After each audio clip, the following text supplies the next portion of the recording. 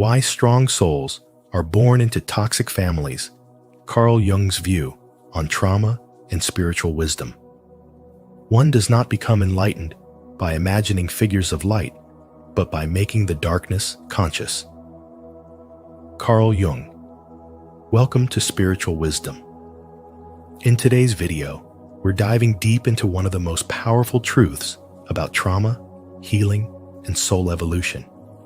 Why strong souls often emerge from the most painful, toxic family environments.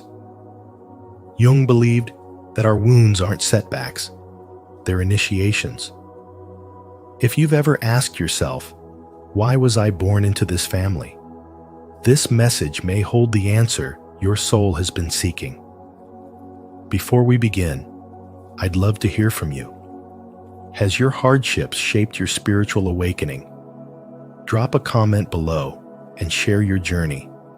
And don't forget to like and subscribe so we can grow and heal together. 1.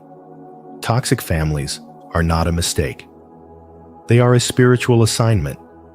Strong, spiritually gifted souls are not born into toxic families by accident. They are assigned to them by the soul's higher intelligence. These families, marked by dysfunction, emotional volatility, or neglect, serve as the crucible in which inner strength, deep compassion, and spiritual vision are forged. Carl Jung's concept of individuation teaches us that true selfhood doesn't emerge from comfort. It is born from the friction between the soul and its surrounding shadows. To become whole, one must first confront what is broken.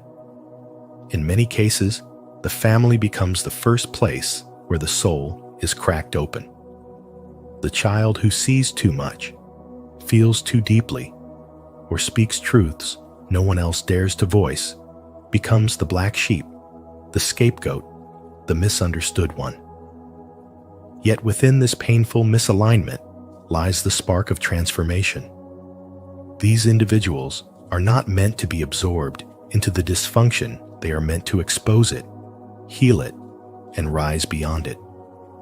While others may be crushed by the weight of generational pain, the spiritually gifted learn to alchemize it. The suffering they endure isn't just personal, it's ancestral. Many of them are carrying not just their own wounds, but the buried grief, unspoken shame, and suppressed truths of those who came before them. They are sent not to repeat cycles, but to break them. And in this process, they develop spiritual muscles that no easy life could ever build. They learn to observe without absorbing, to feel without drowning, to speak without fear. Their trauma becomes a temple, a place where wisdom is carved into the bones. Spiritual wisdom of this kind can't be handed down. It has to be lived through. It's learned in moments of silence when no one comes to comfort you. It's earned by standing in truth when everyone else denies it. It's shaped by walking away from what's familiar to protect your peace. Over time, these souls become masters of intuition, clarity, and inner power. They no longer seek validation because they've learned how to trust their own knowledge. Jung said that the privilege of a lifetime is to become who you truly are, but that privilege often begins with pain. The pain of not fitting in, the pain of feeling unloved in the place that was supposed to nurture you, the pain of carrying emotions no one acknowledges. But it's this very pain that cracks the ego and awakens the soul. And once awakened, the soul can never return to sleep. It begins to seek truth over comfort, healing over harmony, and growth over approval. The toxic family, then, becomes the unexpected doorway to liberation. It teaches the spiritually gifted how to protect their light, how to discern manipulation from love, and how to transform isolation into sovereignty.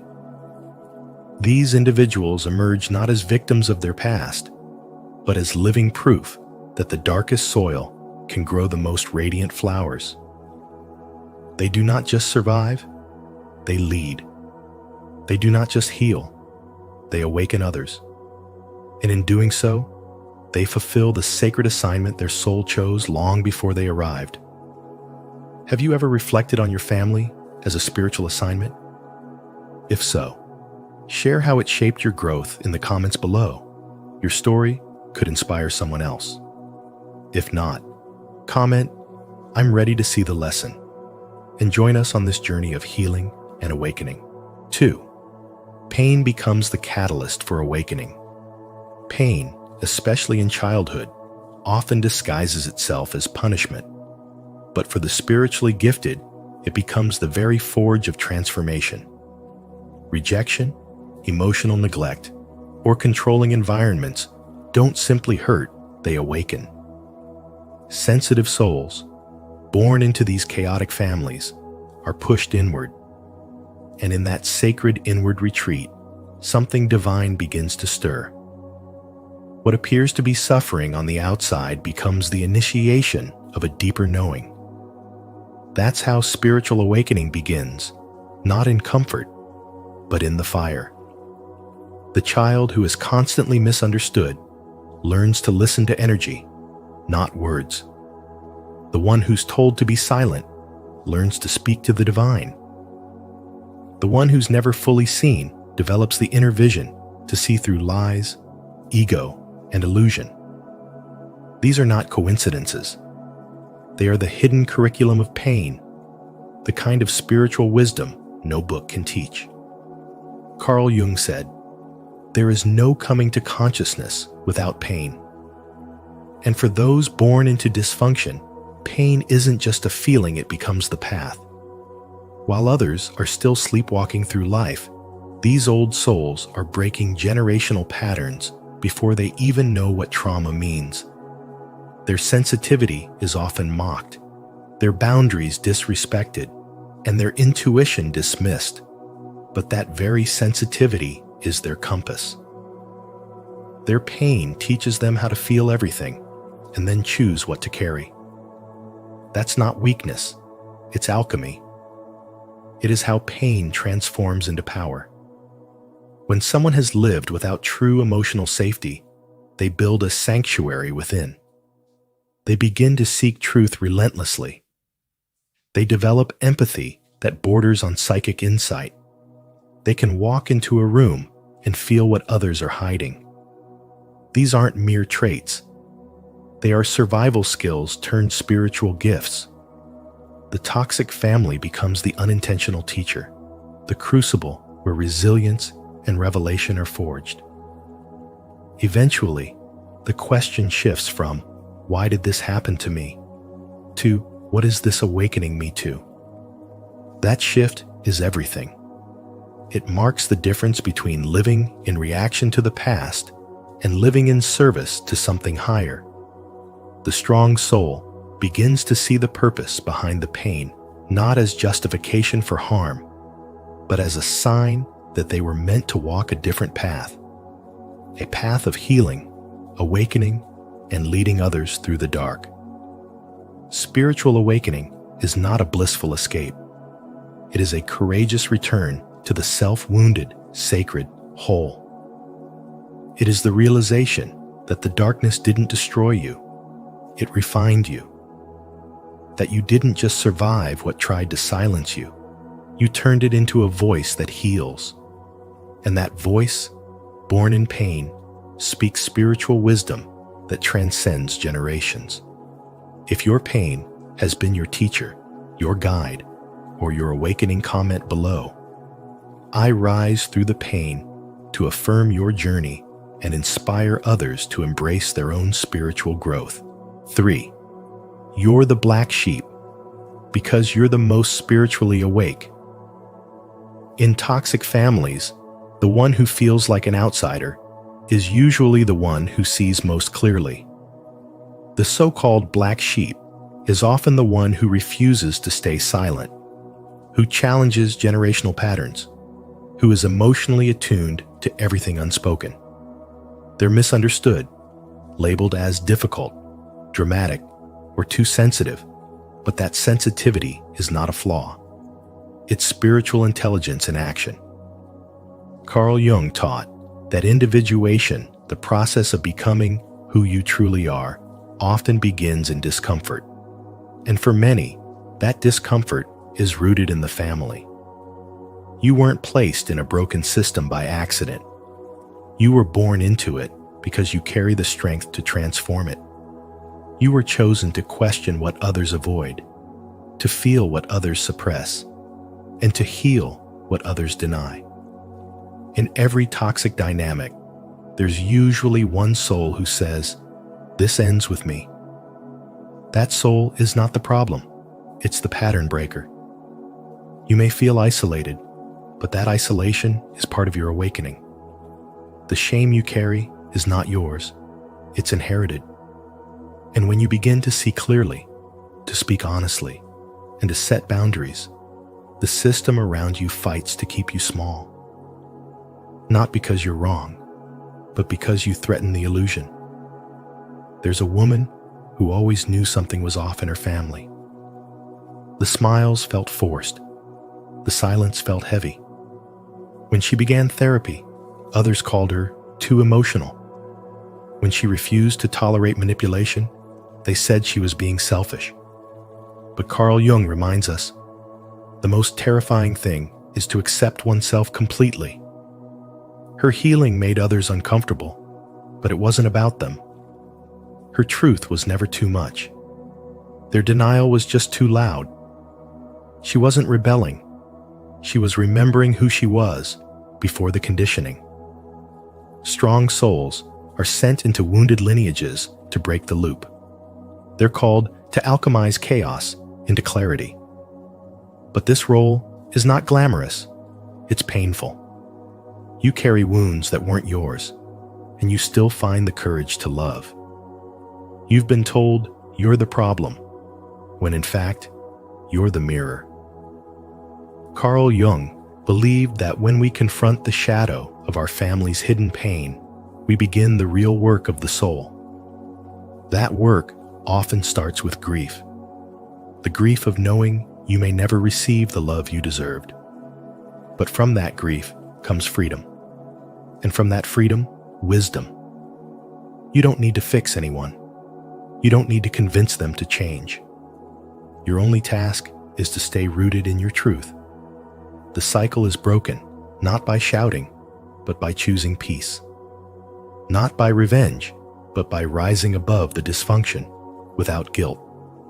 You're not abandoning your family when you create distance. You're honoring your spirit. The fact that you feel deeply, question everything, and refuse to shrink, that's not rebellion. That's your awakening. If this message resonates with your journey as the so-called black sheep, don't forget to like, subscribe, and share your truth in the comments below. Let's keep awakening together. Your voice matters more than you know. 4. Spiritual immunity is forged through chaos. Living in a toxic family doesn't just hurt, it transforms you. It forces you to stop depending on applause from others and start listening to your inner voice.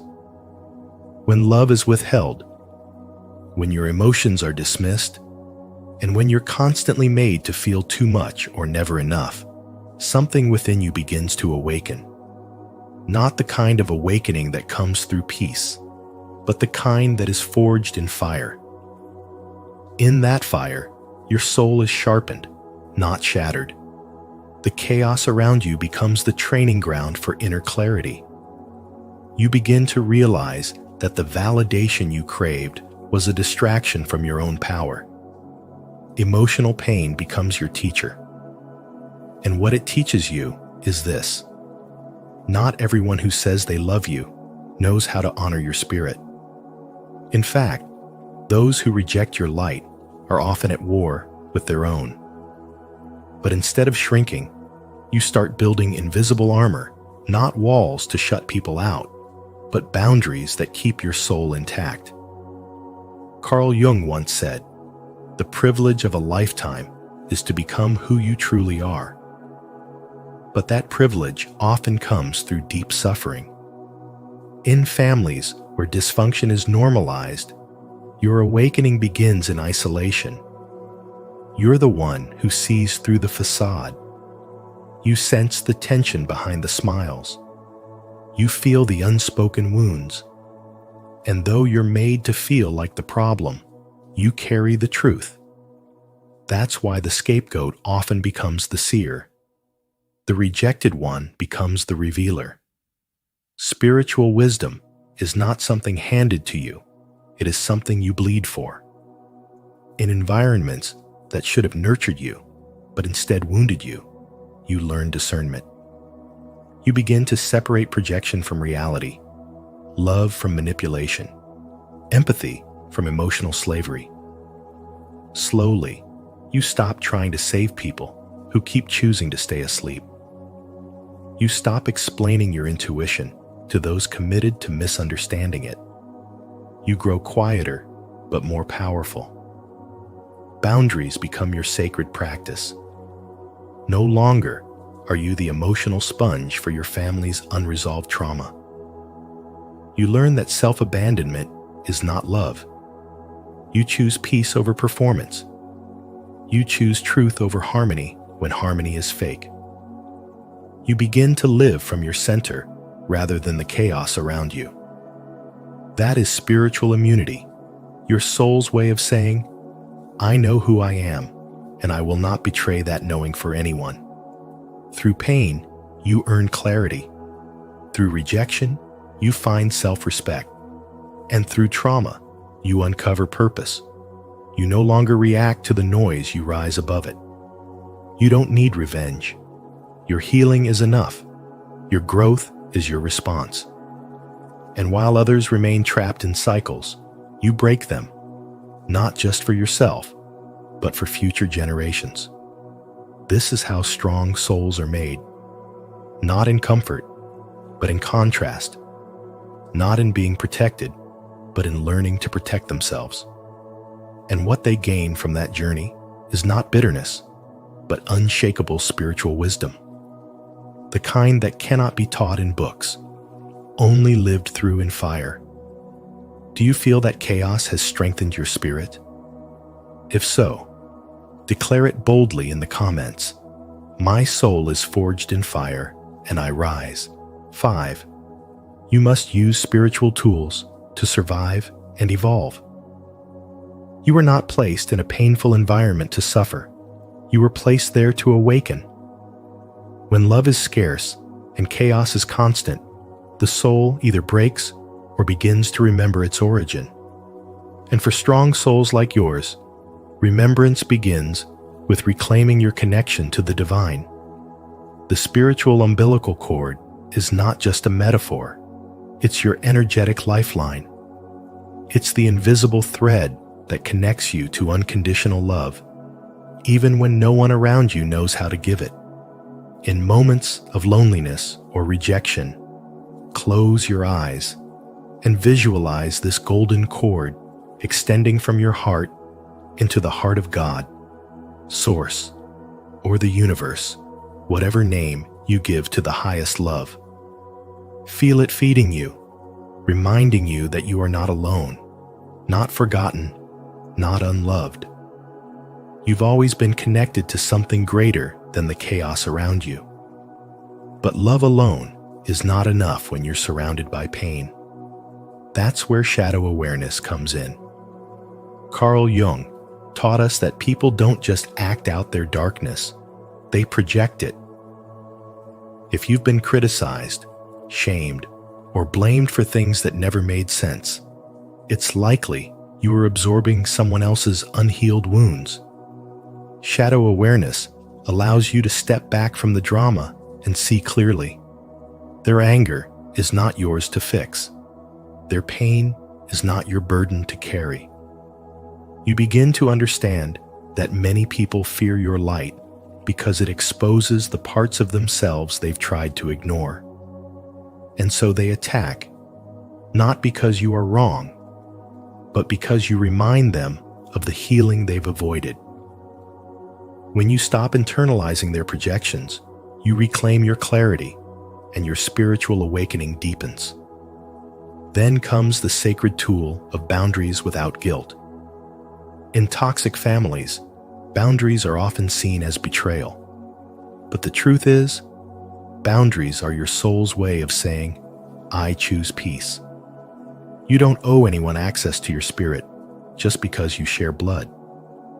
Choosing distance is not a sign of hate.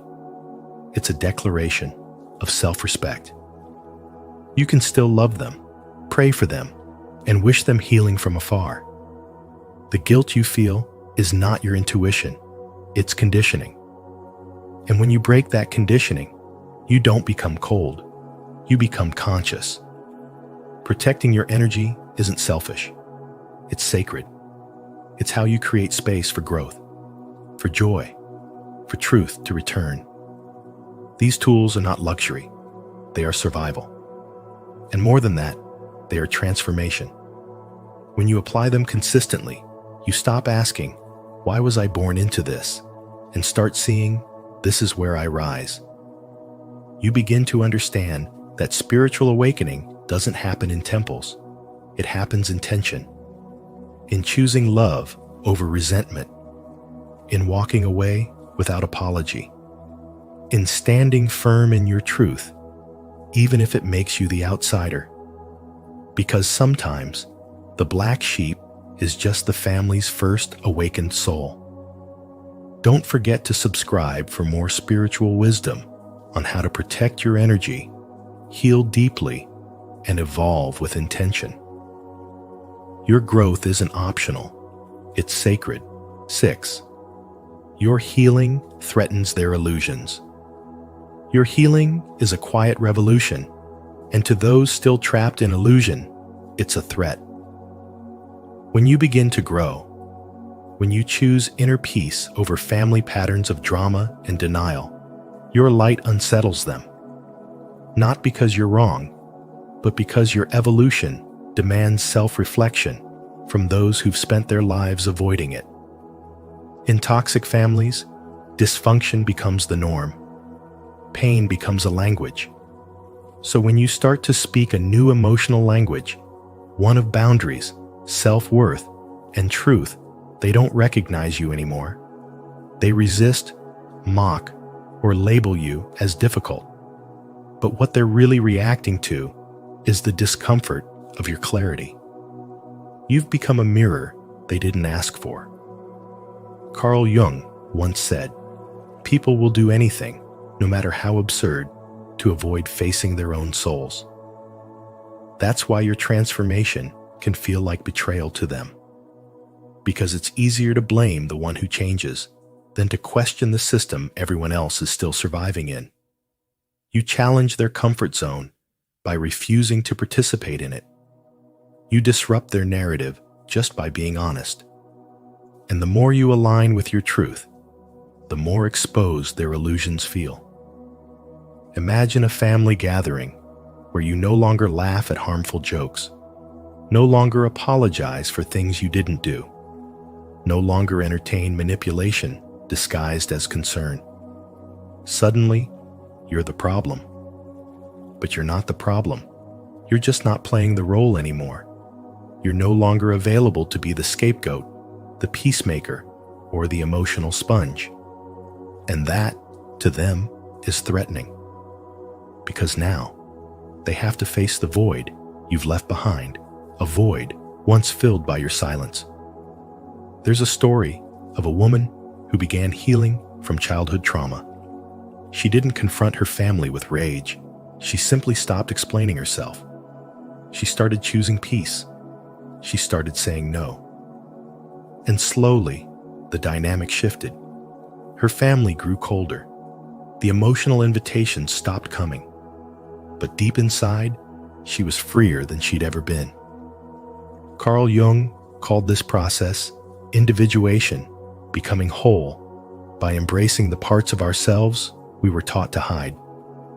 And sometimes, that wholeness costs us connection with those still addicted to fragmentation. You might notice that as you heal, your presence alone disturbs those who haven't yet begun. They might try to reel you back, and not out of love, but out of fear. fear of abandonment, fear of being left behind, fear of the unknown. Because your growth suggests that change is possible, and that terrifies those who've built their identity around pain.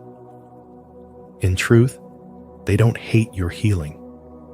They hate what it reveals in them: the unlived life, the unresolved grief, the parts of themselves still aching for freedom. Carl Jung also said, "The privilege of a lifetime is to become who you truly are." But that privilege comes with price. You'll be misunderstood. You'll be accused of changing too much, of being too sensitive, too distant, or too spiritual. But what you're really becoming is authentic. And authenticity in a false environment always feels like rebellion. So let it. Let your boundaries be sacred. Let your silence speak volumes. Let your peace offend those who only understand chaos. This isn't cruelty. This is clarity. And clarity is your birthright. In choosing to heal, you're not just liberating yourself. You're showing others what freedom looks like. And even if they resist it now, you've planted a seed. One day, that seed may bloom in them too. If this message resonated with your soul, drop a comment of truth. My healing is sacred. I will not dim my light to comfort others. 7. Your journey turns pain into purpose. Your suffering was never meaningless. It was the sacred forge that shaped you. In the depths of dysfunction, where love came with conditions and peace felt like a distant dream, you were undergoing spiritual training. Every tear, every rejection, every silent cry for understanding was carving you into someone who could see beyond illusion. Carl Jung believed that our true self emerges not in comfort, but through the confrontation of shadow. So when your life began in chaos, it wasn't a cosmic mistake. It was the beginning of your initiation. You were never just the black sheep. You were the seed of consciousness planted in barren soil. The emotional wounds you carried in childhood were not just scars. They were gateways. Once healed, they became portals of wisdom, silent libraries of human experience. That hypersensitivity you were shamed for is now your intuition. That deep pain you once hid has become a map, showing others how to navigate their own. And that loneliness, it taught you how to hear the voice of your own soul. Spiritual wisdom doesn't arrive wrapped in clarity. It comes in the form of questions no one else is asking, in the quiet strength of those who've suffered silently and still choose to rise.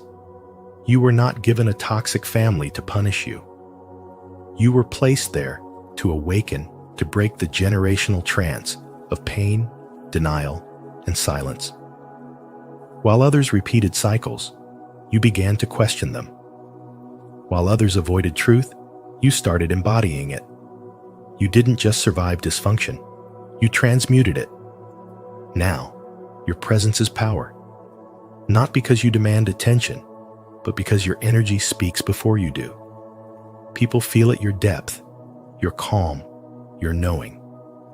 You became the one who listens without judgment, who sees what's unspoken, who holds space for others because you once needed someone to hold space for you.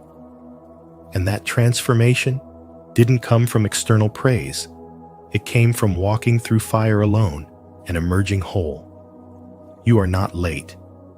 You are in divine rhythm. The pain was not the end. It was the path.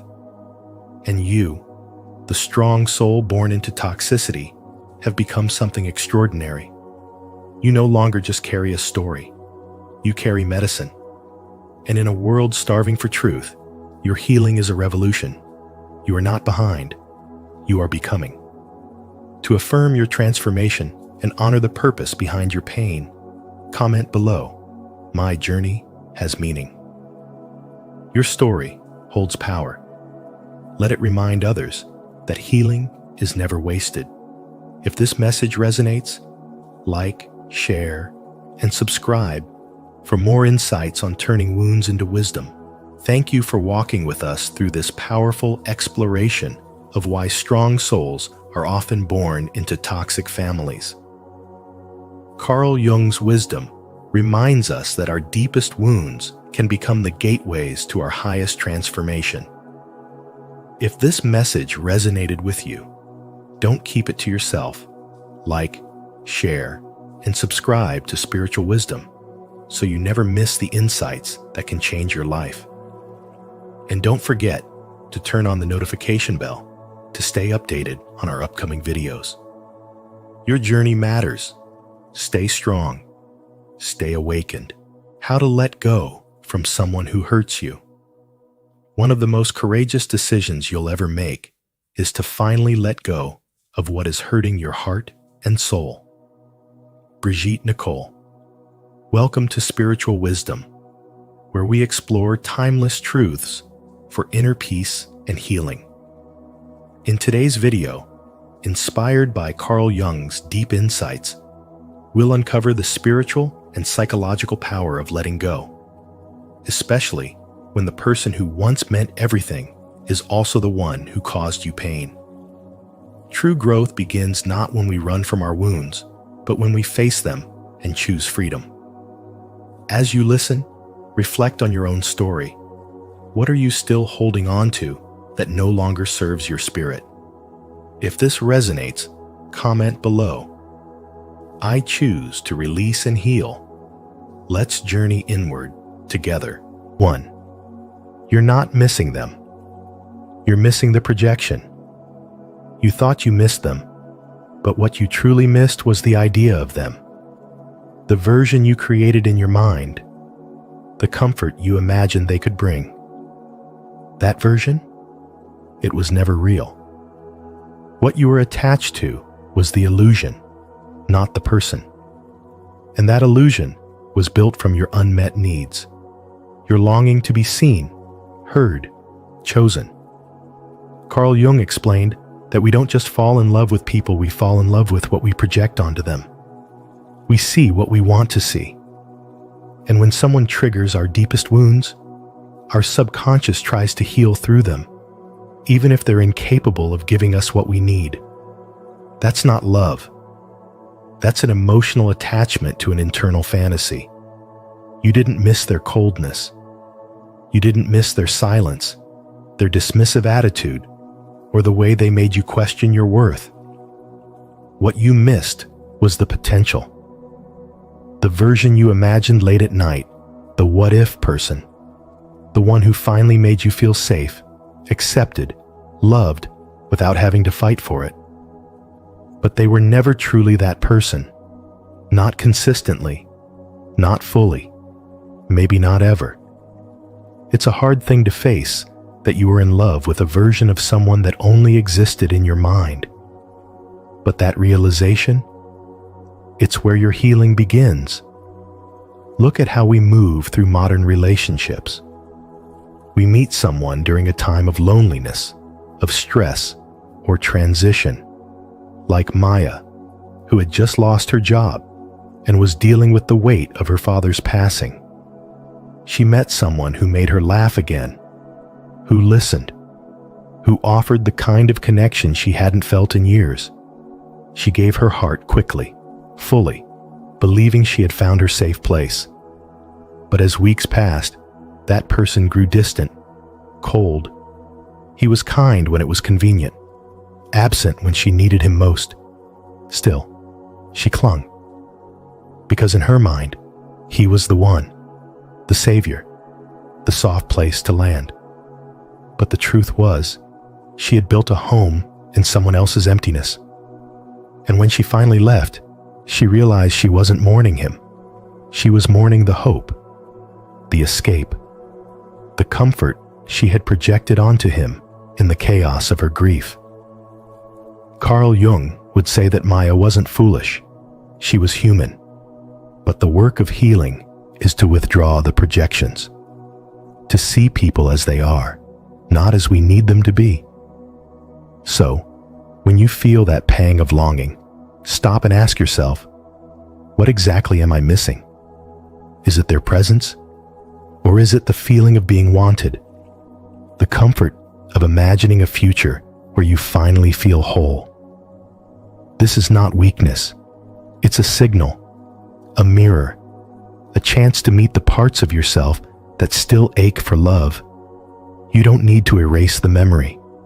You need to face the truth within it. Because once you see the illusion, you no longer chase it. You stop running after versions of love that hurt you. You stop confusing pain with passion. You begin to reclaim yourself. Carl Jung taught that everything we deny in ourselves, we project onto others. But when we make those unconscious patterns conscious, we stop calling it fate and start calling it growth. You are not broken for holding on. You are awakening by learning to let go not of them, but of the story you told yourself about them. And that shift changes everything. Have you ever realized you were in love with a projection, not the person? If this message resonated with you, share your experience in the comments. Your insight might help someone else wake up too. And if you're just beginning to see the illusion, comment below. I'm ready to see the truth. Let's heal together. 2. Painful attachments are reflections of unhealed parts. Your emotional attachment to someone who hurt you is not really about them. It's a mirror, a reflection of your own unhealed wounds. The relationship became a stage where your unconscious mind replayed old fears, unmet needs, and unresolved traumas. Every time you miss them, it's not necessarily their presence you long for, but the comfort you imagined they could bring, the love you thought they would give. It's not about who they truly were, but about what they represented. Safety, validation, or a chance to heal something you didn't even know was broken.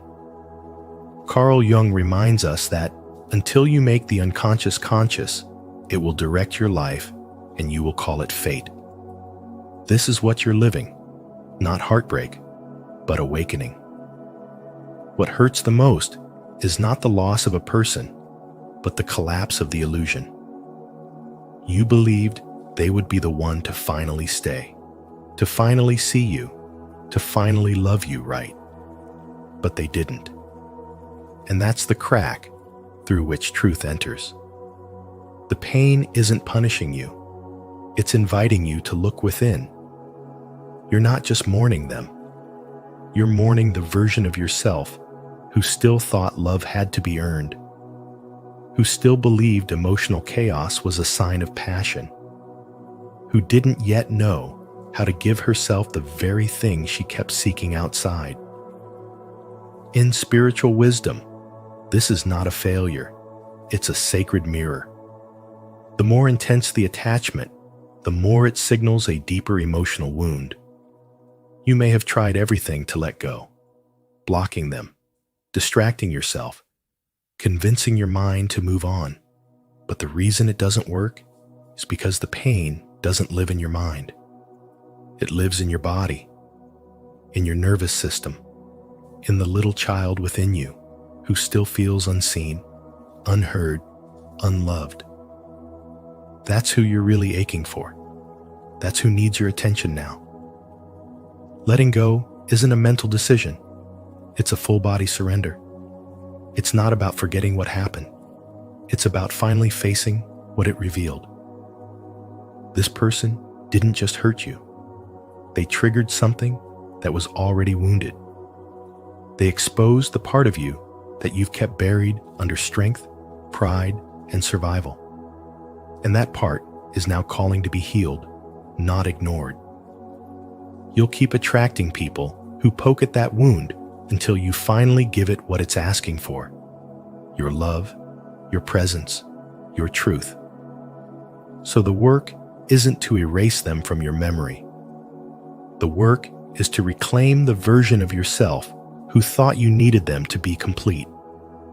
The work is to sit with your grief without shame, to feel the ache without judgment, and to let the tears become your medicine.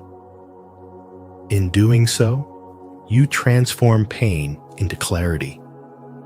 You realize that they were never the source of love you were.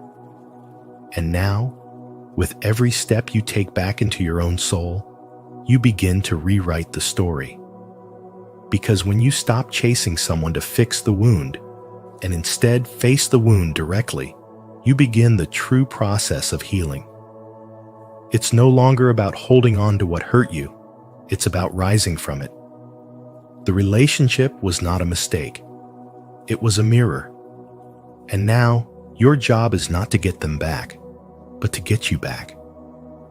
This is the path of spiritual wisdom, where every heartbreak becomes a doorway, and every goodbye becomes a return to self. Do you see the reflection now? If this resonates with you, declare it in the comments. I am healing, and I see the truth within me. 3. Anxiety signals. Inner fragmentation, not just heartbreak. Anxiety isn't just about losing someone you care about. It's the alarm bell of a soul out of alignment. It's not always about heartbreak from the outside. More often, it's about the heartbreak within. The moment you began silencing your truth just to be accepted, the moment you started shrinking yourself to avoid disapproval, the moment you chose connection over authenticity, you didn't lose them, you lost you. And your body remembers. The tight chest, the racing thoughts, the fear that keeps you awake at night, these aren't signs of weakness. They are signals that you have betrayed yourself in the name of love, and now your spirit is trying to come back home.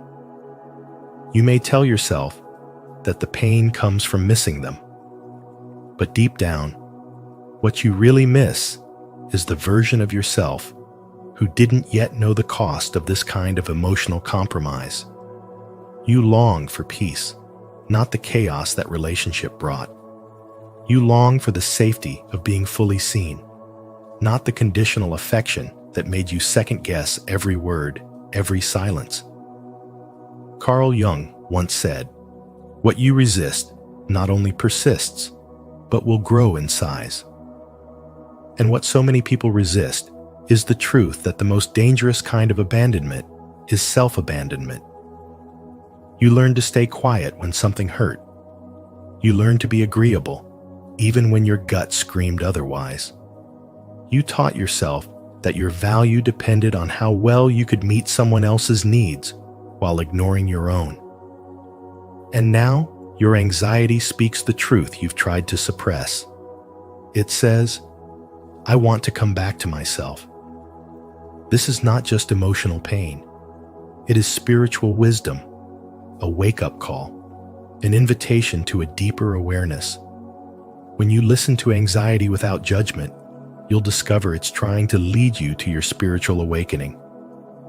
In relationships that demand your silence, your flexibility, your constant fixing, you slowly begin to disappear. You wear a mask so often you forget your own face. And then when that relationship ends, you don't just mourn them, you mourn the loss of the self you gave away piece by piece. That's why letting go feels so terrifying. Because it's not just them you're releasing. It's the illusion you wrapped around them. The story you told yourself to justify staying small. The projection of hope onto someone who couldn't even see the real you. But there is power in reclaiming the parts of you that were left behind. There is healing in choosing to disappoint others, rather than betraying yourself again. There is peace in learning to sit with your pain without needing someone else to rescue you from it. That is the essence of spiritual awakening, remembering who you were before you began apologizing for your existence. Anxiety, then, is not your enemy. It is your guide. It shows you what parts of your life are out of sync with your soul. And as hard as it is to feel, it is also the compass pointing you home, not to the person who hurt you, but to the person you were always meant to become. If this message resonates with you, don't forget to subscribe for more insights on healing anxiety and reconnecting with your true self. 4. Your shadow chooses who you're attracted to. You think you're choosing who you're attracted to, but much of the time, it's your shadow doing the choosing. Carl Jung described the shadow as the unconscious part of ourselves, the side we hide, deny, or reject. It contains our suppressed anger, deep fears, unmet needs, and hidden insecurities.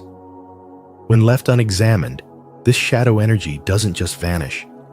Instead, it draws us toward people who reflect those very qualities we've disowned.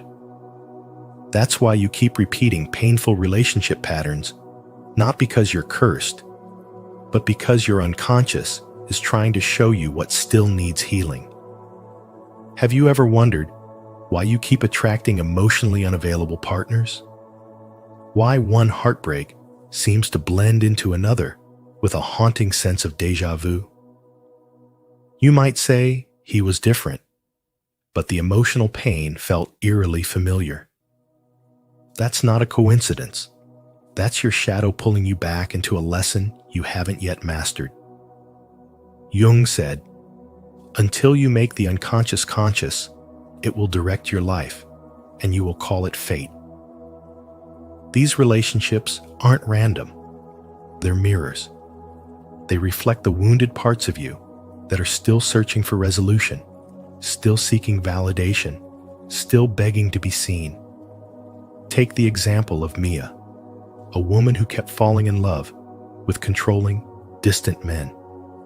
Each time, she convinced herself this one would be different, more open, more kind, more ready.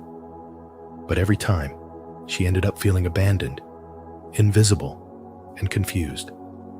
After years of this cycle, she finally faced the truth.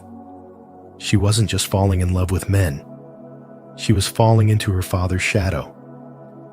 Her father, though physically present, never offered emotional safety. Her inner child had learned to interpret love as distance to chase after affection that was never guaranteed.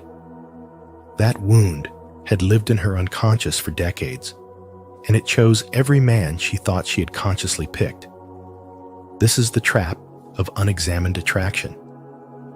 We confuse chemistry with destiny. We mistake repetition for love. And we keep handing over our hearts to those who feel familiar, not because they're good for us, but because they fit the emotional blueprint etched into our psyche long ago. Your shadow doesn't want to hurt you. It wants to be healed. And so it lures you into relationships that bring your deepest wounds to the surface, not to destroy you, but to awaken you. True spiritual wisdom begins when you stop asking, "Why did they hurt me?" and start asking, "What part of me did they reveal?" That question is uncomfortable. It forces you to look within instead of pointing outward. But it's also the question that sets you free. The moment you become aware of the pattern starts to lose its grip. You no longer feel a magnetic pull toward what once harmed you. You start to crave peace instead of chaos. You begin to choose partners from wholeness, not from old wounds screaming for attention. The healing journey isn't about hating your past. It's about illuminating it. It's about understanding that every person who broke you also showed you where you were already bleeding. And once you see that clearly, you stop romanticizing the pain and start reclaiming your power. Because love isn't just about who you let in, it's about who you become in the process. And as Carl Jung taught us, wholeness begins the moment you stop running from yourself. If you're ready to break free from repeating toxic patterns and understand the truth behind your attractions, comment below, "I am reclaiming my shadow." 5. You lose yourself. trying to be loved. You learned to please and perform because somewhere along the way, you believed love had to be earned. Maybe it came from a parent's silence or a partner's shifting moods, but the message landed: who you are isn't enough. So you began to shapeshift. You smiled when you wanted to cry. You stayed silent when your soul screamed to speak. You gave more than you had, thinking that if you just did a little better, loved a little harder, they would stay. But they didn't. And even if they did, you weren't really you anymore. You were a carefully crafted version of yourself, a persona built to be accepted, admired, or at least not abandoned. Carl Jung called this false self the persona, a mask we wear to meet the world. But over time, the mask begins to harden. You no longer know what's real and what's performance. You say yes when everything in you wants to say no. You keep quiet to keep the peace, but your silence begins to ache. You lose your appetite for life because you fed everyone else from your own plate. This is not just exhaustion, it's spiritual depletion. When you abandon yourself enough times, your soul begins to dim. And that emptiness, it doesn't come from being unloved by others. It comes from being unloved by yourself. That's how emotional dependency forms. You start to rely on others, not just for companionship, but for identity. Their praise becomes your oxygen. Their rejection becomes a storm. You're no longer just hurt. When someone leaves, you're shattered because you've built your sense of self inside someone else's approval. This is why it's so hard to let go. You're not just grieving the person. You're grieving the version of yourself that only existed in their presence. And now that they're gone, it feels like you are gone too. But underneath that loss is a deeper truth. You never really needed to become someone else to be loved. You just didn't believe the real you was worthy. And so, you abandoned your truth to gain connection, a connection that was never real because it required your disappearance. That ache in your chest isn't just heartbreak, it's the pain of being a stranger to yourself.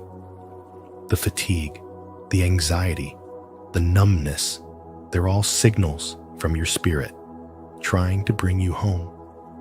Spiritual wisdom teaches that healing is not about adding more, but remembering what's already within.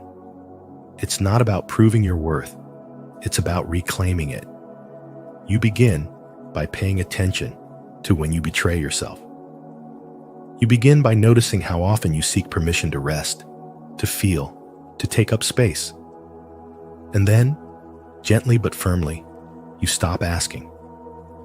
You speak when your voice trembles. You rest without guilt.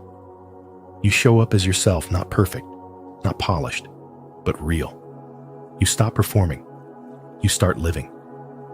And little by little, the mask begins to fall. What's left is raw, honest, and often uncomfortable. But it's you.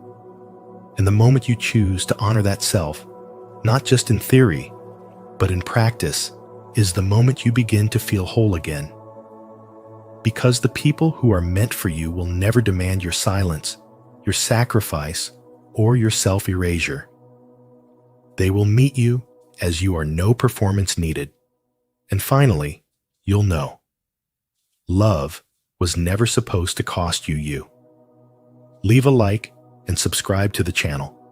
And don't forget to turn on the notification bell so you never miss content that helps you reconnect with your true self. Comment below, I am worthy of love just as I am. If you're ready to stop abandoning yourself and start living authentically. 6.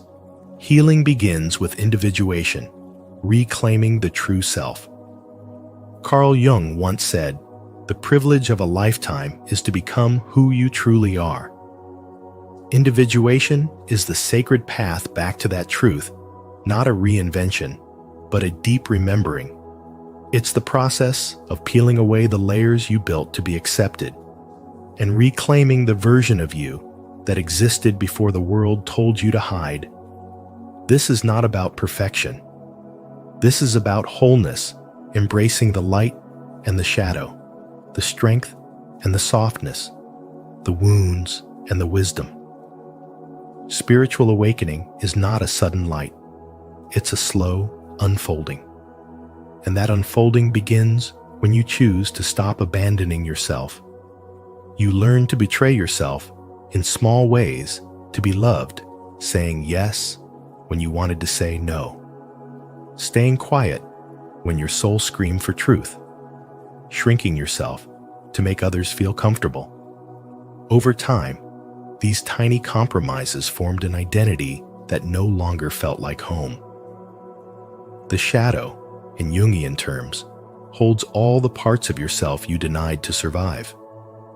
Your anger, your sensitivity, your intuition, your power are buried not because they were wrong, but because someone once told you they were inconvenient. But the shadow does not stay buried. It shows up in your relationships, your fears, your repeating patterns, not to punish you, but to be seen. Integration begins when you stop running and start listening. Pain is the gateway. It is the signal that something deeper is calling for attention. When someone hurts you and you can't let go, it's often not the person you're clinging to. It's the meaning you attach to them. The illusion of love, the story of maybe this time, the projection of your unmet needs. As Jung said, what we do not make conscious appears in our lives as fate. And so, until you face your wound, you will find it again and again, wearing a different face, speaking different promises, but repeating the same lesson. Spiritual awakening demands that you break this cycle, not by closing your heart, but by healing it. Healing is not linear. It is not graceful. Sometimes it looks like falling apart, doubting everything, questioning everyone. But these moments are sacred. They are the death of the false self, the one who coped, performed, endured. And in that collapse, your real self is reborn. You begin to say no without guilt. You choose silence over shallow conversations. You feel the difference between peace and pleasing. You stop negotiating your worth. And slowly, your life becomes a mirror of your inner truth. Not everyone will walk with you as you rise. Some only loved the version of you that needed them. Some were attached to your silence. And when you begin to speak your truth, they may leave. Let them. Let them exit the chapter that no longer belongs to your story. Letting go is not rejection, it's alignment. And alignment is how you make space for what is real, for the love that sees you, for the purpose that honors you, for the life that finally feels like yours. Because healing is not about becoming better. It's about becoming you. If you're still with us on this journey of reclaiming your true self, comment, "I'm coming back to me," below. Your voice matters, and your feedback helps us grow together. 7. Letting go is an act of soul liberation. Letting go isn't about erasing memories or pretending the pain never existed. It's about breaking the invisible chain that keeps your heart tied to someone who no longer deserves a place in your life. You don't free yourself by trying to fix them, love them harder, or wait for their apology. You free yourself by choosing your peace, your wholeness, your healing. Carl Jung said, "I am not what happened to me. I am what I choose to become." And in that choice, you reclaim your power. Many people confuse letting go with weakness or indifference, but it is neither. Letting go is strength. It's the quiet courage to walk away without bitterness. It's the decision to stop shrinking your soul just to be loved in pieces. You are not here to chase people who make you feel like you're too much or not enough. You are here to grow, to expand, to feel fully alive, and any love that asks you to dim your light is not love at all. Carl Jung believed that the unconscious, if ignored, continues to repeat itself as fate. That's why you keep attracting the same kind of pain, the same emotional unavailability, the same silence after vulnerability. It's not just the person you're attached to. It's the inner wound you haven't faced. You don't miss them. You miss who you thought they were. You miss the dream, the comfort, the validation. You're mourning the version of yourself that believed you needed them to feel whole. Take Mia, for example, a woman who stayed in a toxic relationship far too long.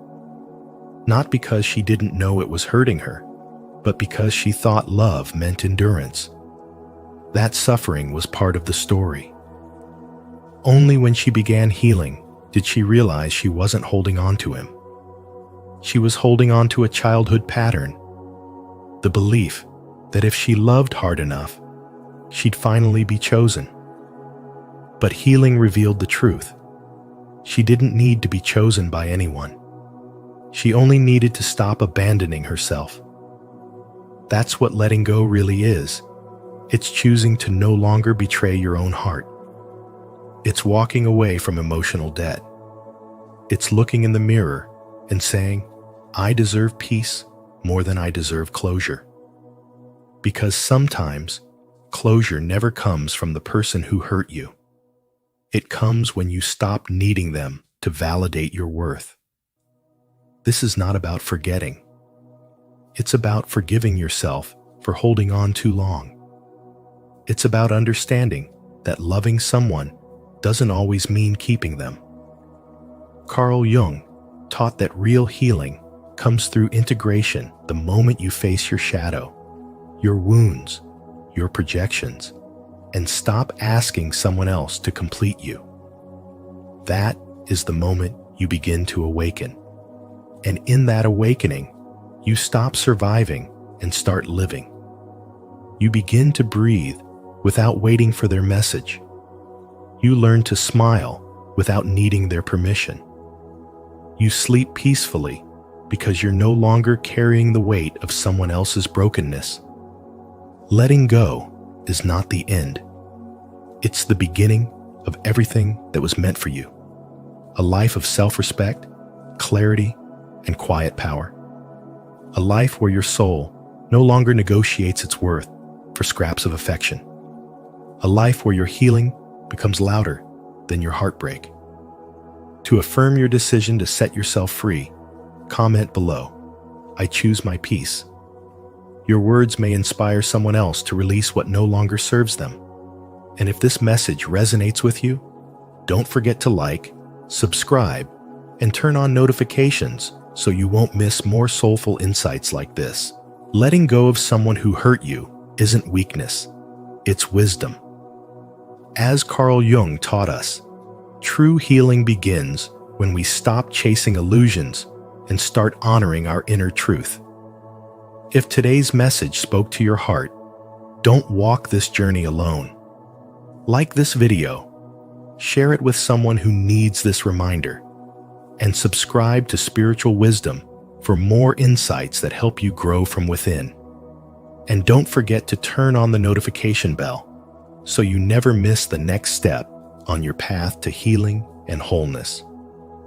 Your soul deserves peace, and it starts now.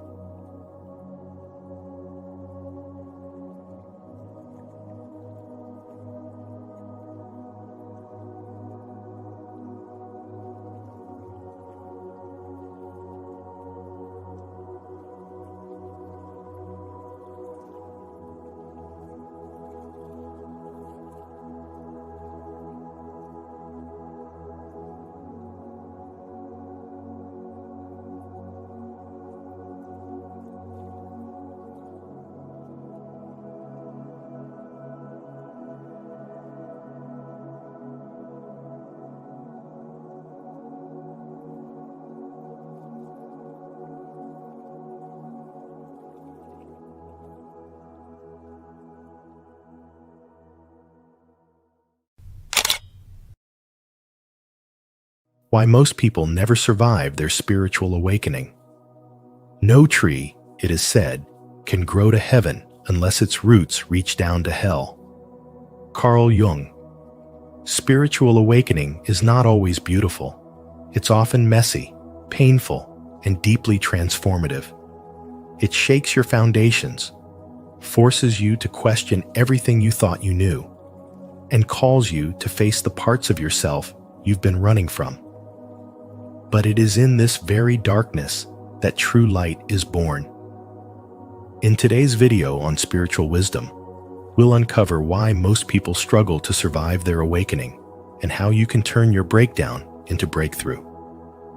Before we begin, I want to hear from you.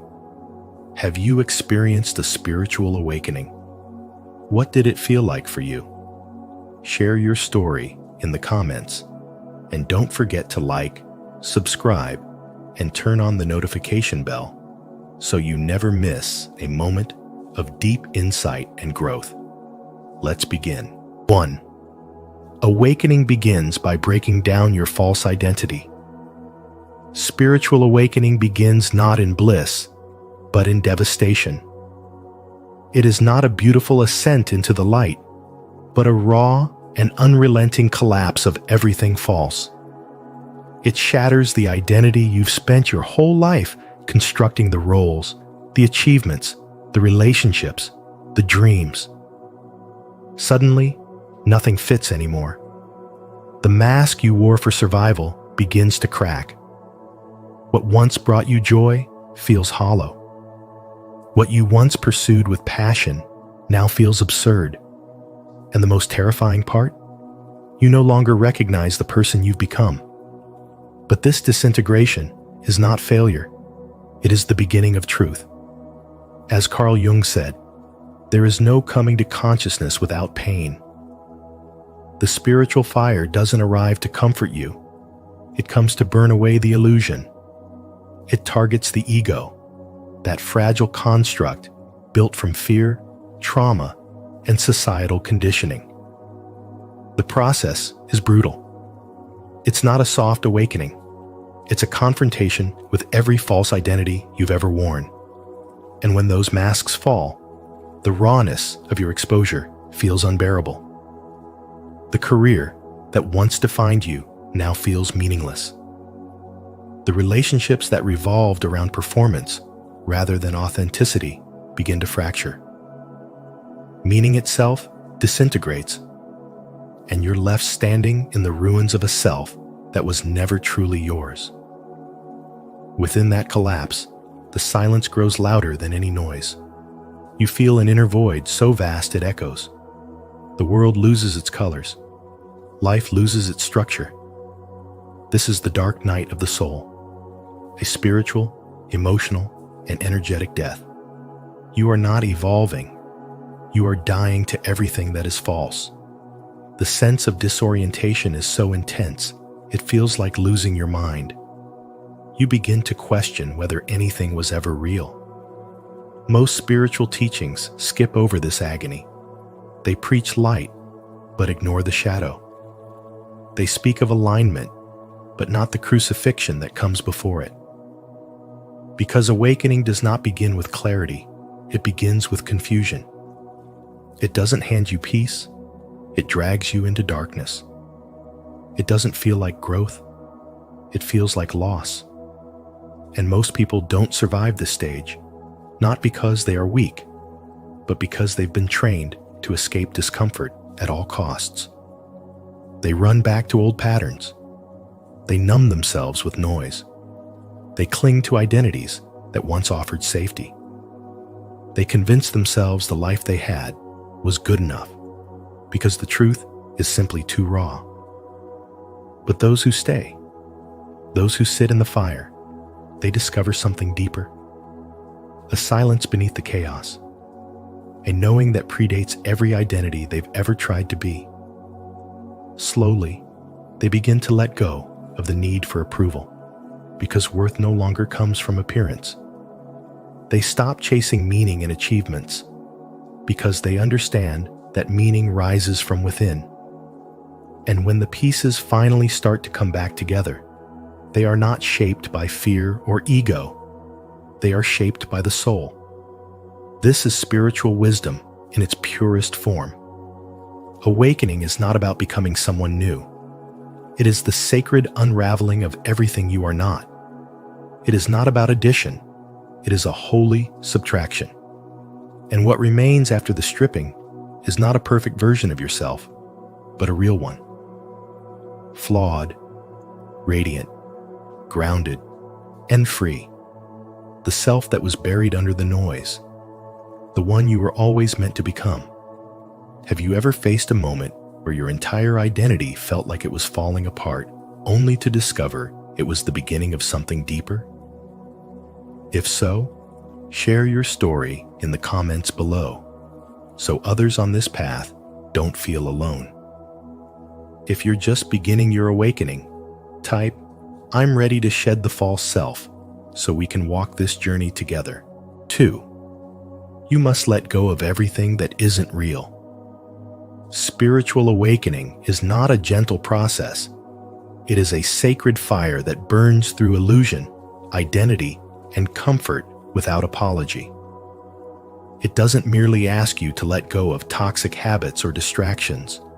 It demands the release of everything false that you've called you. Your name, your achievements, your social masks, your desires. It doesn't whisper, it roars.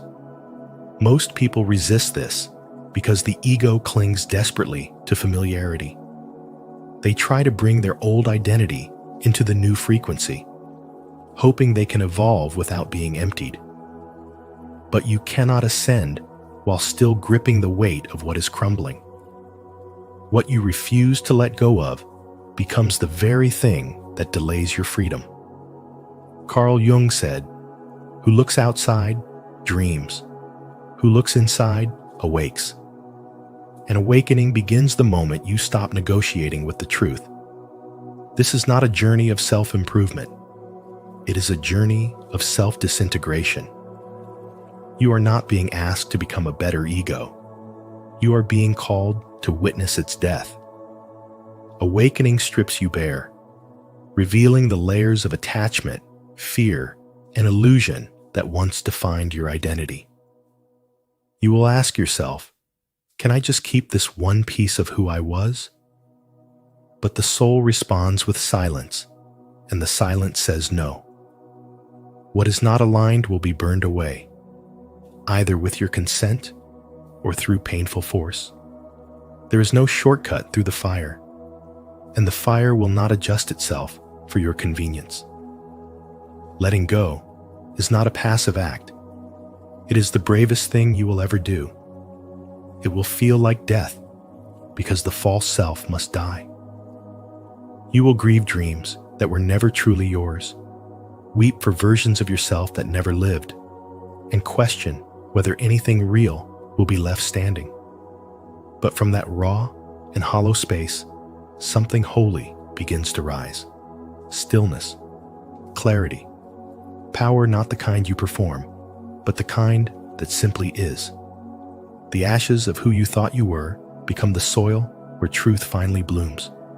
This destruction is not failure. It is purification. It is not collapse. It is sacred recalibration. Awakening does not arrive in light and bliss, not at first. It arrives in darkness, in disorientation, in the shattering of all that once made sense. But as the illusions fall away, so too does the noise. And in the silence, you begin to feel something ancient and pure awakening inside you. You stop chasing approval. You stop performing worth. You begin to remember who you were before the world told you who to be. You stop trying to be more, and you simply become real.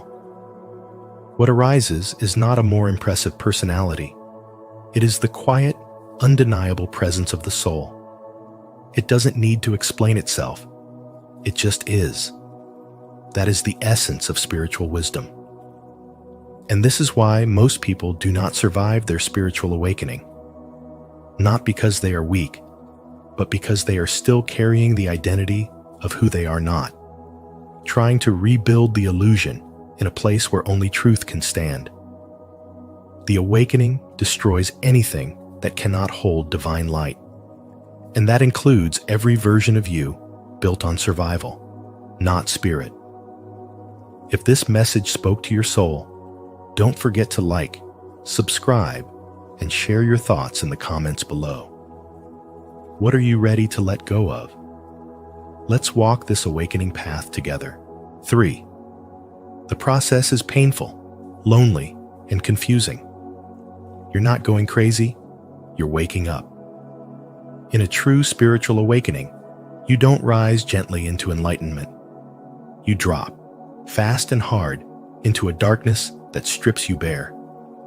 The version of reality you once trusted begins to crumble. Your beliefs, your routines, even your name and roles feel foreign, like borrowed clothes that never quite fit.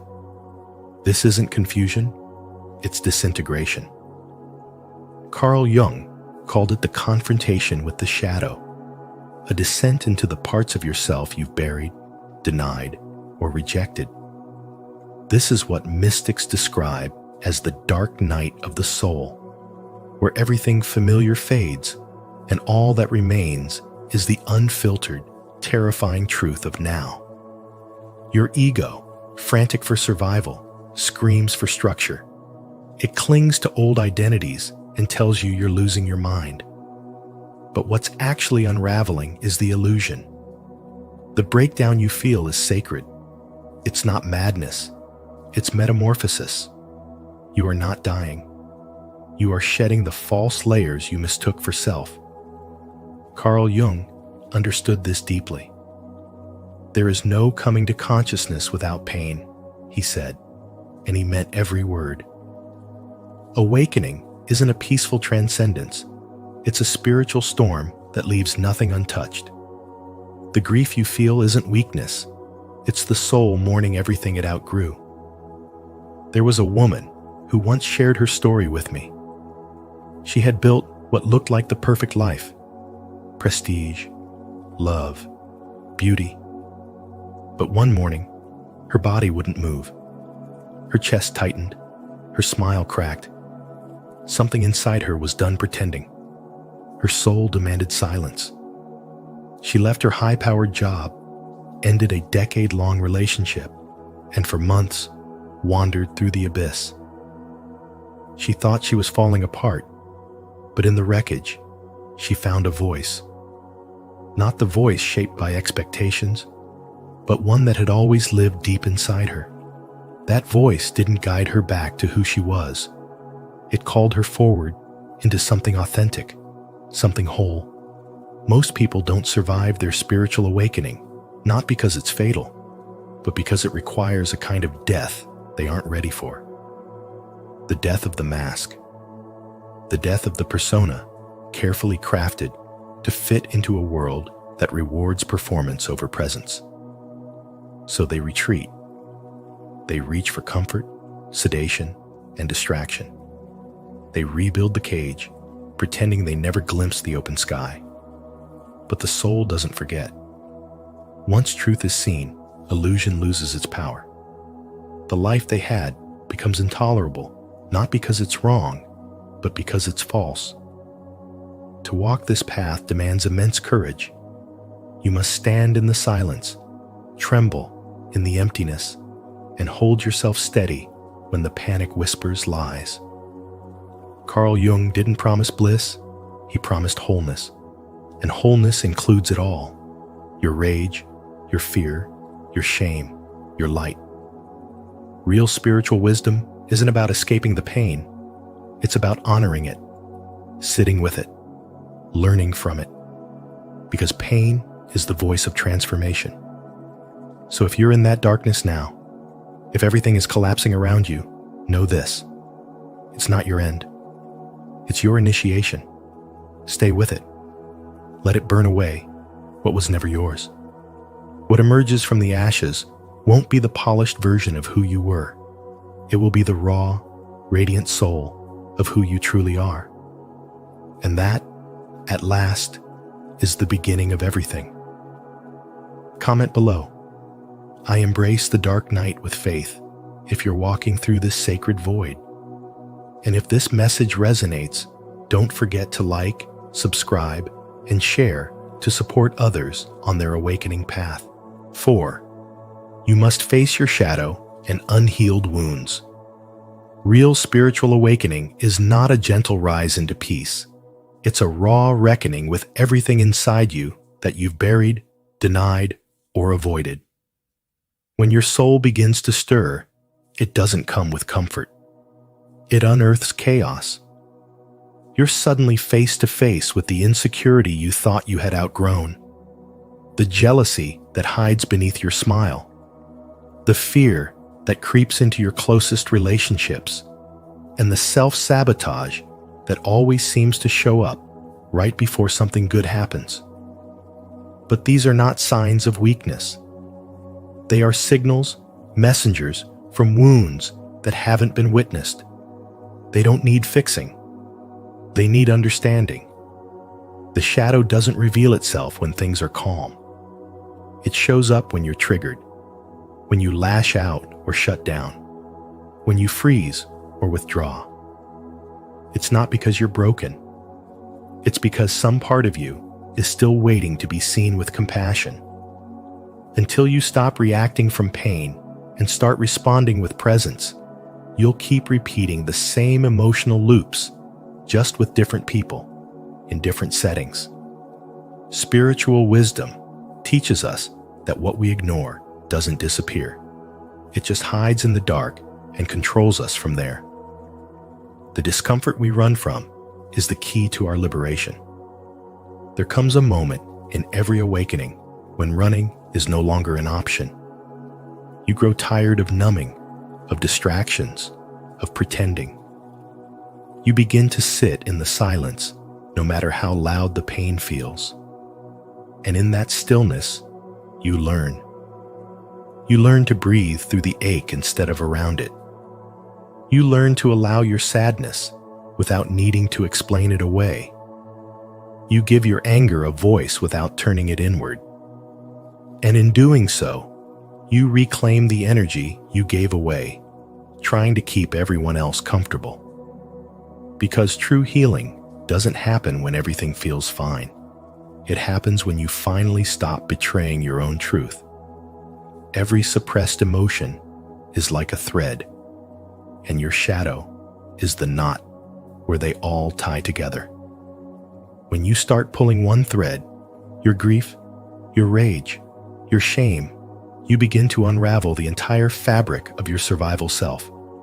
It's not linear, it's not pretty, but it's real. The deeper you go, the more truth you uncover.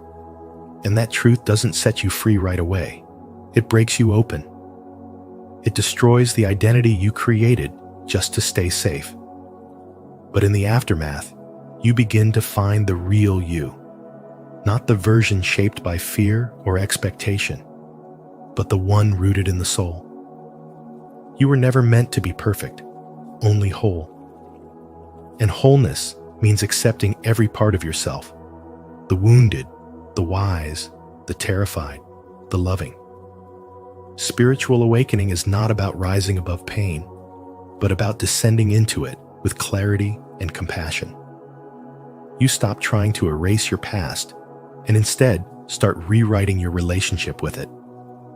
Every scar becomes a sacred line in the story of your return, not to who you used to be, but to who you truly are. The light you were searching for was never in the distance. It was always hidden inside the shadow, waiting for you to be brave enough to see it. Don't forget to subscribe for more spiritual wisdom on turning your shadow and wounds into the doorway to deep healing and awakening. 5. Awakening is not about becoming perfect. It's about becoming honest. Spiritual awakening is not the pursuit of perfection or an unreachable, constant state of peace. It's the unraveling of everything false, the need to perform, the addiction to approval, and the habit of self-denial. It's not a destination you arrive at with glowing serenity. It's the raw, often uncomfortable return to what is real within you. You stop trying to convince the world and yourself that you're fine, and instead, you begin to witness your reflection without flinching. Healing no longer means fixing something broken. It means loving what was never meant to be judged in the first place. As Rumi once wrote, "Don't turn away. Keep your gaze on the bandaged place. That's where the light enters you." This path will not coat you in positivity or wrap you in eternal calm. Instead, it strips you of illusions and demands your truth. You start facing the parts of yourself you tried to ignore: fear, anger, confusion. But instead of calling them weaknesses, you begin to see them as sacred guides. Emotions no longer define your worth. They reveal your depth. The spiritual path isn't about becoming your higher self, who never wavers, but about holding tender space for the you that is trembling, messy, still becoming. Spiritual wisdom lives here in your willingness to show up exactly as you are, without needing to look enlightened. You realize that awakening was never about becoming something new. It was about remembering who you were before shame, before conditioning, before you were taught to trade your authenticity for belonging. It's the unlearning of roles and rules, and the return to your wild, honest essence. You stop chasing enlightenment as a prize and begin to understand that spirituality isn't vertical, it's rooted. It's not a climb to rise above pain, but a homecoming into the body, into your truth, into this exact moment. A spiritual awakening isn't a one-time thunderbolt. It's a continuous invitation to come back to the present, again and again. You let go of the need to be one-dimensional. You become a container that can hold joy and sorrow, clarity and contradiction. You allow life to be as layered as you are. As Carl Jung said, "I'd rather be whole than good." And so, you choose wholeness even when it's ugly.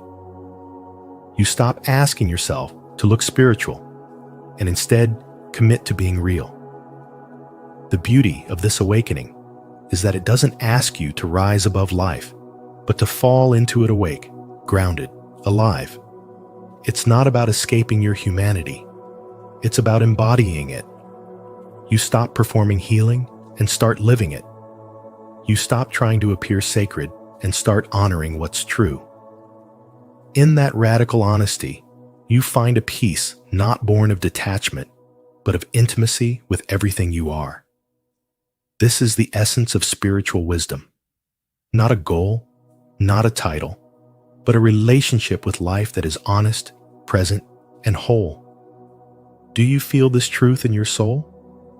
If you do, declare it in the comments. I choose honesty over perfection. 6. You become a living embodiment of truth. You no longer chase purpose because you realize you are the embodiment of purpose itself. It flows in how you move, how you breathe, how you speak truth, even in silence, and how you love without attachment. You stop searching for a mission, stop striving to be seen or heard, and stop performing identity to feel like you matter. Because now, every boundary you set, every act of presence, every choice aligned with your soul is the mission. You're no longer here to prove anything. You simply live it with unwavering integrity. Carl Jung once said, "The privilege of a lifetime is to become who you truly are." But becoming isn't an intellectual journey, it's an energetic one.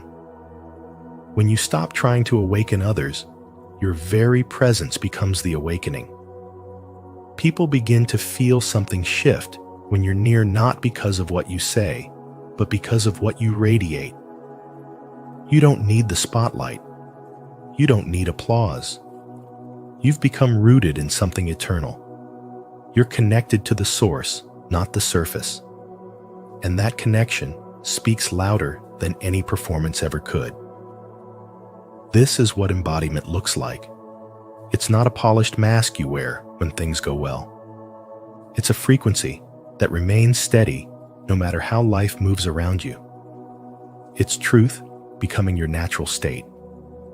It's the soft power that doesn't shout, but shifts entire rooms. Even when people misunderstand you, it doesn't matter anymore. You no longer need their validation. You've seen yourself clearly, and that was enough. Think of someone in your life who doesn't need to be loud to be powerful. They don't preach, they don't posture. They walk into a space, and suddenly everything feels calmer. They carry truth without weaponizing it. Their silence holds more wisdom than most people's noise. That's what happens when you stop doing the work for recognition and start doing it for peace. Jung called this the process of individuation, the sacred path where all your false selves dissolve and your soul finally leads. Most people don't survive their spiritual awakening because they think awakening means ease, lightness, and serenity. But that light only comes after you face the darkest corners of your psyche. After your old identity collapses. After your ego dies. Awakening is not something soft. It's a spiritual death and rebirth. You can't read your way into embodiment. You can't fake wholeness. You must become it. And to do that, you have to release everything you used to chase to feel worthy, even your need to feel important. The truth is, you already matter. You don't have to be loud to make an impact. Your grounded energy is the impact. Your clarity cuts through illusions. Your calm makes people feel safe. Your detached love heals more deeply than forced connection. This is the paradox of spiritual embodiment. The less you try to influence others, the more your presence transforms them. So you stop acting like you have a purpose. You begin to live as purpose itself. You move through life knowing that you are already whole. You speak only when your voice is aligned with truth. You no longer give your energy away for validation. You offer it from abundance, and only where it resonates. In this way, you don't need to explain the truth. You are the truth. You are the proof that it exists. If this message resonates with your soul, affirm it in the comments. I am the embodiment of truth. I live from within, not for validation. 7. Most people don't make it through because they turn back too soon. Most people don't survive their spiritual awakening because they retreat too soon. The moment the ground beneath them begins to crack, they panic. The pain is too unfamiliar, the silence too loud, the fire too hot. So they turn back, not because they're weak, but because no one ever told them that awakening would feel like death before it feels like rebirth. The truth is, awakening demands everything you once held onto. Your identity, your comfort, your illusions. And most people aren't ready to give those up. They cling to the old stories, to the masks they've worn for years, to the version of themselves that made sense in a world that no longer fits. But spiritual wisdom reminds us that growth doesn't come from clinging. It comes from surrender. When you let the grief wash over you, when you allow the silence to pierce through the noise of your mind, when you walk through the fire without trying to control it, you begin to dissolve. And in that dissolution, something sacred takes shape. You don't emerge as someone better. You emerge as someone real. Someone who has seen their own darkness and didn't run. Someone who broke into pieces and chose to gather those fragments one by one and love them back into wholeness. This is not strength in the conventional sense. It's not about being tough or unaffected. It's about being completely undone and still showing up. That is where your power is born. Not because you never shattered, but because you did and still rose from the ashes. The awakening strips you of everything false. It forces you to sit with your wounds, to question the beliefs you've inherited, to stare into the mirror and ask, who am I without the roles I've played? And the answer isn't always comforting, but it's always true. Spiritual wisdom teaches us that the truth doesn't free you gently. It breaks you open. And it's in that breaking that the light gets in. The illusions burn. The ego dies. The soul awakens. And yet, so many stop at the threshold. They crave the light, but fear the dark. They want transformation without the unraveling. But there is no shortcut. The fire is not there to punish you. It's there to purify you. If you stay, if you trust the process, if you surrender to the unknown, you'll realize that everything you feared losing was never truly you. What remains is your essence untamed, unmasked, and unshakable. That essence cannot be taken, cannot be broken, cannot be bought. It is earned in the silence, in the grief, in the fire. Through every night you didn't think you'd survive, and every morning you rose anyway. And that, more than anything, is the mark of someone who is truly awakened. To affirm your strength and devotion to becoming who you truly are, leave a comment below. I rise through the fire. Your words may be the light someone else needs to keep going. Thank you for watching this video. Spiritual awakening is not a gentle process. It's a complete dismantling of who you thought you were, so that your soul can finally breathe in truth. Most people don't survive it because they resist the death of the ego, the silence of solitude, and the painful clarity that comes with inner transformation. But if you're still here, still seeking, still listening, you're one of the rare ones who's being called to rise. If this message resonated with you, don't forget to like, share, and subscribe to Spiritual Wisdom. Tap the notification bell so you never miss an awakening message that might change your life. Until next time, honor your path, trust the process, and remember, your soul came here to remember who you truly are. Carl Jung. When the energy of two souls aligns, no force can keep them apart. What you are seeking is seeking you. Rumi. Have you ever felt an unexplainable connection with someone like your soul remembered theirs long before you ever met? In today's video on Spiritual Wisdom, we explore Carl Jung's profound insight into what happens when the energy of two souls aligns. This isn't just about romance. It's about spiritual resonance, destiny, and energy frequencies that defy logic. As you watch, think about the people who've entered your life with a powerful sense of familiarity. Could it be synchronicity at work? Comment below. I believe in soul alignment. If you've ever felt this kind of connection, and don't forget to like and share this video to spread the energy of conscious love and growth. Let's dive in. Chapter 1. Synchronicity. The soul's timing is never wrong. Carl Jung called it synchronicity, not a coincidence, but a meaningful alignment of events that reflects the deeper intelligence of the universe. When two people meet and instantly feel as though their souls recognize each other, it's not luck, it's energetic resonance. These rare moments happen because both individuals are vibrating at the same frequency. Something in each of them is open, ready, and aligned, and the result is a connection that feels timeless.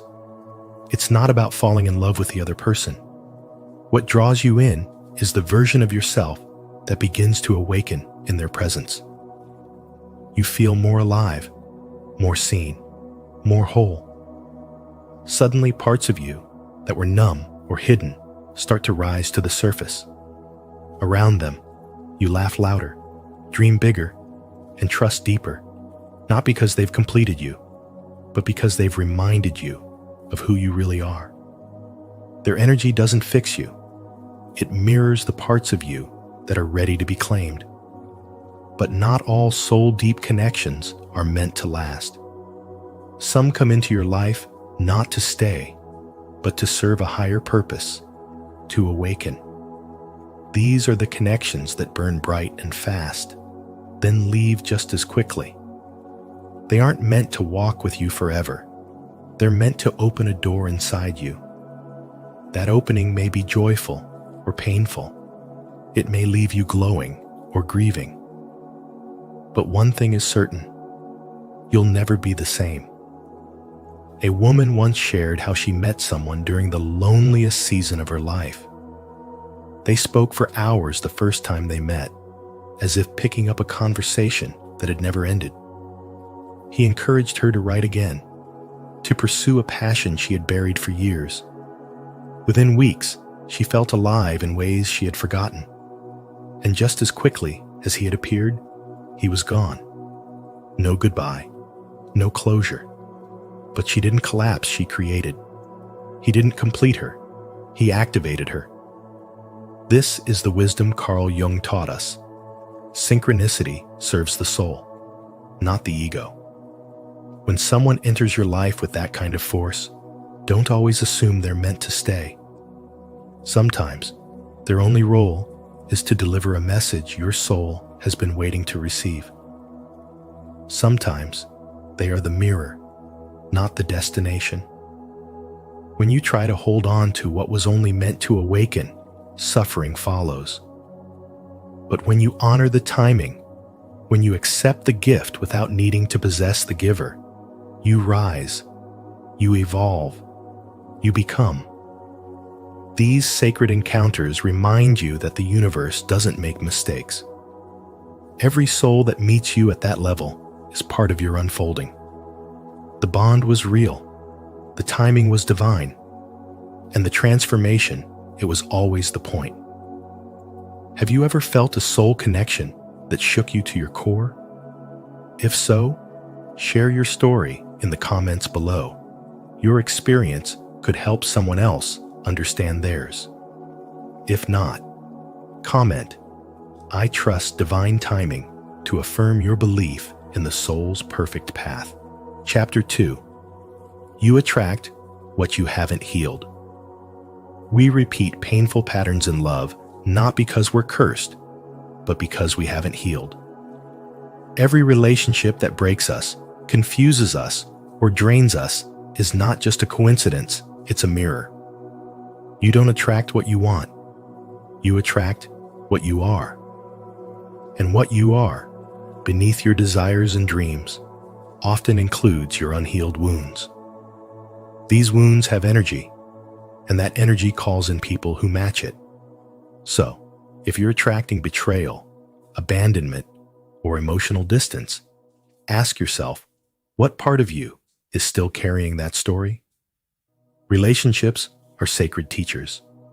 They aren't just about joy, but transformation.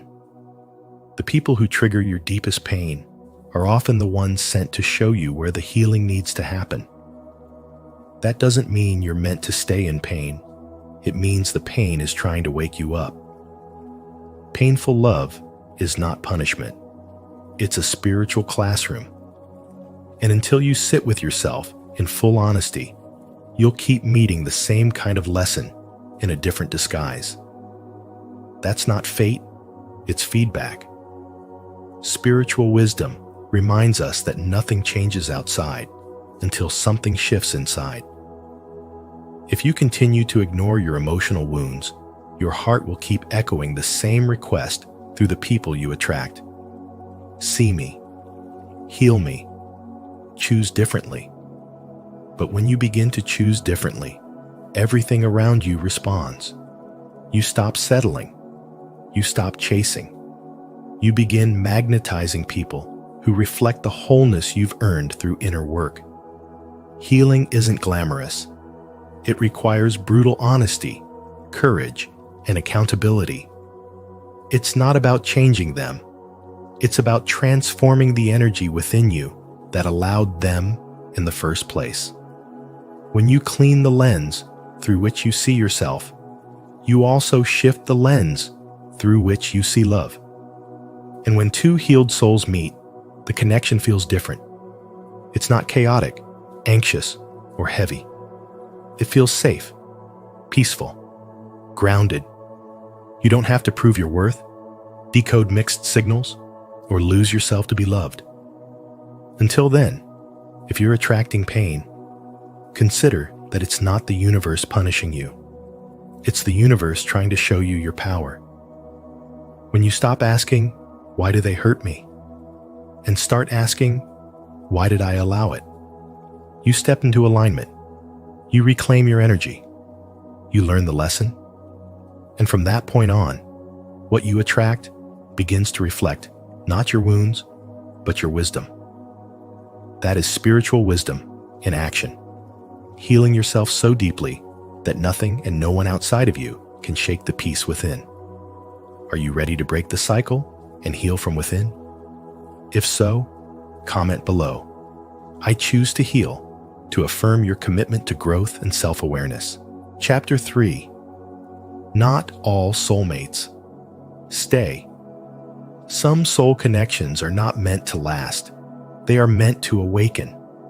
You may meet someone and feel like you've known them forever, like fate placed them in your path with divine timing. The bond is undeniable, the energy intense, the synchronicity too precise to be mere coincidence. But not every connection that feels deep is meant to stay. Some people come into your life not to build with you, but to break something within you, something that needed to be broken. These souls appear when you're asleep inside, not physically, but spiritually. They show up to shatter illusions you've clung to disrupt emotional patterns you've been stuck in. They trigger you in ways that force self-reflection. The pain they bring isn't cruelty, it's clarity. Carl Jung once said, "People will do anything, no matter how absurd, to avoid facing their own soul. But these karmic disruptors won't let you avoid it. Their presence makes hiding from yourself impossible." Many people confuse emotional intensity with destiny. You feel fireworks, cosmic pull, passion that borders on obsession, and you think, "This must be the one." But that energy isn't always meant for forever. It's meant to awaken. These people aren't life partners. They are soul shakers. They mirror what's broken, magnify what's buried, and awaken what's dormant. And when they leave, it feels like a piece of you is torn out. But what's really happening is a part of you is being revealed. And here's the lesson the universe keeps whispering. If you don't learn what you're meant to from that soul, the cycle repeats. A new person, the same pattern, over and over, until awareness breaks the loop. That's how spiritual awakening works, not through comfort, but through confrontation. The universe doesn't send these souls to punish you. It sends them because your spirit is ready to grow. Every connection has a purpose, even the painful ones. The more it hurts, the deeper the lesson. And sometimes, the ones who leave the biggest mark are the ones who were never supposed to stay. You grow not despite their absence, but because of it. You learn to stop chasing what hurts and start honoring what heals. You begin to differentiate between intensity and alignment, between passion and peace. The soul who is meant to stay will not come to test your worth. They will come after you've remembered it. They will not ignite chaos in your heart. They will meet you in its stillness. That is the beauty of spiritual wisdom. It teaches us that some love stories are meant to be short chapters, not lifelong novels. But even the shortest story can awaken the deepest truth. And once you see it, you can't unsee it. That's the gift these soul awakeners leave behind: clarity, growth, and a deeper connection to yourself than ever before. If you're ready to release illusions and embrace the truth your soul is calling for, comment below. I accept the lesson. Let this be your signal to the universe that you're no longer holding on to what's meant to pass, but open to what's meant to grow you. Chapter 4. Love begins with wholeness, not hunger. You cannot build lasting love from a place of emptiness.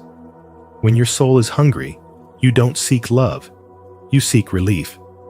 But relief is not love. It's escape. And anything rooted in escape quickly turns into addiction, not connection.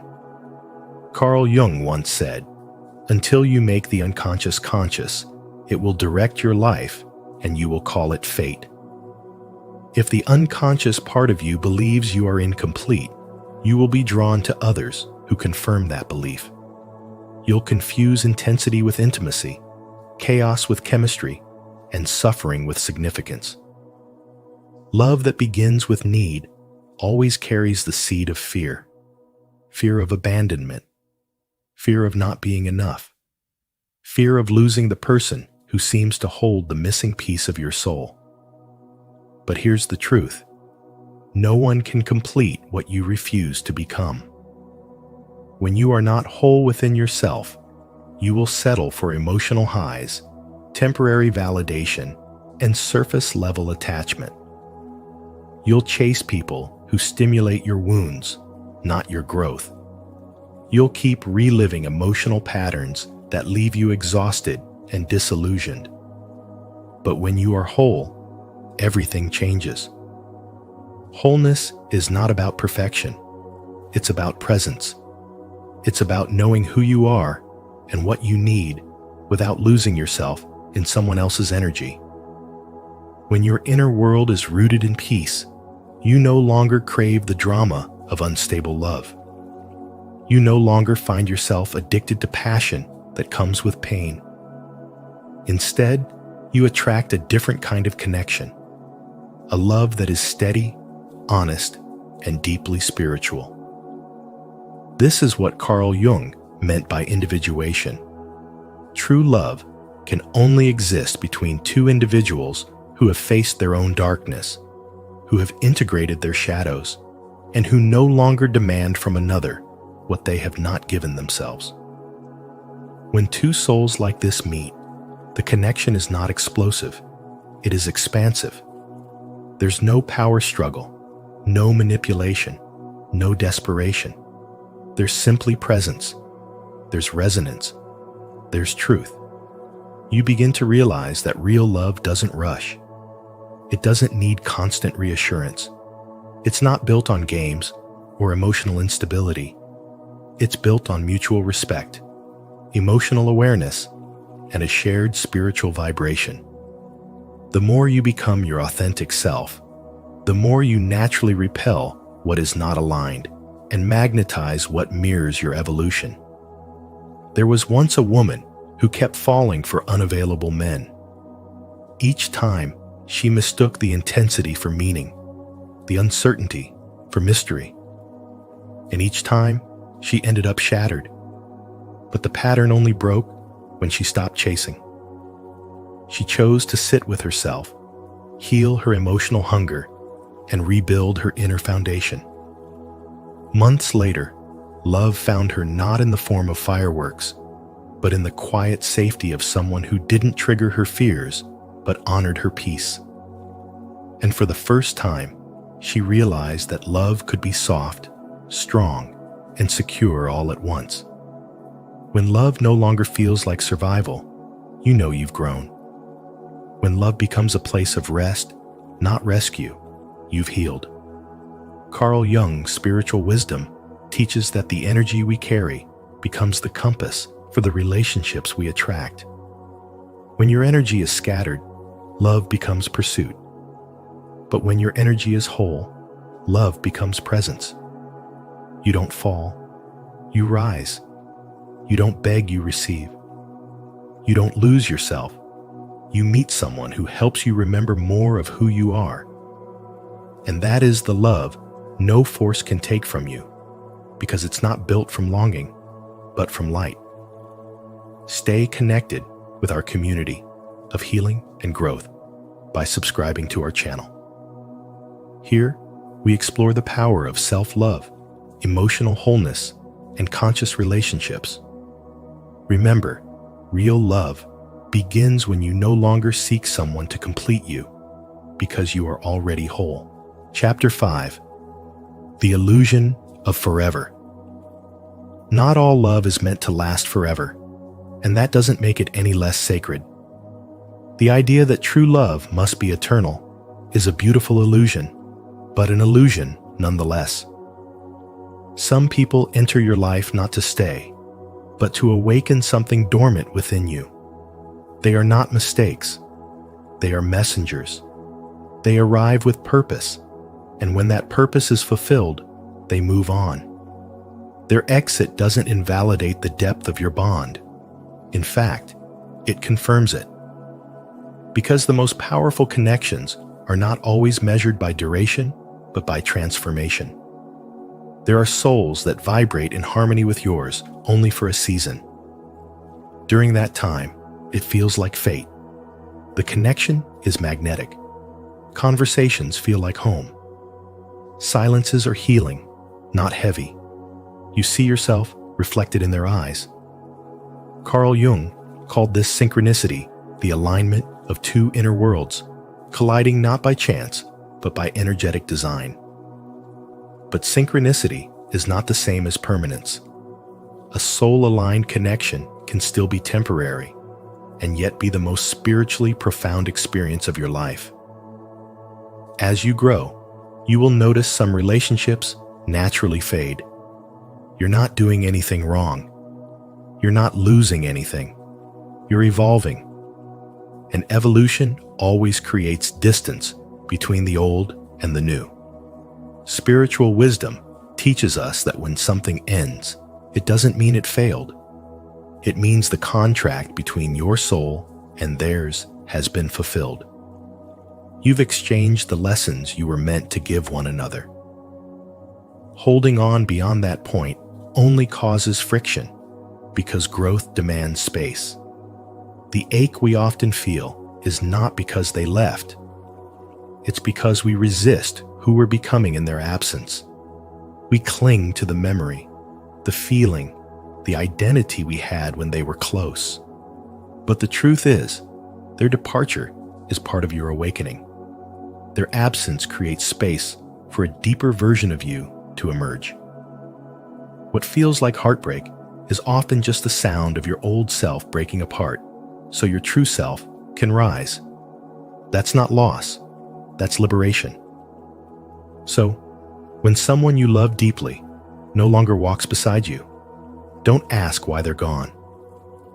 Ask what they stirred awake inside you. Ask how they helped you see yourself more clearly. Ask how you can now walk forward with the wisdom they helped unlock. Because the end of the relationship isn't the end of the connection. The energy exchanged continues to live in your spirit, shaping you, guiding you, expanding you. Love doesn't need to last forever to be real. Some souls come to shake you, to teach you, to remind you of your worth, and then to leave. That is their gift. And your growth is the proof that the connection was never in vain. Let them go in gratitude. Let yourself rise in power. Because the illusion of forever may fade, but the spiritual wisdom it leaves behind is eternal. If this message speaks to your heart, take a moment to ground it in your spirit. Repeat after me. I release what's not meant to stay. I honor the love, and I trust my growth. If this resonates with you, type it in the comments and let the healing begin. Chapter 6. The Mirror Never Lies. Relationships are not random. They are mirrors, reflecting back the parts of yourself that you often cannot see. When someone triggers you, it's rarely about what they said, or did. It's about what their energy awakens in you. That discomfort, that sting of rejection, or the rise of anger, it's your soul's way of pointing to a wound still waiting to be healed. As Carl Jung said, everything that irritates us about others can lead us to an understanding of ourselves. This is the essence of spiritual awakening. Understanding that others don't cause your pain, they reveal it. You might believe the solution lies in changing others. If only they would listen, love better, be kinder, be more available. But here's the deeper truth. The lesson is not about them, it's about you. Every emotional reaction is a signal, not an excuse. The people who push your buttons are showing you exactly where your inner work begins. You don't need to fight the mirror or cover it up. You need to look into it with honesty, with courage, with compassion for yourself. Until you do, life will continue sending you the same mirror in a different form. You'll attract the same kind of partner, experience the same heartbreak, feel the same emptiness over and over again. Why? Because your soul is trying to get your attention. The universe is patient, but persistent. It will keep repeating the lesson until you fully receive it. That's why running away or cutting people off is not always healing. It's often just delay. True growth begins when you stop pointing outward and start asking, what am I still carrying inside? This is where spiritual wisdom meets responsibility. Healing is not about protecting yourself from pain. It's about understanding why that pain lives inside you in the first place. Maybe it's an old story from childhood. Maybe it's a limiting belief that says, I'm not lovable, or I must earn love. These beliefs operate beneath your awareness, shaping your relationships, your reactions, your entire emotional reality. But when you become aware of them, everything changes. That awareness is the birth of transformation. The moment you begin healing those unconscious wounds, your relationships begin to shift. You stop attracting the same painful patterns. You stop mistaking intensity for love. You begin choosing from self-respect, not fear. You stop chasing people who mirror your insecurities and start connecting with those who reflect your growth. The mirror doesn't just reveal your brokenness, it can also reflect your light. Spiritual awakening is not about perfection. It's about becoming so self-aware that you no longer fear the truth reflected back at you. You embrace it. You use it. You grow through it. Because the mirror never lies. It doesn't flatter or soften. But it does offer you a chance to see clearly, and in that clarity, to choose something new. Don't forget to subscribe for more spiritual wisdom that helps you see the truth within. Relationships aren't random. They reflect what's ready to be healed. Let's grow through the mirror, not run from it. Chapter 7. When two whole souls meet. When two souls come together from a place of healing and inner wholeness, the energy between them is completely different from the frantic, wounded patterns so many mistake for love. There's no chasing, no confusion, no emotional games, just a quiet knowing, a calm presence. You don't feel like you're being pulled or pushed. You feel safe. This connection doesn't erupt like fireworks. It settles like peace. That's when you know you're meeting someone not from your trauma, but from your truth. Carl Jung's teachings remind us that true love only begins when the individual has become whole within themselves. He believed that individuation, the integration of all parts of the psyche, was essential to inner peace. And when that work is done, the kind of love you attract is not about fixing or saving each other. It's about mutual recognition, respect, and resonance. Two people who've done the inner work don't need each other to survive. They choose each other to thrive. They don't seek to complete each other. They reflect and amplify each other's strength. This kind of love isn't loud. It doesn't demand attention or validation. It flows with ease, rooted in emotional clarity and spiritual alignment.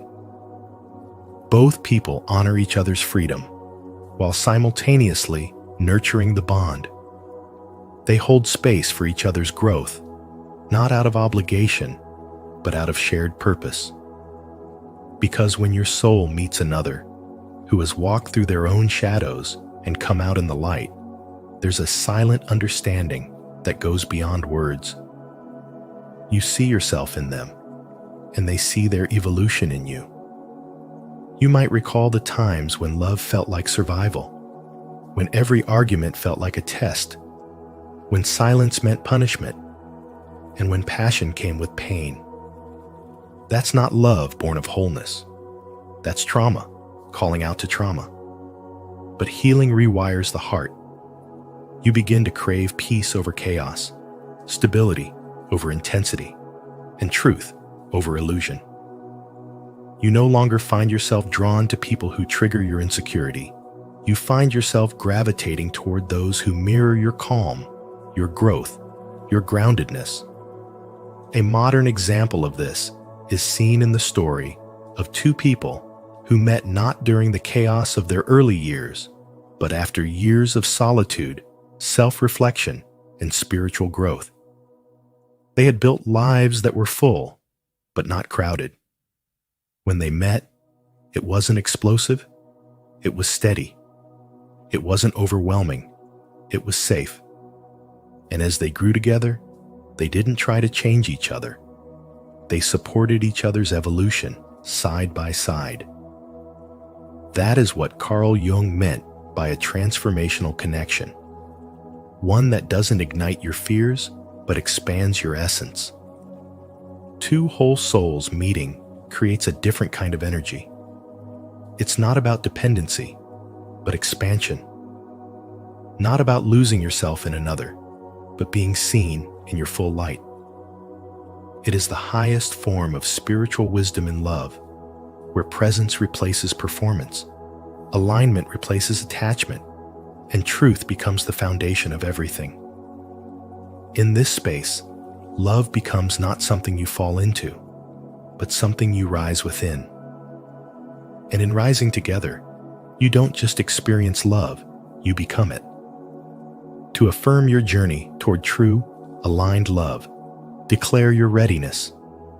Comment below, I attract love from wholeness, and inspire others to rise in healing, peace, and truth. And if this message resonates, don't forget to like, subscribe, and hit the bell so you never miss a moment of spiritual wisdom. Chapter 8, The Carl Jung Challenge. Become, don't search. Stop searching for someone to complete you and begin becoming the person you're meant to be. This is not about waiting, longing, or trying to fill the silence with distractions. It's about transformation from within. When you chase someone to heal your loneliness, you hand them the responsibility for your happiness, and in doing so, you abandon your own power. The journey isn't about finding someone to carry your wounds. It's about healing yourself so deeply that your energy naturally aligns with the kind of love you deserve. Carl Jung said, "Who looks outside, dreams. Who looks inside, awakens." That awakening begins the moment you stop romanticizing the idea that someone else will rescue you and realize that you are already whole. Looking inward is not a passive act. It is the most courageous thing you can do. It means being honest about your patterns, your pain, and your fears. It means doing the inner work to clear emotional debris, rewire limiting beliefs, and raise your vibration to match the energy of the life you claim to want. You don't attract, what you wish for. You attract what you are.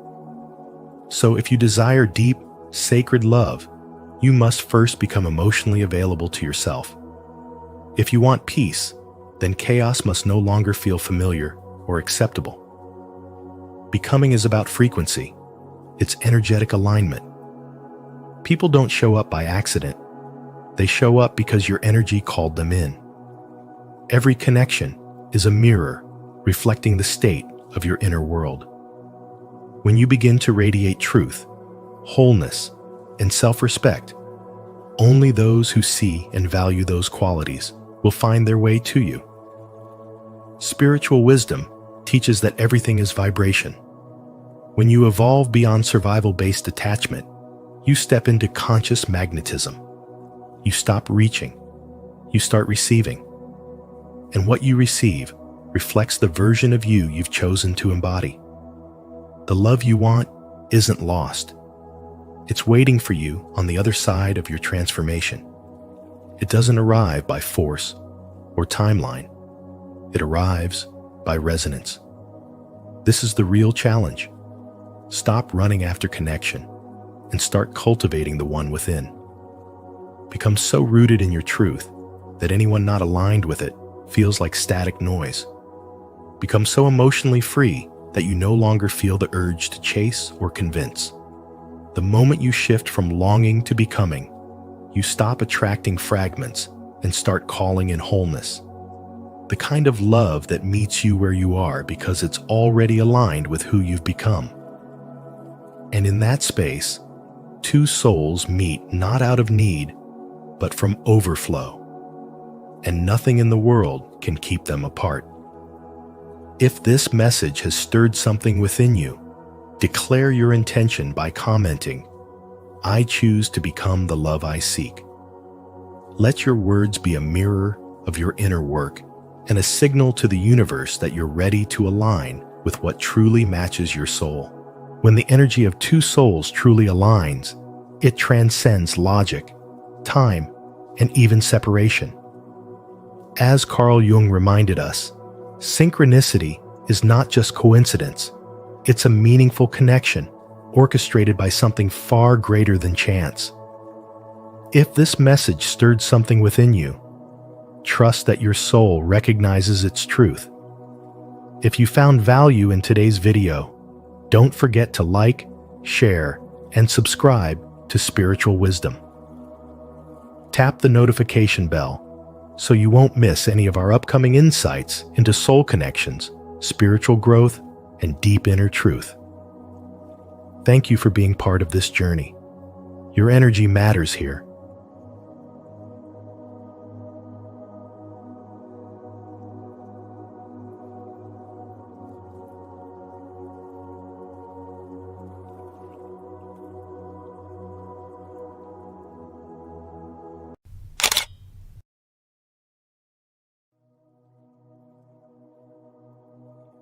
You think it's lust, but it's actually emptiness. People will do anything, no matter how absurd, to avoid facing their own soul. Carl Jung. In a world obsessed with instant gratification, many confuse lust with longing, desire with disconnection. But what if what you're really craving isn't physical, it's spiritual? On Spiritual Wisdom, we explore how these urges often mask a deeper emptiness, a hunger for meaning and soul connection. If you've ever felt hollow, even in moments of pleasure, you're not alone and you're not broken. This video will help you uncover the truth behind the illusion and find healing through self-awareness.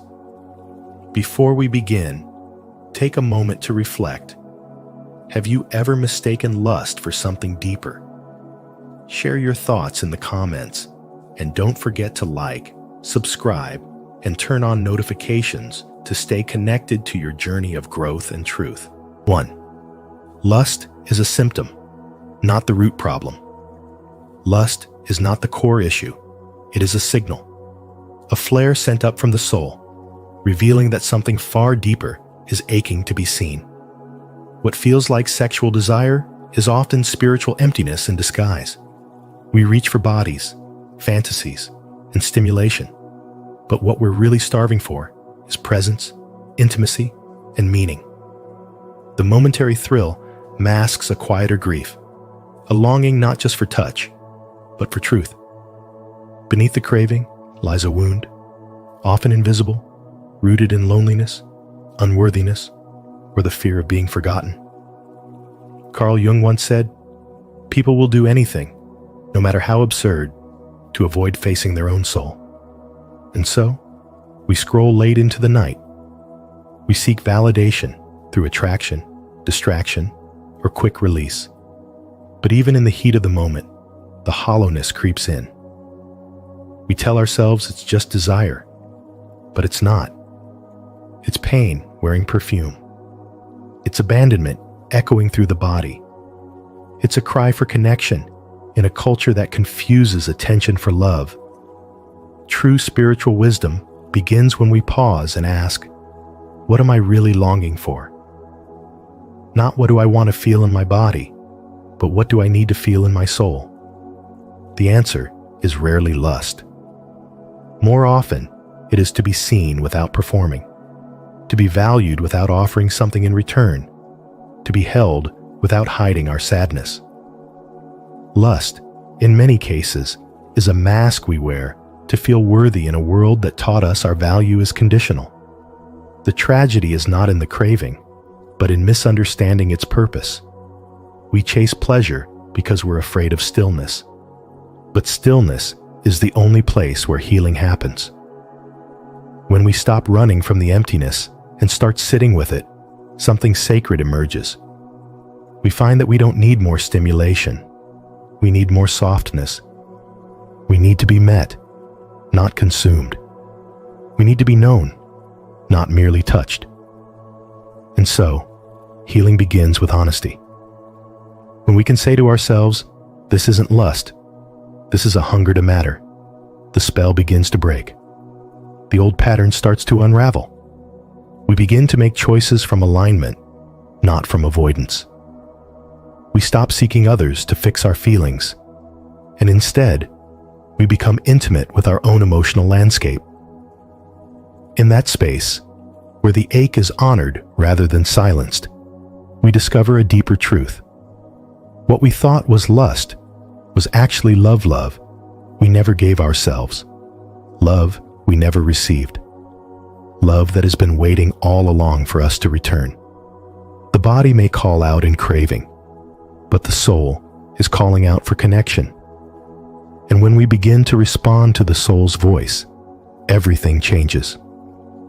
This is the heart of spiritual wisdom, knowing that every desire is a doorway, every ache is an invitation. And when we walk through it with courage, we no longer live on the surface. We begin to live from the center. Do you feel the truth in this message? If you do, declare it with intention in the comments. I see beyond the craving, I seek true connection. Let this be your reminder that real healing starts from within. 2. The craving reflects soul disconnection. Lust isn't just a desire for physical intimacy. It's often a symptom of something deeper, something spiritual.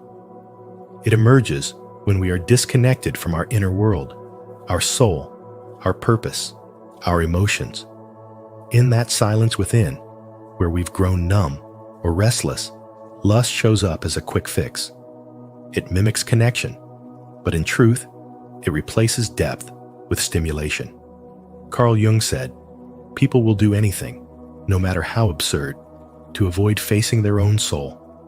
And in today's culture, nothing is more accessible or addictive than the fantasy of lust when we're trying to avoid the discomfort of our own emptiness.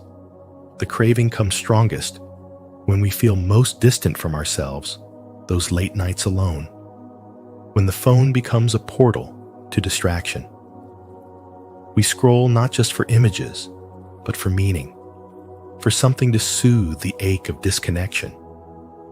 But what we're really longing for isn't another body or another escape. It's the return to ourselves, to feel seen, not by others, but by the soul we've neglected. Lust is not the root issue. It is the surface reaction to a spiritual void within. When we are emotionally disconnected, we crave stimulation. When we are spiritually asleep, we hunger for intensity to feel alive. And when our purpose is blurred, we reach for anything that feels urgent, even if it leaves us emptier than before. That's because lust cannot fulfill what only spiritual awakening can repair. You may find yourself chasing one experience after another, but each time, the silence afterward speaks louder. And in that silence, your soul is asking you to listen. The problem isn't the desire for pleasure. Pleasure is natural, even sacred, when aligned with presence. The problem is when that desire becomes a mask for avoidance. When we use lust to run from loneliness, to bury sadness, or to silence anxiety, we create a cycle that deepens the very wounds we're trying to escape. It becomes a pattern of self-abandonment, where we give our energy away, hoping someone else will reflect our worth back to us. But no one can reconnect you to your soul but you. And this is where spiritual awakening begins, not in judgment, but in awareness. When we stop numbing and start feeling, when we stop chasing and start listening, that craving you feel, it's your soul missing its own voice. The ache in your chest isn't just about someone else, it's about the self you've forgotten, the presence you've been avoiding. Lust, in its false form, is urgent. It wants now, fast, more. But the soul moves differently.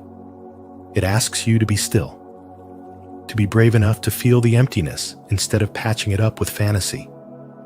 Because only when you face that inner space with honesty can you begin to fill it with truth, with light, with you. And as you do, the hold that lust has on you weakens. The cycle begins to dissolve. And what remains is something far more powerful than desire. It's self-connection, presence, and peace. This is the quiet revolution of spiritual awakening, when we no longer run from the void, but return to it and find ourselves waiting there. Have you ever felt a craving that wasn't really about pleasure, but about something missing inside? If you've faced moments like this, share your story in the comments so others can feel seen and supported. If not, simply comment, "I choose to reconnect," and let's walk this path of inner alignment together. 3. Carl Jung saw lust as spiritual hunger. Lust is not always what it seems. Carl Jung believed that what many call lust is often a deeper signal, a hunger not of the body, but of the soul. He taught that unresolved wounds and unmet emotional needs don't disappear. Instead, they disguise themselves in the form of cravings, fantasies, and impulsive desires. We chase bodies, distractions, and momentary highs because it feels easier than sitting with our own emptiness. But the truth is, what you're longing for isn't physical pleasure, it's emotional presence. When the soul is fragmented, when you've been abandoned emotionally or denied your authentic voice, that pain festers beneath the surface.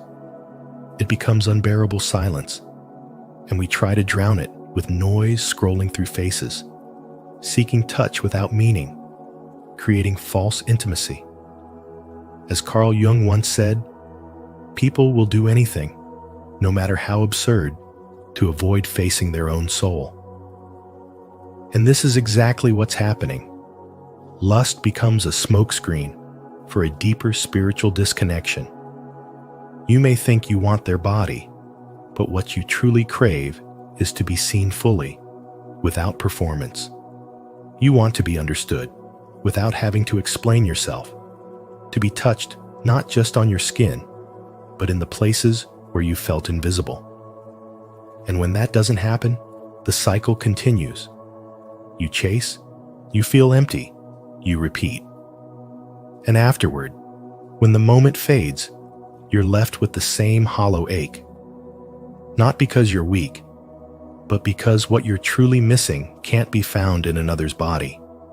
It has to be reclaimed within your own. This confusion between lust and loneliness is deeply common in modern life.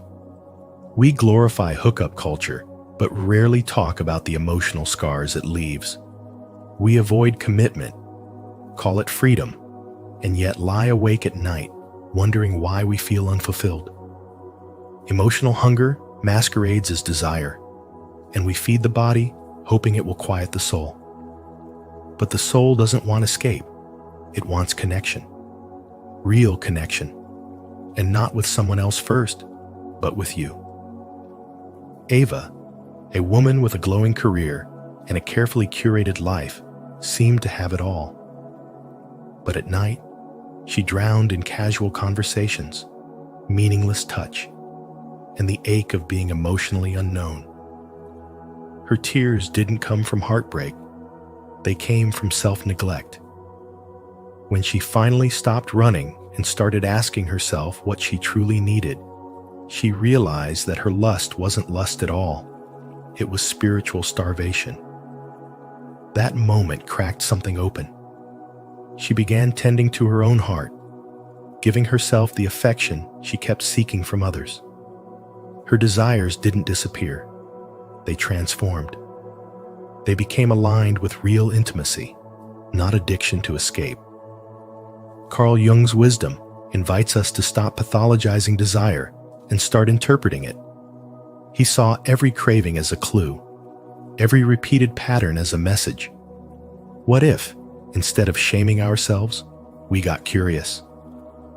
What if, instead of chasing external validation, we learned to sit with the ache and hear what it's really saying? Healing doesn't come from suppression. It comes from integration by holding the wounded parts of you with tenderness and truth. And when you start doing that, lust loses its power to confuse you. You begin to see clearly. It was never about the person. It was about the part of you that longed to come home. If this helped you see lust in a deeper light, don't forget to like, subscribe, and share your thoughts in the comments below. Let's keep exploring the hidden roots of our spiritual hunger together. 4. The shadow self drives compulsive behavior. When parts of you are rejected, buried, or silenced, they don't vanish. They hide in the shadows and wait to be seen. This is the shadow self Carl Jung spoke of. The lost fragments of your identity that begin to pull the strings of your life when left unacknowledged. You think you're acting out of desire, but what's really driving you is disconnection. The lust you feel isn't always about physical attraction. It's about chasing wholeness through someone else's reflection.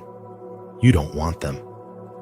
You want the part of you they remind you of, the soft part, the free part, the emotional part you weren't allowed to express. And so, you chase, you scroll, you fantasize, not because you're obsessed with pleasure, but because you're trying to escape the numbness that silence left behind. Addiction begins here, not always to substances, but to stimulation, fantasy, attention, and pursuit. Every time you crave someone who doesn't see you, or get stuck in a pattern that leaves you empty, it's not just bad luck. It's your shadow acting out the grief of being unseen. Loneliness isn't new. It's ancient. It's the echo of the part of you you abandoned when it felt unsafe to be whole. Spiritual wisdom reveals that what we often call desire is really a deep cry for reunion with ourselves. The body becomes a battlefield where we fight for the love we once withheld from our own soul. You keep reaching for their body, their eyes, their energy, hoping it will quiet the ache inside you. But even in the middle of intimacy, you feel the distance, you feel the void. Because no matter how close someone gets, They can't fill a space that was made for your own self-acceptance. And still, the cycle continues. You crave them, you get them, and you still feel empty. You blame lust, but it's not lust. It's grief. It's the heartbreak of a self split into pieces and scattered across every person you ever ran after. This is why healing doesn't come through more touch, more fantasy, more attention. It comes when you stop running. When you pause long enough to ask, what am I actually hungry for? That hunger isn't shameful. It's sacred. It's the trail that leads you back to your own forgotten heart. The shadow doesn't want to destroy you. It wants to reunite with you. But it will scream until you listen. It will pull you into temptation and obsession until you realize that what you're truly looking for is not outside of you. It's inside the softness you silenced, the innocence you buried, the freedom you denied yourself. Every time you meet it with gentleness instead of guilt, you bring another piece of your soul back home.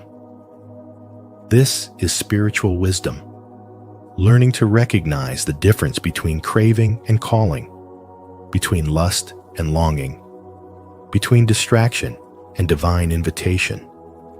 And when you learn this, desire stops being a trap and becomes a teacher. Comment below, I reclaim my shadow with love. If you're ready to stop being controlled by what you've buried and start living in wholeness. 5. You're projecting your lost soul onto others. You think it's lust, but it's actually the aching cry of a soul trying to return home. Carl Jung revealed that men unconsciously project their inner feminine, known as the anima, onto women. That means what feels like intense attraction may not be about the other person at all. It's about your own forgotten self. You're not truly chasing her. You're chasing the lost tenderness, the emotional depth, the softness within you that you once buried to appear strong. Lust, in this sense, is the illusion. The truth hiding underneath is a desperate yearning to reconnect with the part of you that was silenced, shamed, or never given permission to feel. When you crave her touch, it's really the warmth of your own heart that you miss. When you long for her attention, you're really crying out for your own self-recognition. And when you find yourself empty after the high fades, it's not because she didn't satisfy you. It's because you weren't truly seeking her. You were seeking healing. This cycle of desire, indulgence, regret is not about pleasure. It's about pain. It's about avoiding your own depths by reaching for someone else's surface. Jung warned us, people will do anything, no matter how absurd, to avoid facing their own soul. That's exactly what lust becomes: a distraction, a performance, a fantasy built to keep you from facing the sacred ache of being disconnected from your spiritual core. But the body knows. Even in the heat of the moment, the emptiness hums underneath. And afterward, when silence returns, it speaks louder than ever. That's not guilt. That's grief. You are grieving a version of yourself that you abandon. Society teaches men to sever their softness, to hide their tears, to lead with hardness. But buried beneath that armor is a spirit desperate to feel whole. The anima doesn't disappear. It hides. And she whispers through late-night urges, through lonely fantasies, through those moments you mistake for desire. You scroll, you chase, you fantasize not because you're bad or broken, but because your soul is starved of depth, starved of stillness, starved of you. This is the call to awaken, not spiritually bypass, not shame yourself into control, but awaken. What if this hunger was never about the other person, but always about your own neglected soul? What if the emptiness you feel isn't a flaw, but a compass pointing you home. The path isn't outward, it's inward, toward your own softness, your own stillness, your own sacred balance. This is spiritual awakening disguised as lust. And once you see it for what it is, you can finally stop running. You can finally stop projecting. And you can begin the work of loving what you thought was unlovable within you. Because the real desire was never for a woman. It was for your wholeness. Do you feel this truth deep in your soul? If you do, declare it in the comments. I reclaim the lost parts of myself. Let your healing begin with awareness. 6. Repetitive pleasure seeking leads to numbness. Repetitive pleasure seeking, especially through lust, creates a dangerous illusion of aliveness while slowly draining your inner world. The more you indulge in it without awareness, the less you actually feel. At first, it offers a sense of thrill, a momentary spark that convinces you you're alive. But as time passes, that spark becomes a shadow. What once stirred your senses now leaves you numb. You're not coming alive. You're disconnecting from your soul. Lust, when mindless, becomes not a celebration of desire, but a form of self-abandonment. Carl Jung once said, "People will do anything, no matter how absurd, to avoid facing their own soul." And that's exactly what happens when lust becomes a habit. It isn't about connection, or intimacy, or even pleasure. It becomes a distraction from silence, a way to fill the aching void that whispers truths you don't want to face. The more you chase temporary highs, the more you bury the real question underneath. What are you truly longing for? Not in your body, but in your spirit. In a society driven by stimulation, where attention is currency and instant gratification is the norm, it's easy to mistake lust for meaning. You scroll through curated images, swipe for validation, and chase bodies as if they hold the key to fulfillment. But deep down, you know none of it ever fills you. You could have 10 lovers and still feel alone. You could receive endless attention and still feel unseen. This is not a failure of your desires. It is a failure to meet your soul's deeper need. Carl Jung believed that our compulsions often stem from the unintegrated parts of ourselves, the shadow. Lust is not just physical hunger. It's often emotional and spiritual hunger disguised as craving. It reflects grief, loneliness, and an unspoken ache for intimacy that goes far beyond the body. When you suppress those emotions instead of facing them, they come back as urges, obsessions, and patterns that repeat themselves until you wake up. There's a story of a man named Daniel who lived a life many would envy: success, looks, attention. But each night, he drowned in distractions. He thought what he needed was release, more pleasure, more novelty. But what he really needed was to feel again. He didn't want another body. He wanted meaning. And when he finally stopped, turned off the noise, and sat with the emptiness, he found something sacred in the silence, the beginning of healing. The truth is, spiritual awakening doesn't always come through light. Sometimes, it begins in the darkness of our disconnection.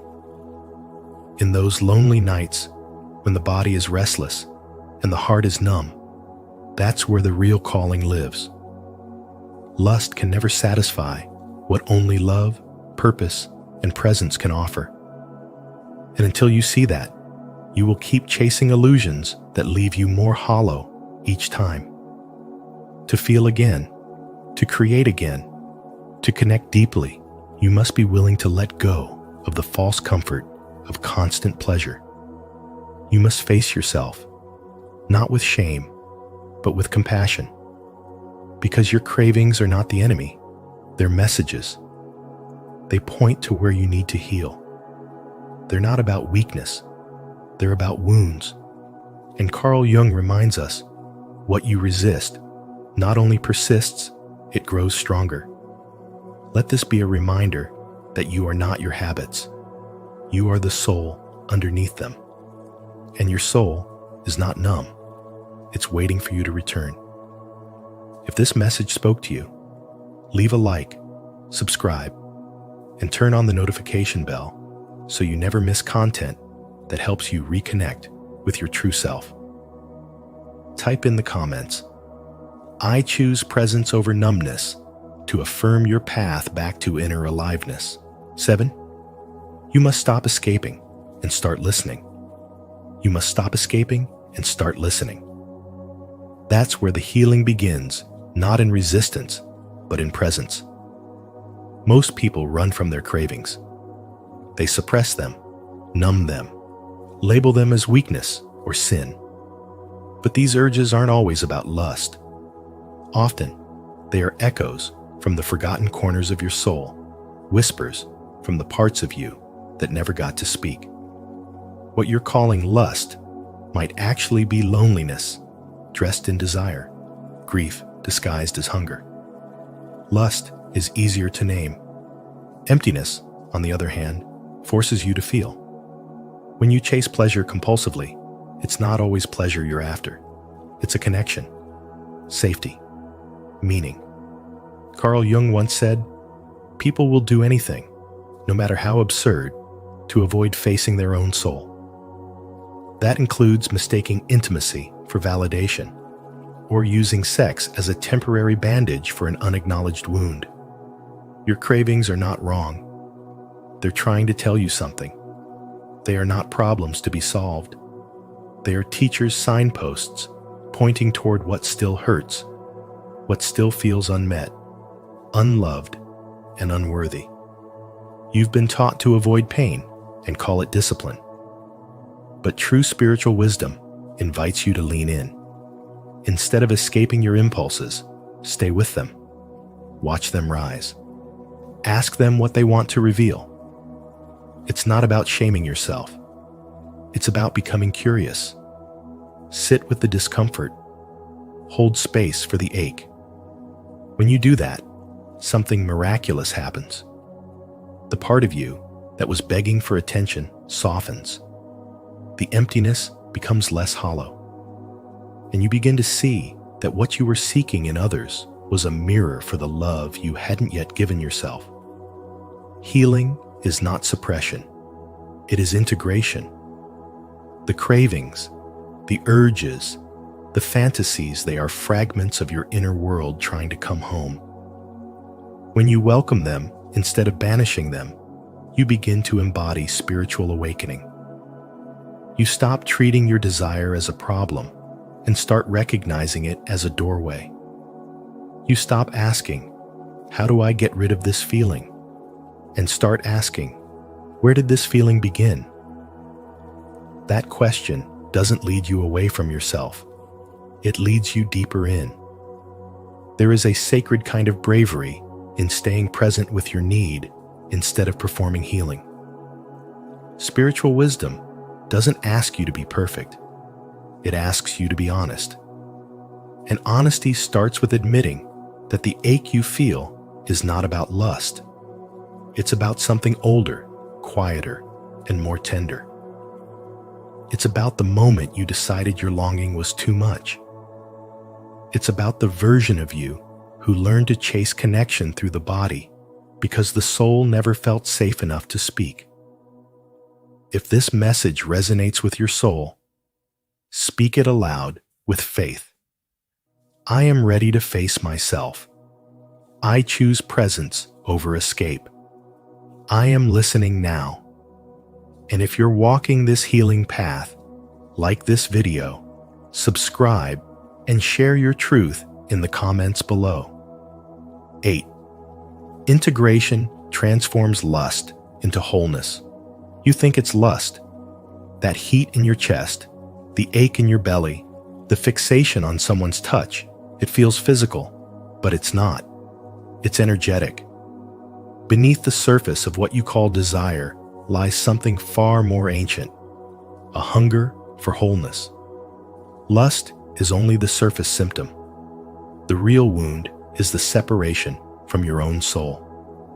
Carl Jung didn't tell us to kill our desires. He urged us to understand them. He knew that our compulsions are not enemies, but messages from the unconscious. Lust is one of the loudest. It doesn't ask for pleasure, it begs for integration. What you chase in another is often the reflection of what is missing within. And until you make peace with that longing, you will keep mistaking the body for the balm. When the inner feminine is ignored, your softness, intuition, sensuality, and emotion, it doesn't disappear. It distorts. And lust becomes the coping mechanism for a soul that feels fragmented. Spiritual awakening begins the moment you stop seeing lust as sin and start seeing it as a signal. Your body is not betraying you. It's inviting you to listen. It's asking you to stop escaping into fantasy and start returning to your essence. True integration is not repression. It's transformation. When you meet your hunger with honesty, when you stop shaming the longing and instead bring it to light, something beautiful happens. Lust loses its chaos. It becomes sacred. Desire becomes devotion. Pleasure becomes presence. Instead of consuming someone to feel alive, you begin to cultivate aliveness from within. Think about the last time you felt intense desire for someone. Was it really them? Or was it the feeling you imagined they could give you? Most of the time, we're not longing for sex. We're longing to be seen, to feel safe in someone's arms, to be touched in places we've kept hidden even from ourselves. And when those needs go unmet inside, we project them outward, hoping someone else will fulfill what only inner union can provide. Jung understood this deeply. He taught that we must confront the shadow of the rejected parts of ourselves if we are to ever be whole. Lust is often a masked cry from the shadow, pleading to be acknowledged, not punished. And when you bring awareness to it, something profound happens. That same energy that once led you into obsession can now lead you into creativity, presence, and even divine connection. So instead of chasing, you begin attracting. Not from hunger, but from wholeness. You don't need to grasp. You don't need to perform. You simply radiate. And this is the turning point. Lust becomes love. Fantasy becomes truth. The impulse to escape becomes the invitation to awaken. This is not denial. It's alchemy. And spiritual awakening is the fire in which this alchemy happens. Through this process, desire is no longer dirty or dangerous. It becomes sacred fuel. It becomes a form of knowing, a compass, a whisper from your higher self, pointing you back to the parts of you that need healing.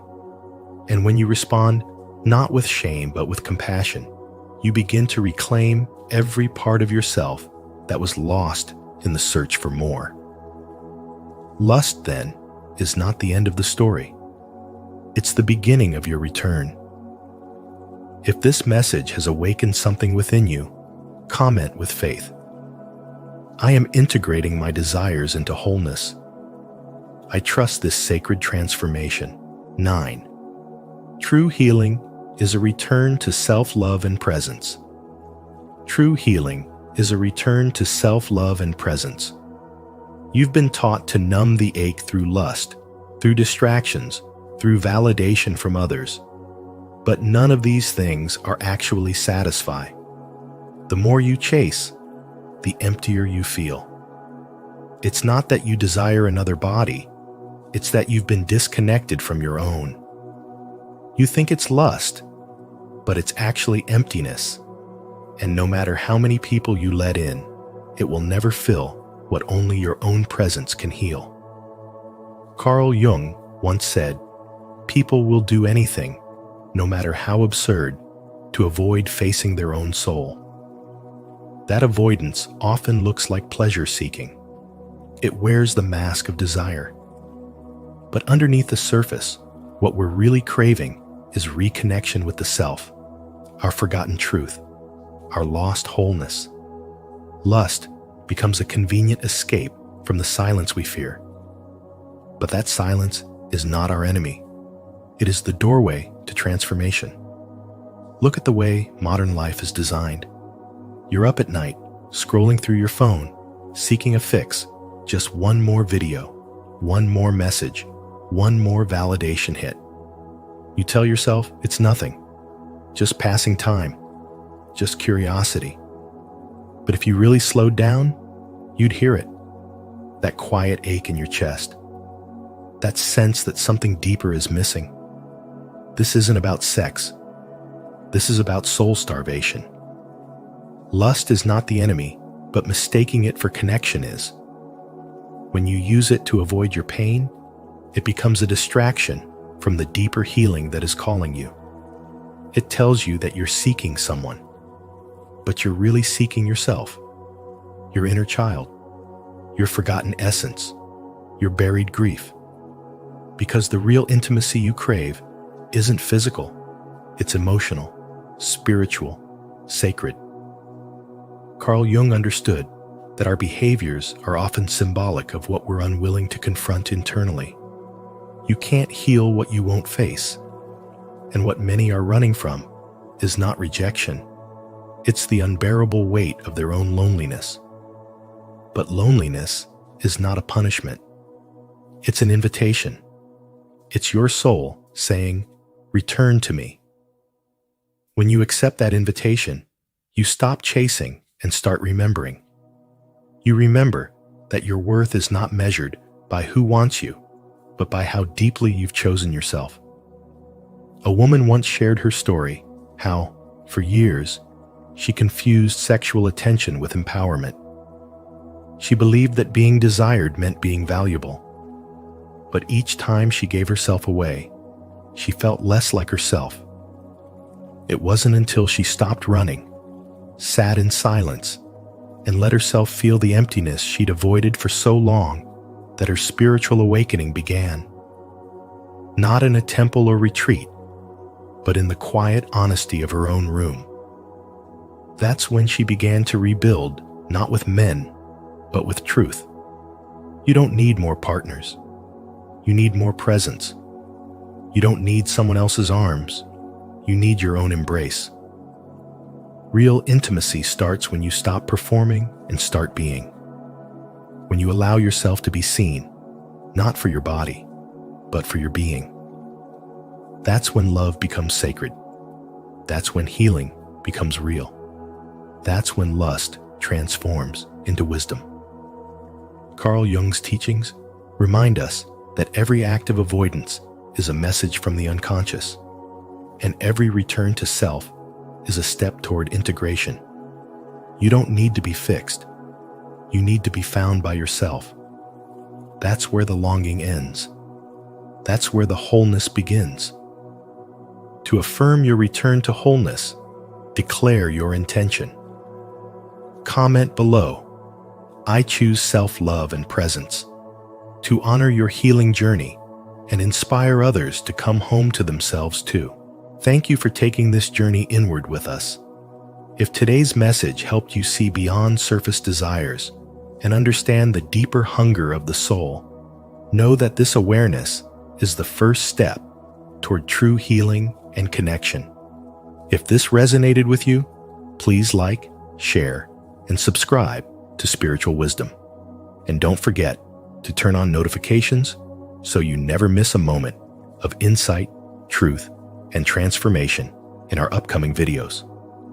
Until next time, stay awake, stay whole, and keep choosing soul over sensation. Don't tolerate these 6 behaviors from anyone, not even family. Boundaries are the distance at which I can love you and me simultaneously. Prentice Hemphill. In today's world, especially within families, love is often confused with sacrifice, silence, and self-abandonment. But what if true love includes respect, truth, and honoring your inner peace? In this episode of Spiritual Wisdom, inspired by Carl Jung's teachings, we'll explore 6 toxic behaviors you should never tolerate, not even from those closest to you. Because spiritual growth requires courage, clarity, and the ability to say, "This is not love." As you watch, ask yourself, have I been tolerating pain in the name of loyalty? Drop your thoughts in the comments. Your voice might empower someone else to choose self-respect today. 1. Emotional manipulation. Emotional manipulation doesn't always look aggressive. Sometimes it comes dressed as love, a kind of love that's conditional. If you loved me, you'd do this, or you're disappointing me again.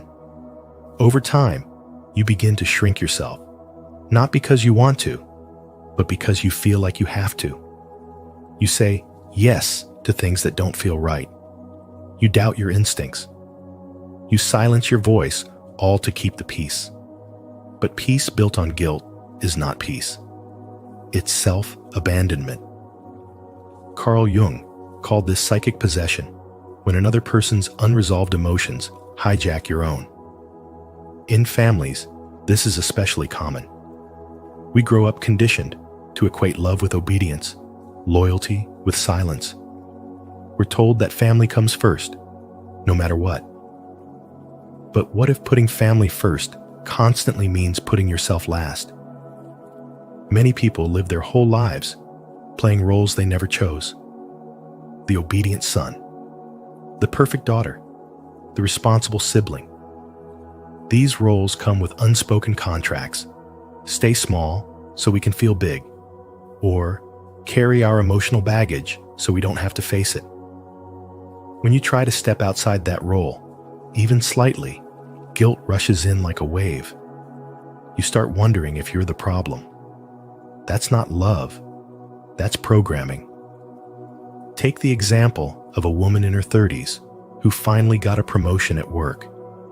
It was everything she had worked for, but instead of celebrating, her parents asked if the job would take her away from the family. When she tried to explain how important this was for her, she was met with silence and passive disappointment. No shouting, no drama. Just subtle emotional withdrawal was a signal that she had stepped out of line. And so, she started questioning herself again. Was she selfish? Was she abandoning her roots? Or was she just finally choosing herself? This is how emotional manipulation operates. Quietly, persistently, and always with an undercurrent of guilt. Carl Jung understood how dangerous this could be for the soul. He taught that the true self cannot emerge while it's entangled in someone else's shadow. When your life becomes an unconscious reaction to someone else's expectations, you are no longer living, you're performing. The moment you recognize this pattern is the moment everything changes. You start noticing how certain people drain your energy, how your stomach tightens before certain conversations, how you leave family gatherings feeling smaller than when you arrived. These are not coincidences. They are signals your intuition trying to wake you up. Awareness is painful, but it is also the beginning of freedom. You don't need to explain your boundaries. You don't need to justify your healing. And you certainly don't need to carry the emotional weight of people who refuse to carry their own. Jung didn't tell us to burn bridges. He told us to open our eyes, to see clearly. Because once you see the truth, it becomes harder and harder to lie to yourself. And the truth is, being loyal to others should never require betrayal of yourself. If you find yourself shrinking to maintain someone else's comfort, you're not at peace. You're in survival. And you deserve more than survival. You deserve to grow, to express, to stand tall in your truth without apology. Healing from emotional manipulation isn't about blaming others. It's about choosing to reclaim your voice, your power, and your path, even if it means disappointing the people who taught you to abandon yourself. Have you ever realized when someone's love came with conditions? If you've broken free from emotional manipulation, share your story in the comments to inspire others. If you're still finding your voice, comment, "I'm ready to reclaim my truth," and let's heal together, one step at a time. 2. Suppression of your true self. They say they love you, but only if you stay small. Only if you fit their image. Only if you silence your difference. That kind of love feels tight, like a costume stitched from someone else's fear. It's subtle, almost invisible at first. A comment here, a sigh there. Don't act like that. You're making us look bad. These aren't just words. They're emotional chains. And when they come from family, they cut deeper. Because we're taught that family is supposed to be your safe space, not the place where your soul starts to shrink. But Carl Jung saw through this illusion. He taught that every human being has an inner calling toward individuation, the sacred journey of becoming whole. Yet this journey is often blocked not by enemies, but by those closest to us. Why?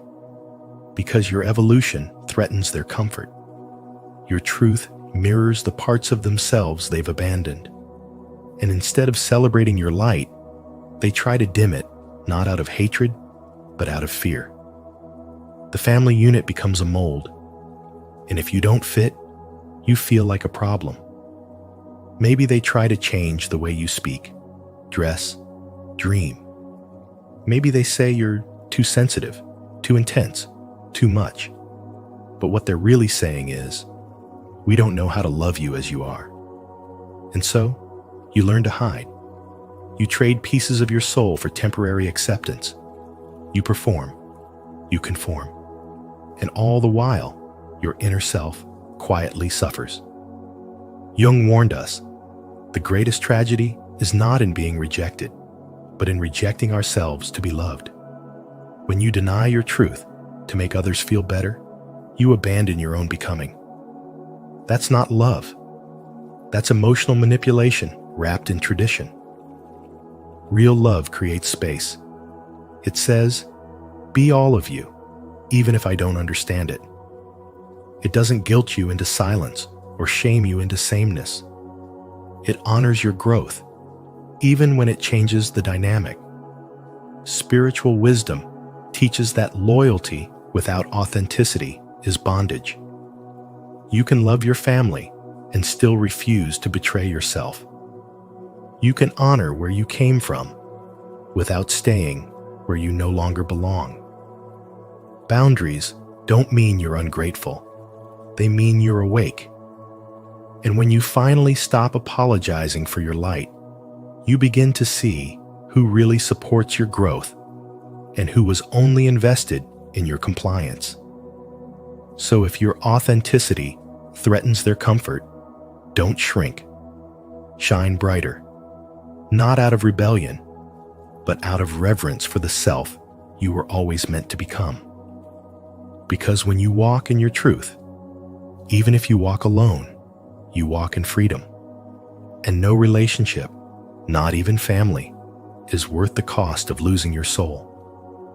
If you're ready to reclaim your authenticity and no longer shrink to meet others' expectations, comment below.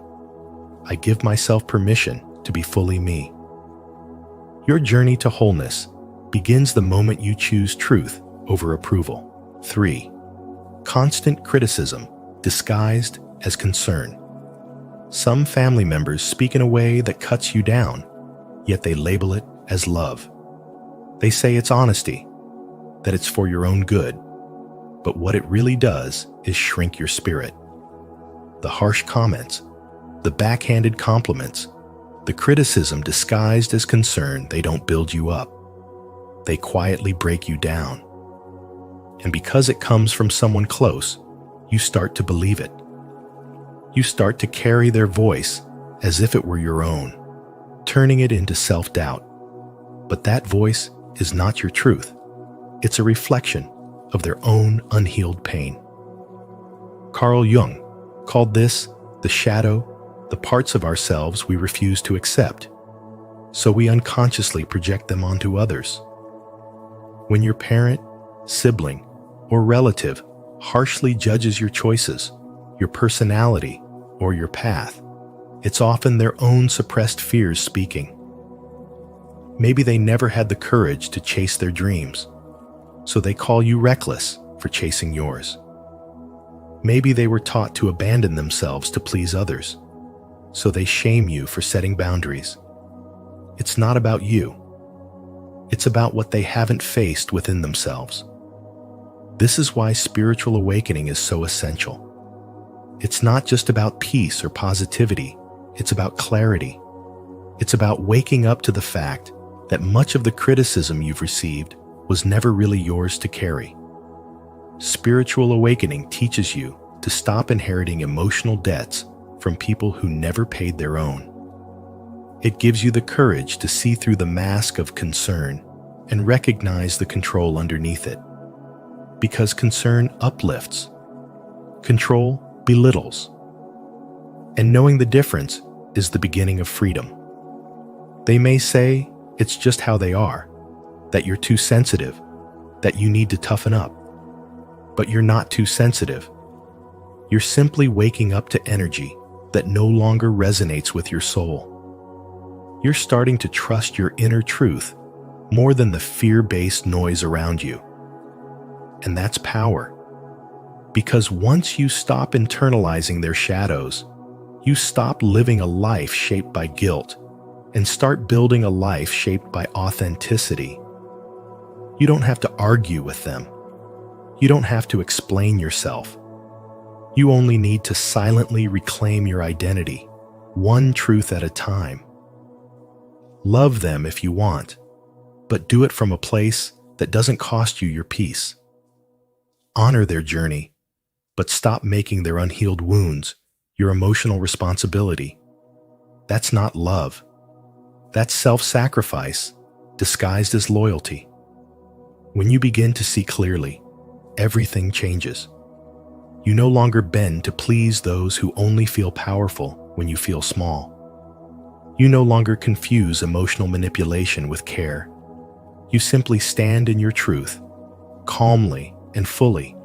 And in doing so, you set yourself free, not by changing them, but by refusing to let their pain become your personality. If this message helped you recognize the difference between true concern and hidden criticism, don't forget to like, subscribe, and share your thoughts in the comments.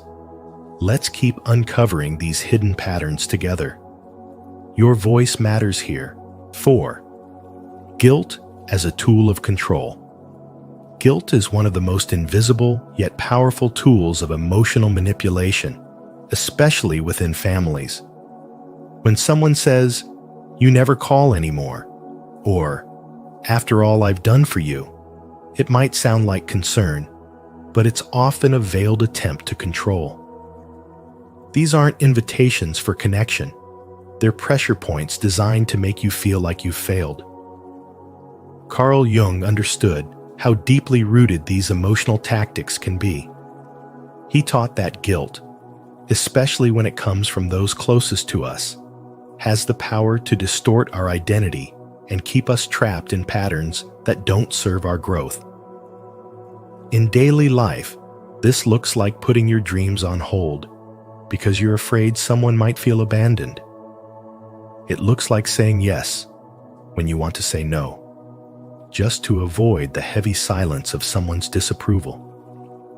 You might feel selfish for wanting space, cruel for choosing your truth, or ungrateful for not constantly sacrificing yourself. But living for someone else's comfort slowly erases your own soul. Carl Jung said, "The privilege of a lifetime is to become who you truly are." Yet how can you do that if every decision is filtered through the fear of guilt?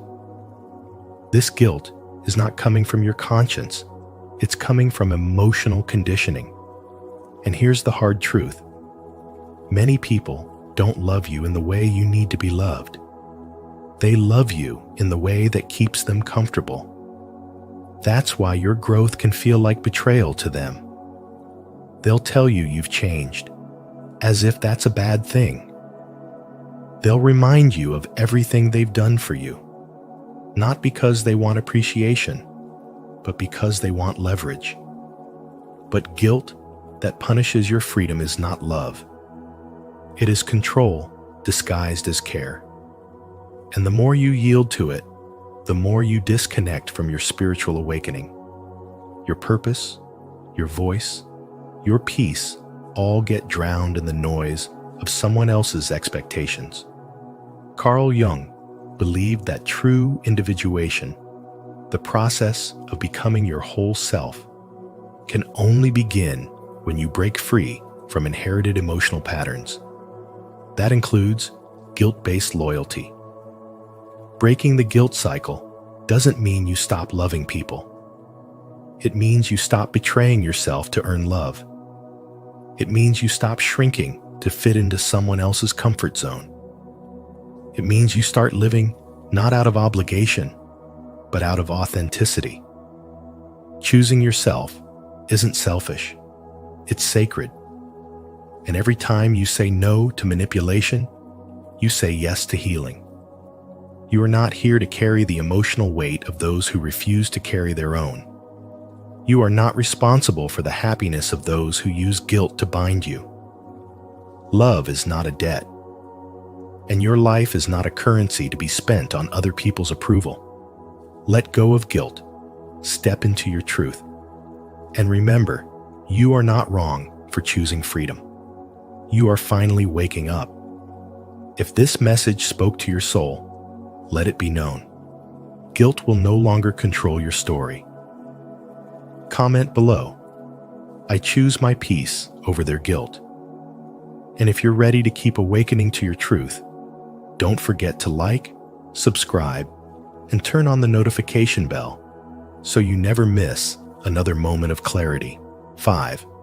Verbal and emotional abuse normalized. Excuses like, "That's just how they are," have been used for far too long to justify verbal and emotional abuse, especially within families. These statements don't come from love. They come from denial, passed down like family recipes. They protect dysfunction, not people. Yelling, shaming, manipulation, and gaslighting, even without physical violence, are still abuse. And when these behaviors are brushed off or normalized, they become invisible chains that trap generations in emotional prisons. The damage isn't just felt in the moment, it shapes identity, self-worth, and our idea of love. Carl Jung warned us about the wounded inner child, the part of us that unconsciously returns to the very environments that once hurt us because they feel familiar. If we were raised in households where love was conditional, kindness inconsistent, and peace unstable, we may grow up believing that chaos is normal and mistreatment is love. So we tolerate emotional abuse, not because we like it, but because some part of us learned to survive through it. And in that survival, we lost our sense of what real love actually feels like. Real love respects emotional boundaries. It doesn't humiliate you and then expect you to smile. It doesn't invalidate your feelings, rewrite your memories, or leave you questioning your own mind. Love doesn't demand silence in the face of pain. Spiritual wisdom teaches that true connection honors both closeness and space it nourishes, not drains. The moment someone repeatedly crosses your emotional boundaries and justifies it with, "I'm your parent," or "You're too sensitive," is the moment you must realize they're not protecting the bond, they're protecting their power. When emotional abuse is normalized in the name of family, loyalty becomes a weapon. You're told you must forgive, must accept, must keep the peace, but at what cost? At the cost of your peace, your voice, your identity. Jung said, "What you resist not only persists, but will grow in size."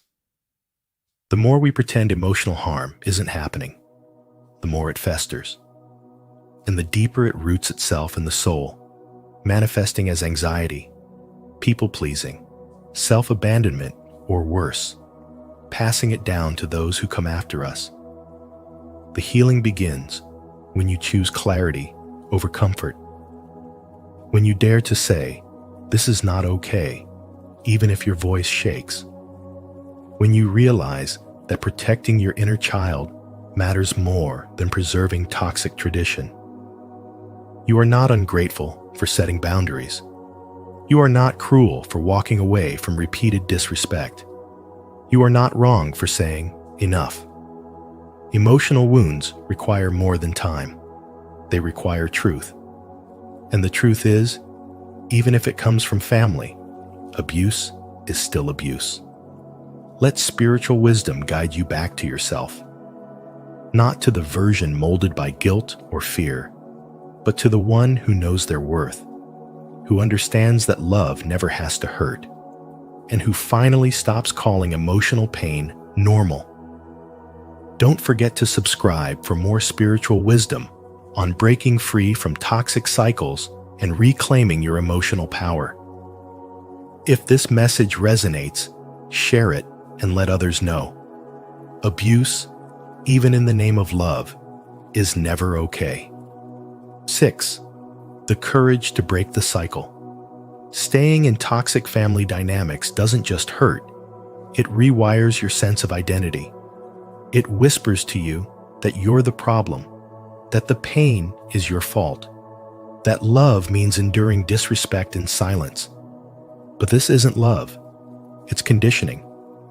And the longer you stay, the deeper that lie embeds itself into your nervous system. You begin to feel guilty for even wanting peace, as if your desire for wholeness is betrayal. But Carl Jung reminds us, healing begins when you stop inheriting and passing on pain. And that begins the moment you choose to break the cycle. You're not selfish for walking away. You're awakening. Choosing yourself isn't a rejection of others. It's a reclamation of the self you lost while trying to be everything for everyone. And when you begin that journey, resistance will come. Family members may lash out, accuse you of being cold, dramatic, or ungrateful. But don't let their projections become your truth. You are not responsible for the emotions people feel when you set a boundary that protects your soul. Pain passed down isn't sacred. Loyalty that demands silence is not love, it's control. You were not born to be a container for generational wounds. You were born to become whole. And that means saying no to the patterns that keep you small, anxious, or invisible. That means honoring the voice inside you that says, "I deserve peace," even if it means walking alone. Because the cost of staying is your spirit, and no relationship, not even with blood, is worth losing yourself. The real act of courage is not surviving toxic love. It's walking away from it before it destroys the parts of you still capable of healing. That choice is where spiritual awakening begins, when you finally stop negotiating your worth to keep the family system stable. You don't heal by going numb, staying silent, or pretending everything is fine. You heal by feeling the truth, grieving the illusion, and stepping into the unknown, even if your voice trembles. Choosing self-respect is not an act of ego. It's an act of spiritual intelligence. Because the soul knows what the mind denies, that you are not here to suffer for the comfort of others. You are here to become. And becoming often means releasing those who only loved the version of you that kept quiet, stayed small, and never asked for more. Healing doesn't require revenge. It requires release. And sometimes the most loving thing you can do is say goodbye. If this message stirred something deep within you, declare your breakthrough in the comments. I choose healing. I choose peace. I break the cycle. And if you felt seen by this video, don't forget to like, subscribe, and turn on the notification bell. More truth and healing are on the way. Remember, setting boundaries isn't about rejection. It's about self-respect. You are not selfish for protecting your peace, even from those closest to you. As Carl Jung once said, the privilege of a lifetime is to become who you truly are.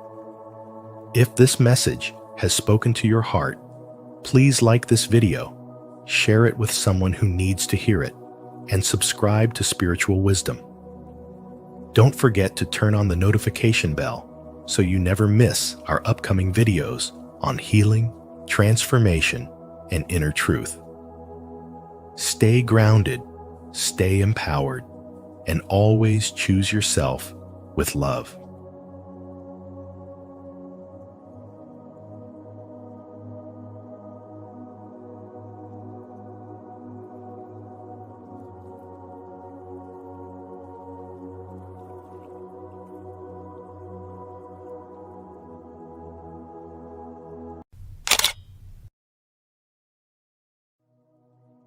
Why people suddenly start hating you.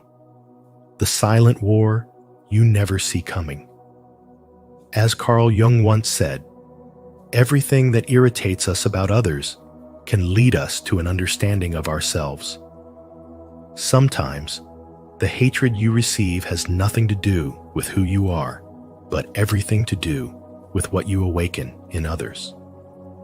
In this video from Spiritual Wisdom, we explore why people suddenly turn against you, the hidden insecurities it exposes, and the silent spiritual battles most never see. These insights are not just knowledge, they're tools for growth, resilience, and clarity. Have you ever felt attacked for simply being yourself? Share your story in the comments below. We're here to grow through this together. 1. Your growth. Triggers, others' shadows. Your growth doesn't just change your life, it changes how others see themselves. As you begin to heal and rise, you become a mirror. Not one that flatters, but one that reveals. Without trying, you reflect back to others what they've hidden, denied, or avoided within themselves. And that reflection? It's often too raw, too painful, too threatening. So instead of facing their shadows, they project their discomfort onto you. Carl Jung taught that the shadow is the unconscious part of the psyche we try to suppress the fears, wounds, and insecurities we pretend aren't there. When someone hasn't done their inner work, seeing someone else evolve becomes unbearable. Your confidence reminds them of their self-doubt. Your peace stirs their unresolved chaos. Your authenticity disrupts their carefully curated mask. They begin to see you not as you are, but as the embodiment of everything they've buried. That's when the silent war begins. No direct conflict, no clear betrayal. Just a shift, a cold shoulder, a sharp tone, a sudden distance. You'll feel it before you understand it. Friends become distant. Co-workers seem colder. Loved ones act offended by your joy. It makes no sense on the surface, but beneath it all, your growth is triggering emotional landmines in others that they have no idea how to diffuse. This reaction is not about you. It's about what you represent. You symbolize what they haven't yet allowed themselves to become. And rather than rise with you, many would rather reject you. Because in their eyes, your light exposes their darkness. And when people don't want to deal with their darkness, they'll resent anyone who shines. Spiritual wisdom reminds us that people rarely hate what they truly understand. They hate what confuses them, threatens them, or forces them to confront their own truth. So when someone suddenly dislikes you for no reason, there is a reason, but it's buried in their own internal landscape. You just happen to be the trigger. Their criticism may be loud, but their pain is louder. They may mock your boundaries, but secretly wish they had the courage to set their own. They may gossip about your success, but deep down, they're mourning the version of themselves they abandoned. The discomfort you cause is often a call their soul hasn't yet answered. So don't shrink to make others comfortable. Don't water yourself down for the sake of fitting in. You are not here to stay small, so others can avoid their own growth. The truth is, you may lose people along the way. But the ones who stay, those who celebrate your evolution, are the ones walking their own path of awakening. The rest? They were never aligned with your future in the first place. You're not being punished for growing. You're being shown who's willing to grow with you. And that is spiritual wisdom worth remembering. Have you ever noticed someone reacting strangely to your growth? If so, share your story in the comments. It might help someone else feel less alone. If you've experienced this but don't know what to say, just comment, "I'm growing anyway," to affirm your journey. 2. Projection is why they turn against you. When you begin your spiritual awakening, something subtle but profound happens. You stop playing the roles that once made others feel comfortable. You no longer shrink yourself to fit their expectations. You stop saying yes when your soul means no. You begin to walk in truth, to protect your peace, and to honor the person you're becoming. And the moment you do that, a quiet resistance often begins to form around you. People you once called friends may grow distant. Family may start to criticize. And without warning, you may become the target of unexpected resentment. It's not that you've done something wrong. It's that your transformation threatens the illusion they've built their identity around. Carl Jung called this projection when someone unconsciously places their own unhealed wounds, fears, and insecurities onto someone else. When you were smaller, more silent, more agreeable, they could avoid their own reflection. But now, your light exposes their shadows. Your clarity unsettles their confusion. Your healing reveals their pain. And instead of facing it, they blame you. You are not hated because you've grown. You're hated because they haven't. Your evolution reminds them that they're stuck. Your strength challenges their fragility. Your boundaries feel like rejection, even when they're rooted in self-respect. People don't want to see their own limitations, so they attack the person who shows them what's possible. It's easier to label your confidence as arrogance than to admit they're insecure. It's easier to call your honesty rude than to sit with the discomfort of their own dishonesty.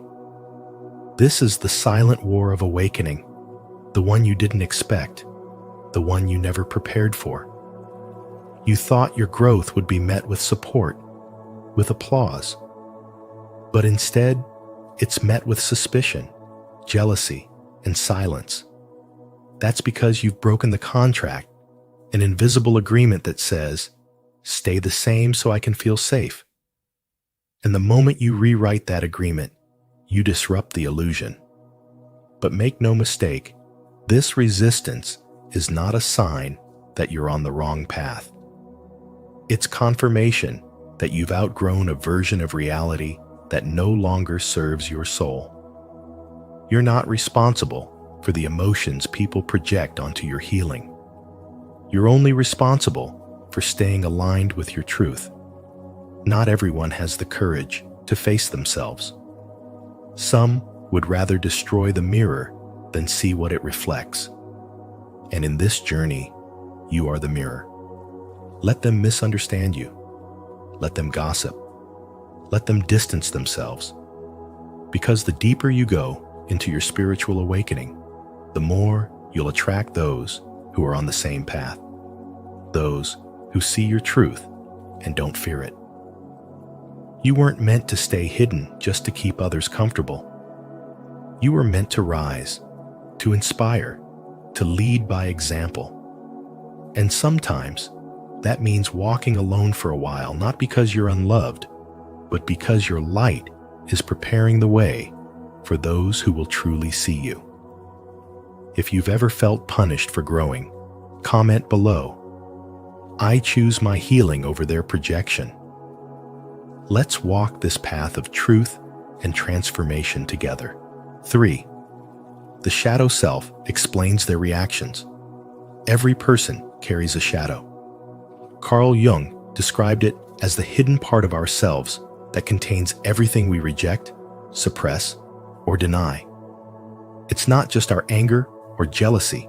It's also our confidence, our power, and even our inner peace if we were taught to be small or invisible. These parts don't vanish.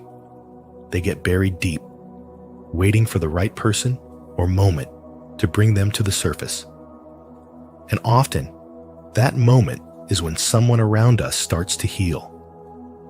When you begin to embody wholeness, confidence, peace, healthy boundaries, you unknowingly trigger what others have buried. Your light makes their shadow visible. Your calm reveals their chaos. Your self-respect confronts their self-abandonment. And this can make people uncomfortable. Not because you've done something wrong, but because who you've become forces them to face what they've ignored in themselves. Carl Jung once said, "Everything that irritates us about others can lead us to an understanding of ourselves." But most people don't look inward. They project outward. And so begins the silent war. This war doesn't look like open conflict. It shows up as passive aggression, unexpected distance, sudden coldness, or even outright dislike. Friends who once praised you begin to question your choices. People who once relied on you now accuse you of changing. But the truth is, you didn't change to hurt them. You changed to heal yourself. And your healing became a mirror. They saw in you the version of themselves they never gave permission to emerge. That can feel threatening to someone who's still clinging to old identities. Take the story of Maya, for example. After years of burnout from always putting others first, she finally chose herself. She started waking up early, meditating, setting boundaries, and prioritizing her peace. At first, her life blossomed, but soon her coworkers began gossiping. Her sister told her she was too distant. Her boyfriend said she was acting too spiritual. What was really happening? Maya had stepped into alignment, and that alignment disrupted the emotional contracts people had with her. They didn't miss the old Maya. They missed the version of her who tolerated their chaos. This is the hidden price of transformation. As you grow, you'll stop fitting into the roles others assigned you. And some will resent you, not because you betrayed them, but because you stopped betraying yourself. They will say, "You've changed." They're right. But what they won't admit is that they expected you to stay broken, just so they could stay comfortable. Carl Jung taught that growth begins when we confront the shadow. And your very existence, once you've done that inner work, becomes a living invitation for others to do the same or reject it. It's not your job to carry their discomfort. It's not your task to make others feel safe with your transformation. Your only responsibility is to honor the truth you fought to remember. When someone's affection requires your silence, it's not love, it's possession. When your boundaries offend, it means they were never respected to begin with. Stay grounded. Stay clear. The ones who are meant for you will not be shaken by your wholeness. They'll be strengthened by it. And the ones who walk away are only showing you they were never ready to walk beside you in the first place. If this helped you understand the shadow self more deeply, be sure to like, subscribe, and share your thoughts in the comments below. Let's keep uncovering the hidden parts of ourselves together. 4. Individuation threatens the illusion. Individuation is the process of becoming who you truly are beyond roles, expectations, and old identities. But the moment you begin to grow into that version of yourself, you quietly start threatening the illusion others have relied on. People become attached to who you were when it served their comfort. When you were agreeable, submissive, easy to control, or constantly available, they felt secure. Now that you've begun honoring your own path, something shifts in them, subtle at first, but undeniable. They may grow cold, distant, or critical. They may no longer laugh at your jokes or support your decisions. And it's not because you've changed for the worse, but because your authenticity disrupts their fantasy. They don't actually hate you. What they hate is what you represent. You are living proof that transformation is possible. You're the evidence that freedom, healing, and spiritual awakening are real, and that threatens the parts of them still living in denial. Your growth highlights their stagnation. Your light casts shadows on everything they've tried to avoid confronting within themselves. In this sense, their resentment becomes a silent war, a war they wage not because of who you are, but because of who they are not ready to become. This is why spiritual wisdom matters so deeply during these transitions. Without it, you might internalize their disapproval and question your own progress. But with it, you begin to understand the deeper truth. When people project their discomfort onto you, it's rarely personal. It's emotional displacement. You've stopped playing the role they wrote for you, and now they must face the emptiness they once filled with your compliance. That's not cruelty. That's courage. That's reclaiming your energy and saying, "This is who I am, even if it costs me your approval." In everyday life, this can look like a woman choosing peace over people-pleasing and suddenly being called cold. It can look like a man breaking generational trauma cycles and being seen as arrogant by family. It can look like saying no to emotional labor and being painted as selfish. But all of it is the cost of awakening. As Carl Jung said, people will do anything, no matter how absurd, to avoid facing their own souls. And when your evolution forces them to feel what they've long suppressed, they may turn against you, not because you're wrong, but because you're free. The silent war begins when your boundaries disrupt their control, when your confidence exposes their insecurity, when your truth dismantles the lie they built around your existence. You are not here to be palatable. You are here to be whole.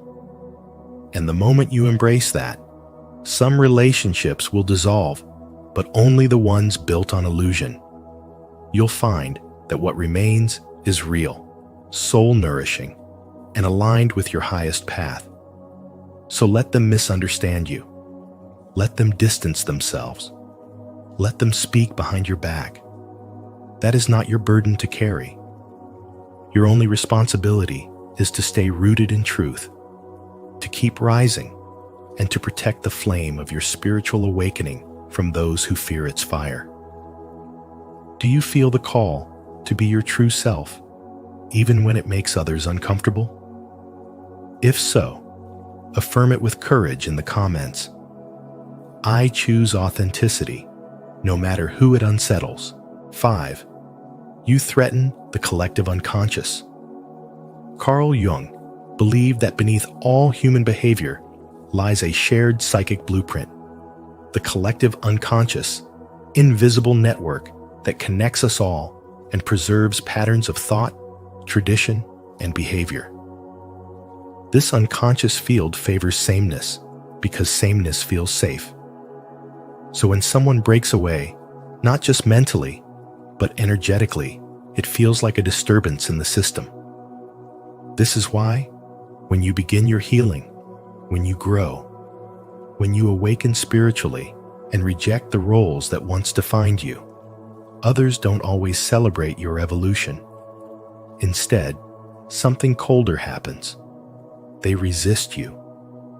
You're not just confronting your own past, you're challenging the emotional contracts others have made without knowing. When you break cycles of family trauma, when you decide not to follow society's assigned script, when you stop apologizing for being yourself, the system doesn't applaud you. It defends itself, not consciously, but automatically. People may begin to avoid you, belittle you, or question your motives, not because you've done something wrong, but because your growth threatens their comfort. You're no longer mirroring their unconscious patterns. You're breaking the mirror. It can feel deeply personal, but it's not. These reactions are part of a larger emotional reflex. You've become the trigger that reveals what others don't want to see within themselves. Like a living symbol of freedom, you disrupt the status quo they unconsciously depend on to feel stable. This is the moment when the spiritual awakening becomes less about peace and more about endurance. It's not just about connecting with the light, it's about surviving the shadow it exposes in others. People don't hate you because you've changed. They react because your change exposes their stagnation. And instead of facing that inner discomfort, they project it outward onto you. That's why they pull away. That's why they gossip. That's why they try to silence you with subtle disdain or passive disapproval. Because your new path disrupts their illusion of control. It's the silent war no one prepares you for. You're not being attacked by individuals. You're being rejected by a system trying to protect itself. Every time you choose authenticity over compliance, vulnerability over silence, healing over repression, you shake the foundations of that unconscious structure. And the closer you get to your truth, the more those still trapped in illusion feel uneasy. You're not a threat. You're a mirror. And mirrors make people uncomfortable when they haven't looked at themselves in a long time. But even in the isolation, there is power. Because every spiritual awakening requires this crossing from the familiar to the unknown, from the approval of others to the alignment with your soul. As Jung once said, the privilege of a lifetime is to become who you truly are. And that privilege often costs the comfort of fitting in. Comment below. I break the cycle. I awaken the truth. If you're ready to rise above the collective patterns and live in alignment with your authentic self. 6. Outgrowing your persona feels like death to others. Outgrowing your persona doesn't just disrupt your inner world, it unsettles everyone who benefited from your disguise. According to Carl Jung, the persona is not who we truly are, but a mask worn to meet society's expectations. And when you finally decide to remove that mask, to no longer bend, shrink, or silence yourself just to fit in, People feel betrayed, not because you've wronged them, but because you've interrupted their illusion of who you were supposed to be. They don't mourn your growth. They mourn their control over you. This is the silent grief people carry when you stop playing small for their comfort. You might have been the one who never said no, who kept the peace, who always smiled through the discomfort. But the moment you start honoring your needs, drawing lines, and standing firm, it feels like rebellion to those who mistook your compliance for identity. They say you've changed, but what they mean is you've stopped being easy to manage. And that realization threatens the roles and dynamics they depended on.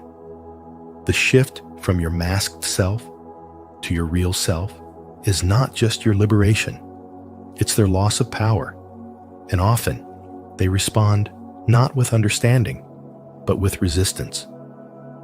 Cold shoulders, dismissive remarks, unspoken resentment. A woman who always absorbed everyone's burdens without complaint suddenly decides to focus on her own healing.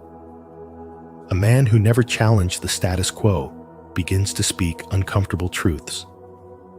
A friend who once abandoned their own needs to be available for everyone steps back to reclaim time for solitude. These acts of self-honoring are often met not with celebration, but with quiet punishment, because your transformation reflects back to others their own avoidance, their own stagnation, their own masks. Carl Jung understood that individuation, the path to becoming whole, requires confrontation, not just with yourself, but with those who preferred the performance. When you walk this path, you begin to see who truly loves you and who merely loved the version of you that served their needs. Some people don't hate your growth. They hate what your growth reminds them of, the freedom they have not yet chosen. They haven't grieved their own lost self.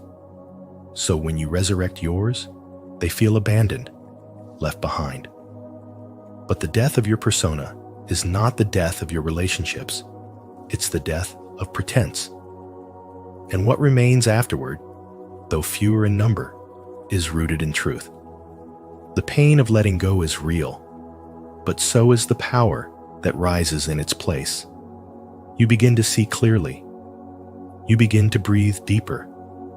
You begin to walk in rooms without shrinking, to speak without seeking permission, to live without performing. And though others may resist this version of you, your soul recognizes it as home. Carl Jung said, "The privilege of a lifetime is to become who you truly are." And this privilege isn't always met with applause. It's often met with silence, projection, or even hostility. But the path of truth was never meant to be crowded. It was meant to be real. And when you stop living for acceptance and start living in alignment, you become untouchable, not because you are cold, but because you are whole. If you're ready to live beyond the mask and embrace your true self, don't forget to subscribe for more spiritual wisdom on reclaiming your power and identity. 7. Wholeness reveals their fragmentation. When you begin to embody both strength and softness, when you no longer feel the need to choose between being powerful or tender, you disrupt a pattern that most people around you are still unconsciously trapped in. You become living proof that the masculine and feminine can coexist within one soul in harmony. Carl Jung taught that the path to individuation, the true spiritual awakening, is achieved through integration of the anima and animus, the feminine and masculine aspects within each of us. And when you do that, when you stop hiding or overcompensating and simply become whole, something begins to shift. But it's not always welcomed. In fact, it can silently provoke those around you. Not because of what you're doing to them, but because of what you reflect back to them. They see your wholeness, and it feels like a mirror exposing their inner divide. They see the traits you have learned to embrace: the vulnerability, the intuition, the emotional honesty, and it reminds them of the parts they had to bury long ago to survive. If they were raised to suppress their emotions, your sensitivity seems weak to them. If they were taught to dominate rather than nurture, your balance between assertiveness and compassion seems confusing, even threatening. So they react, often unconsciously. They criticize, withdraw, or turn cold. It feels personal. It hurts. But it's not about you. It's about the war inside them. People tend to attack what they were taught to reject within themselves. If someone has silenced their tenderness to fit in, seeing you be freely soft makes them uncomfortable. If they've had to kill their own dreams just to be accepted, your authenticity will seem arrogant to them. So they hate it. Not because you've wronged them, but because you've awakened something within them that they were trying hard to forget. The hate is a shield, a defense mechanism against their own awakening. And yet, this is spiritual wisdom in action. Your presence, your integration, is medicine. But medicine doesn't always taste sweet. Sometimes it burns before it heals. Sometimes your growth feels like rejection to others because it highlights the places they've refused to grow. They don't hate you. They hate the discomfort that comes when truth brushes against their denial. The more whole you become, the more likely you are to outgrow the roles people cast you in. You no longer play the victim, the pleaser, the one who stays small to make others comfortable. And as you drop those masks, people who benefited from your fragmentation may no longer recognize you. That's the real reason behind the silent war. Not because you've changed for the worse, but because you've stopped performing. You've stopped breaking yourself into pieces just to be digestible. They won't always say it out loud, but they feel it. You've become a mirror, and not everyone is ready to see what you reflect. But your task is not to shrink back or apologize for your healing. Your task is to keep integrating, keep walking the path of inner truth. Because the more you live from that place of spiritual alignment, the more you call others toward their own wholeness, even if their first reaction is resistance. Wholeness doesn't always attract applause. Sometimes it attracts fear, projection, even hate. But in truth, it's the clearest sign that you've stepped into your power and you're no longer afraid to be fully seen. Did this resonate with you? If so, comment wholeness below. Let's keep exploring the power of balance and self-integration together. 8.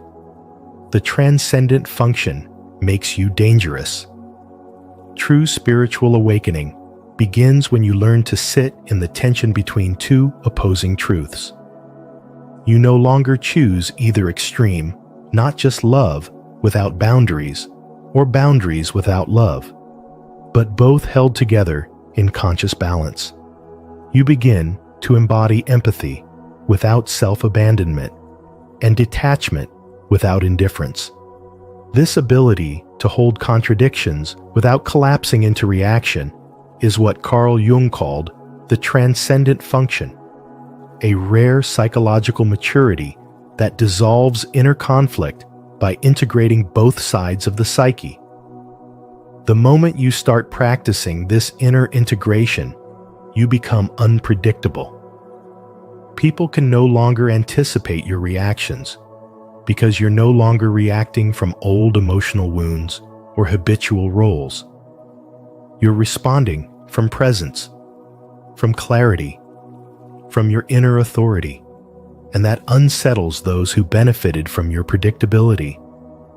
They don't consciously realize it, but your spiritual evolution threatens their emotional structure. They feel unsafe, not because you've done harm, but because they can no longer manipulate your guilt, your compliance, or your silence. Your calm makes them nervous. Your detachment feels like rejection. Your boundaries, once absent, now feel like punishment to those who were used to taking from you without limit.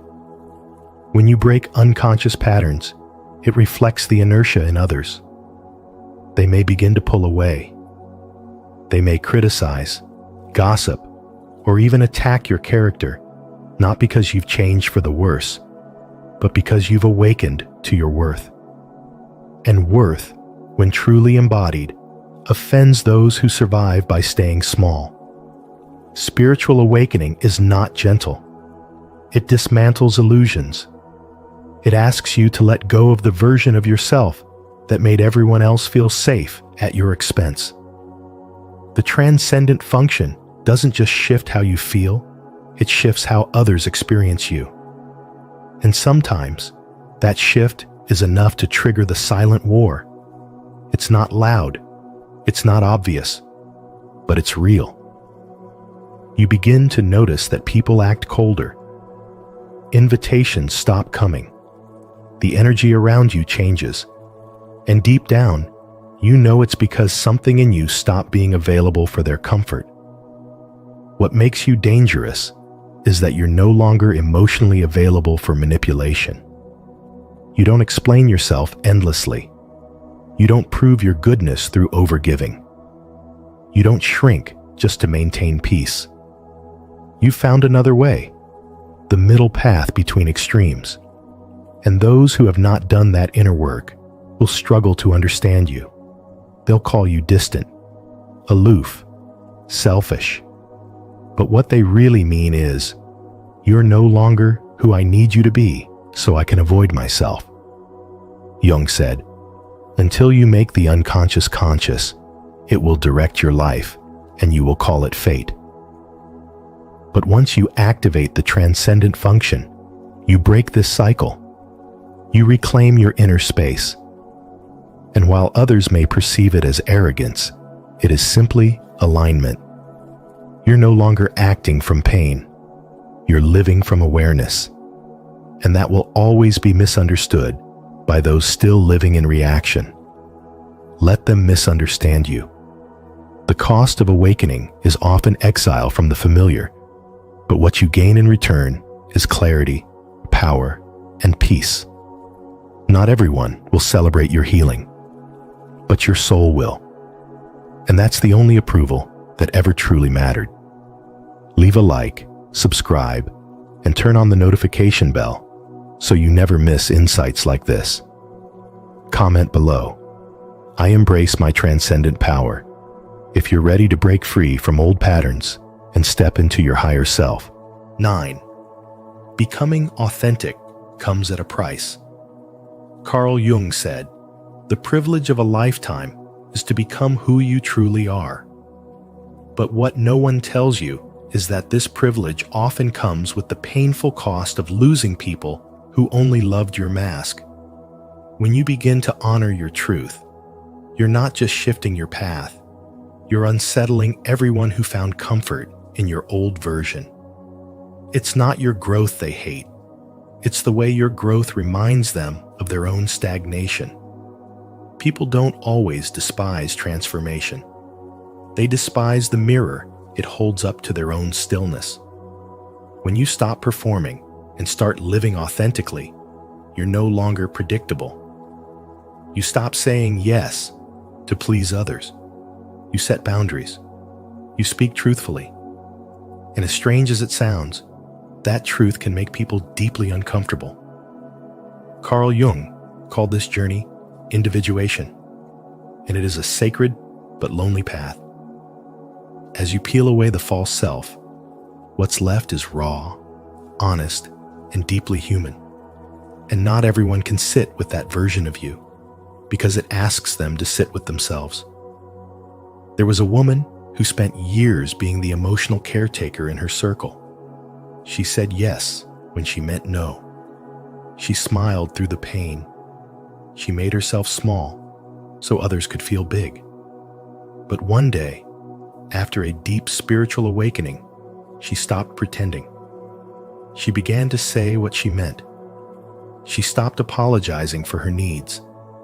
And suddenly, friends she'd supported for years began to pull away. One of them even said, "You've changed." But what she really meant was, "I don't know how to relate to you now that you're no longer easy to control." The truth is, you can't become who you really are and still expect everyone to come along for the ride.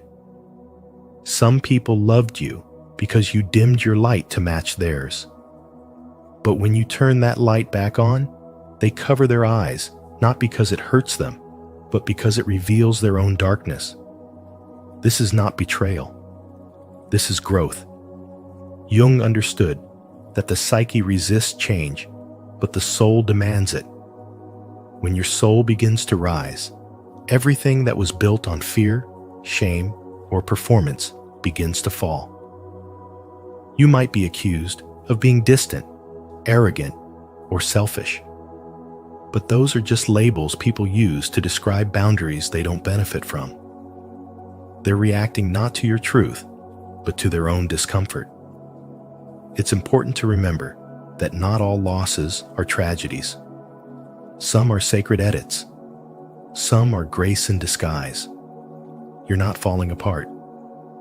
As Carl Jung showed us, the work of becoming whole is not about pleasing others. It's about becoming aligned with your essence. When people start to withdraw from your life as you evolve, don't see it as punishment. See it as the universe refining your circle to match your vibration. You're not meant to be understood by everyone. You're meant to be real. If this message resonates with your soul, leave a comment of truth. I choose to be authentic, even if it costs me everything. And don't forget to like, subscribe, and hit the notification bell to stay connected to more spiritual wisdom that empowers your journey. 10. The hate you face is proof you're on the right path. The hate you face is not a sign that you've done something wrong. It's often the clearest sign that you've done something right. When you begin to walk the path of individuation, of truly becoming who you are meant to be, you become a threat, not through violence or aggression, but through presence. Your very existence becomes a mirror that reflects back to others the parts of themselves they've avoided, denied, or buried. This is not just psychology, it's spiritual wisdom. You're not just healing your mind, you're awakening your soul. And that kind of awakening doesn't just shift your life, it shifts the energy around you. Carl Jung taught that our real task is not to seek love from others, but to uncover and remove the internal barriers we've built against it. And when you begin doing that, when you begin facing your wounds, owning your truth, standing in your light, you break an unspoken contract. The contract says, stay small so others feel safe. Stay quiet so others aren't threatened. Stay broken so no one has to change. But once you outgrow that, you force people to feel things they've avoided feeling for years. Your growth becomes their discomfort. Your joy exposes their numbness. Your freedom shines light on their cages. And often, instead of doing the inner work, they project their unease onto you. That projection looks like resistance, like coldness, like mockery, or sometimes hate. You might find people you've known for years begin to withdraw. Their support becomes silence. Their warmth turns into criticism. You wonder what you did wrong. But here's the truth. You didn't betray them. You just stopped betraying yourself. And when that happens, people will either rise with you or fall away from you. The hate you receive is not always personal. It's energetic.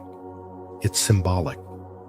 It's what happens when your light shines too brightly in places where shadows have been comfortable for too long. Take, for example, the woman who chooses to leave a job that was draining her spirit.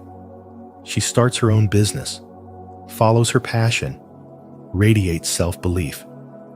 But as she rises, people begin whispering, mocking, calling her too much. What's really happening? Her courage makes them uncomfortable. Her transformation stirs something in them they haven't dealt with. Her success reminds them of the dreams they gave up on. So rather than looking inward, they lash outward.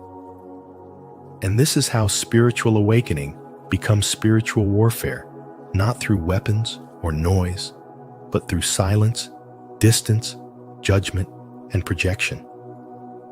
You become a living contradiction to the illusions people cling to. You become the reminder they didn't ask for. And that's where the silent war begins, not because you wanted it, but because your very healing unsettles what they've chosen to remain asleep to. The more you embody your authenticity, the more those who haven't yet found theirs will feel challenged just by being near you. And in that moment, you must decide, will you dim your light to keep others comfortable, or will you continue becoming? This is the cost of transformation. This is the quiet tax of awakening. But this is also how you know you're evolving. The resistance, the hate, the cold shoulders, they're not rejection. They're proof. Proof that you're shedding what no longer serves you. Proof that your soul is stepping forward, even when your past tries to hold on. The war is not really with others. It's with your old self begging you to turn back. But you won't. Because once you've tasted the truth, there's no going back to pretending. Sometimes, the shift in how people treat you has nothing to do with who you are, and everything to do with the silent war your light triggers in their unresolved pain. As Carl Jung taught, unconscious projections shape how people react to what they don't understand or can't control. Remember, your growth will often challenge others. Don't dim your light to make them comfortable. If this message resonated with you, please like this video, share it with someone who needs this wisdom, and subscribe to Spiritual Wisdom. Don't forget to turn on the notification bell so you never miss a powerful insight from our future videos. Your journey matters, and we're walking it with you. Why the universe sends you someone you can't be with. Some people are meant to awaken your soul, not walk beside you forever. This truth echoes deeply through the teachings of Carl Jung, who believed that every soul we meet, especially the ones we can't have, is part of a greater plan for our transformation. In today's video from Spiritual Wisdom, we explore why the universe sends you someone you can't be with, and how this painful experience is often the key to profound personal growth. Have you ever met someone who changed you forever, even though they couldn't stay? Share your story in the comments, and let's explore together how these soul-shaking encounters guide us closer to who we were always meant to become. 1. Some soul connections are not meant to last, but to awaken you. You meet someone who feels like they were made from the same breath as you. Someone who touches parts of your soul you didn't even know were asleep. The connection is undeniable. The recognition is instant. But life makes it clear. You cannot be together. It hurts in a way that feels almost divine. This is not just heartbreak. It's a soul-level awakening, a sacred disruption sent not to complete your story, but to start a new one within you. Carl Jung, the brilliant psychologist who mapped the human soul, believe that people don't enter our lives by chance. The ones who stir our emotions the most are often the ones carrying messages from our unconscious. What looks like a failed relationship may actually be a key meant not to open a door between you and them, but a door inside yourself. That person is a mirror, revealing your shadows, your wounds, your desires, and your deepest truths. In modern life, this often shows up as a soul connection that defies logic. You might meet them during a season of transition at a time when you're not looking, not expecting. And yet, the way they look at you makes you remember yourself. But they may already belong to another world, another path, another timeline. The impossibility of union forces you to turn inward, to sit with the ache, to find out what this longing is really pointing toward. It's not about chasing them. It's about chasing your own wholeness. This happened to a woman named Eliza, who met a man during a creative retreat. They shared poetry, silence, and stories that felt like past lives. But he was engaged. And Eliza, though shattered, chose not to pursue what wasn't meant to be. Instead, she allowed the connection to reveal the parts of herself she had abandoned: her creativity, her fire, her freedom. He had shown her what she was missing, not in love, but in life. And through that pain, she began the process Carl Jung called individuation, the sacred journey of becoming whole. These soul encounters are not mistakes. They are designed by a greater intelligence that wants your evolution more than your comfort. They pull you apart so that you can be rebuilt with more truth, more courage, more love, not toward the other, but toward yourself. What you felt was real, but its purpose may have never been about romance. It was about spiritual wisdom. It was about waking up. And so, you learn to bless the connection, even in its absence. You stop asking why it couldn't last, and instead start asking what it came to teach. You realize that some people arrive not to walk with you, but to ignite you. Not to stay, but to awaken. Not to complete you, but to return you to yourself. And in that return, you become something even greater than a lover. You become whole. Have you ever met someone who awakened your soul, but wasn't meant to stay? If so, share your story in the comments to help others heal. If not, comment, "I'm open to soul lessons," to affirm your readiness for growth. 2. Their presence is meant to transform you, not complete you. According to Carl Jung, some people are not sent into our lives to stay. They are sent to awaken us. Their presence acts like a mirror, reflecting back parts of ourselves we've buried or ignored. The dreams we silenced, the desires we feared, the pieces of our soul waiting to be expressed. They don't come to complete us. They come to disrupt us, to shake the dust off our spirit and force us to see who we truly are beneath the surface of routine and fear. These connections feel electric, undeniable, and sacred. When we meet someone like this, it's as if our soul recognizes them before our mind does. We feel seen in a way that no one else has ever seen us, and we begin to remember the parts of ourselves that have long been asleep. And yet, despite this depth, we can't hold on to them. Life, timing, circumstances, whatever the reason, we are not meant to keep them. But that doesn't make their presence any less meaningful. In fact, that temporary encounter might be more transformative than any lifelong relationship. They awaken what Jung called archetypes, universal symbols embedded in the unconscious. Through these soul connections, we meet our inner masculine or feminine energies, known as the animus and anima. These energies help us mature emotionally and spiritually, But the process is rarely smooth. It's not just love, it's a collision with our shadow, our projections, and our longing for something beyond the physical. That's why these relationships often feel spiritual, karmic, or even destined.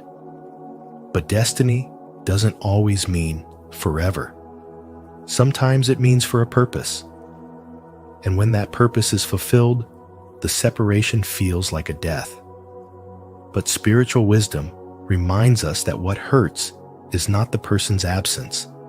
It's what they stirred in us that we now must learn to hold on our own. The love they reflected still lives within us.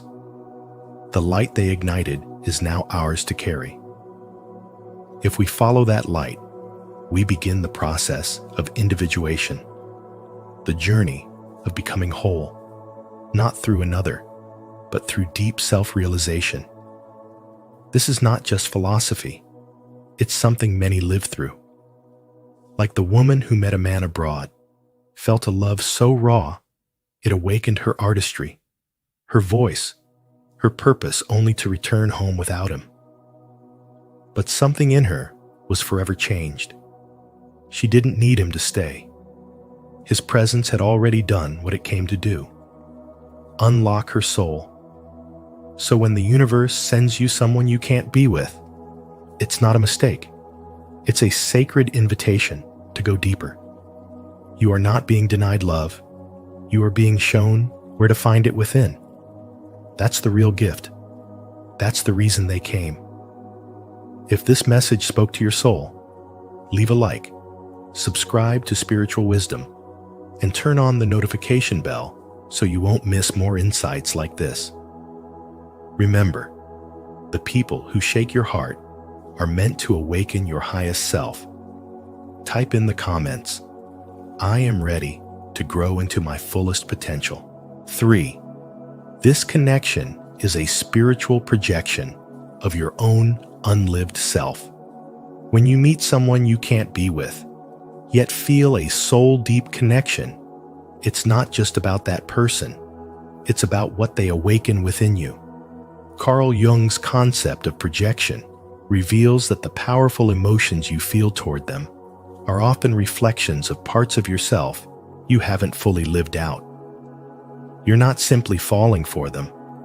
You're recognizing your own spiritual potential shining back at you through their presence. The universe uses this connection like a mirror, showing you the version of yourself that is waiting to be realized. That longing, that ache, is the voice of your soul calling you home. This is not a mistake or misalignment. It's a divine disruption, a sacred encounter designed to initiate your spiritual awakening. What seems like an impossible love is really a revelation of your unlived life. The person becomes a symbol of your creativity, your confidence, your hidden strength, your deepest desires. You're not chasing them. You're chasing the wholeness that they reflect. That's why walking away feels so unbearable. It's like turning from the future version of yourself that your spirit already knows you can become. In this type of connection, pain is not punishment, it's transformation. The universe did not send them so you could possess them. It sent them so you could become you. Their presence sparks awareness. Their absence forces growth. You are meant to expand, not cling. The heartbreak is not a dead end. It's a doorway. It's the crack where your old identity begins to fall apart and your higher self begins to emerge. As Jung said, until you make the unconscious conscious, it will direct your life and you will call it fate. This moment is your chance to reclaim authorship over your life by confronting what this person truly represents. The relationship you can't have often teaches you more than the ones you do. It confronts you with all that's unexpressed inside you. It invites you to feel deeper, to see clearer, to live more fully. It stirs your spirit, not to break you, but to awaken you. And that awakening doesn't end when they leave, it begins. You become the love you were trying to receive. You embody the light you once saw in their eyes. And you realize the real journey was never toward them, it was always toward yourself. This is spiritual wisdom in action. The universe is not cruel. It's precise. It sends the people who will shatter your illusions and stir your soul, not to destroy you, but to rebuild you in truth. In losing them, you find you. In letting go, you rise. Do you feel this truth in your soul? If you do, declare it in the comments. I see my highest self in this reflection. And don't forget to like, subscribe, and turn on the notification bell for more deep spiritual wisdom like this. 4. They awaken your inner longing for wholeness and authenticity. You may think you love them, but what you're really experiencing is your soul's deep cry for authenticity, aliveness, and inner wholeness. The ache they awaken in you isn't about them. It's about what they represent within you. According to Carl Jung, what we often call love at first sight or destiny is frequently a powerful projection of our unconscious longing onto another person. These people aren't just romantic interests. They are symbolic messengers. They trigger the dormant parts of our psyche and stir what we have yet to meet within ourselves. They reflect the pieces of our soul that are waiting to be embraced: our creativity, emotional depth, courage, or forgotten dreams. The universe doesn't send these people to complete us, but to disrupt us in a sacred way. That disruption is a divine invitation to wake up. The intensity you feel isn't punishment.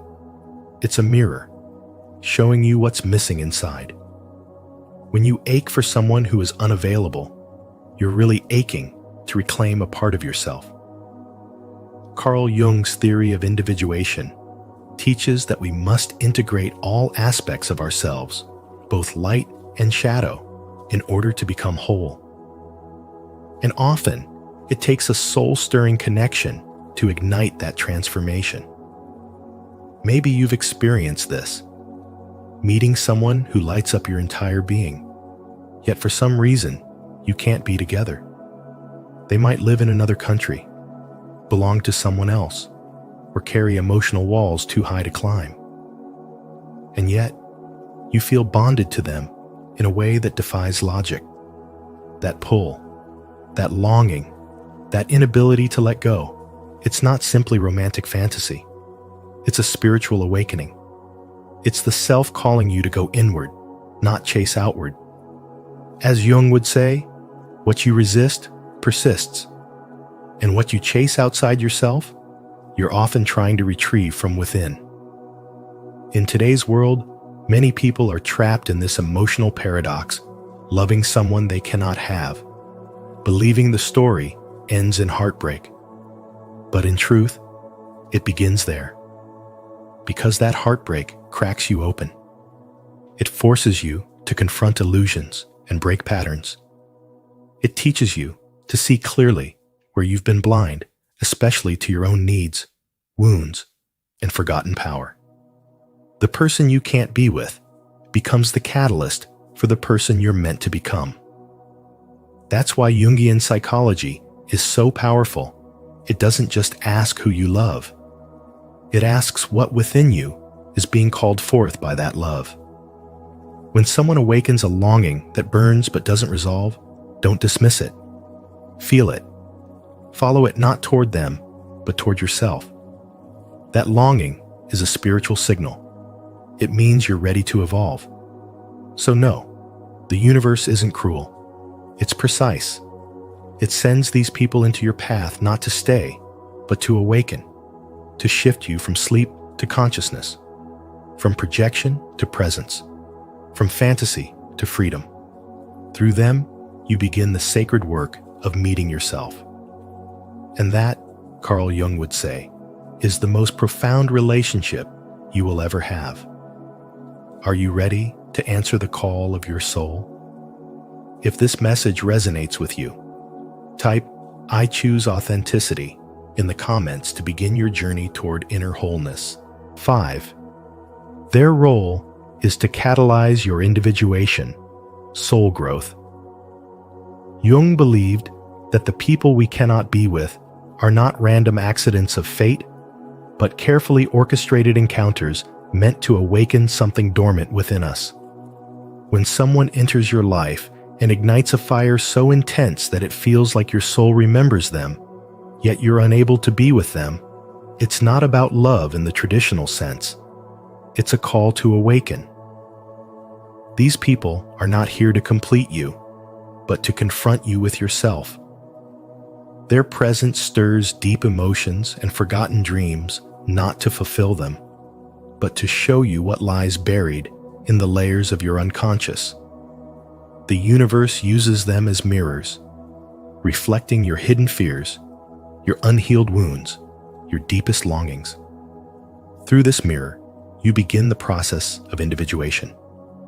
For Jung, individuation is the sacred path of becoming whole, of integrating all aspects of the self, both light and shadow.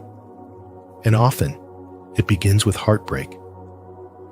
When someone you can't have awakens your inner world, they are not the destination.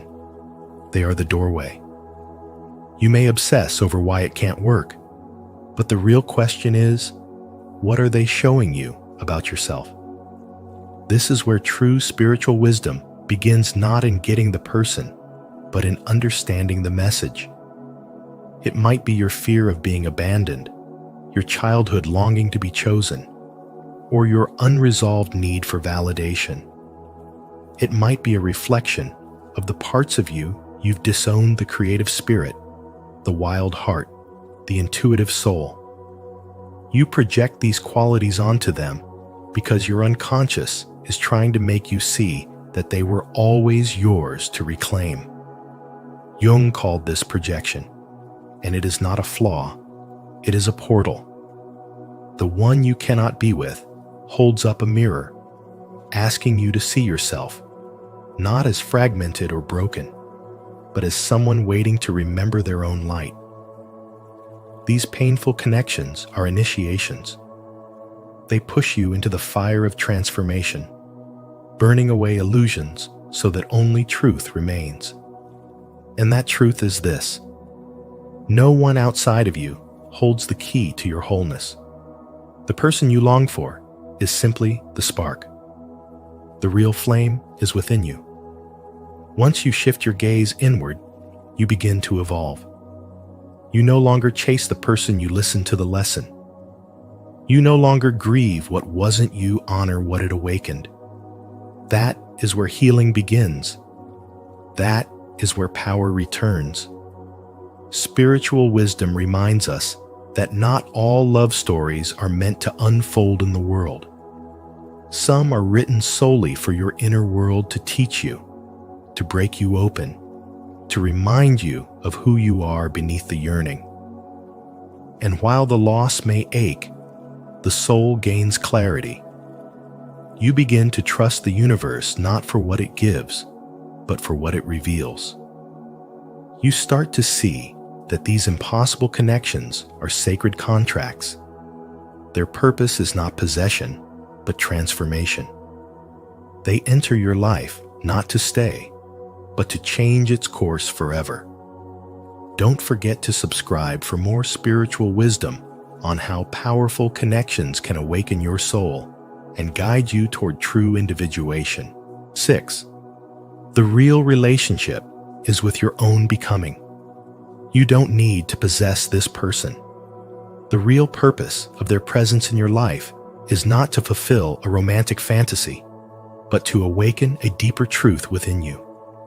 The traits that drew you to them, their depth, passion, confidence, or gentle presence are not qualities you lack, but reflections of your own soul, calling you to evolve.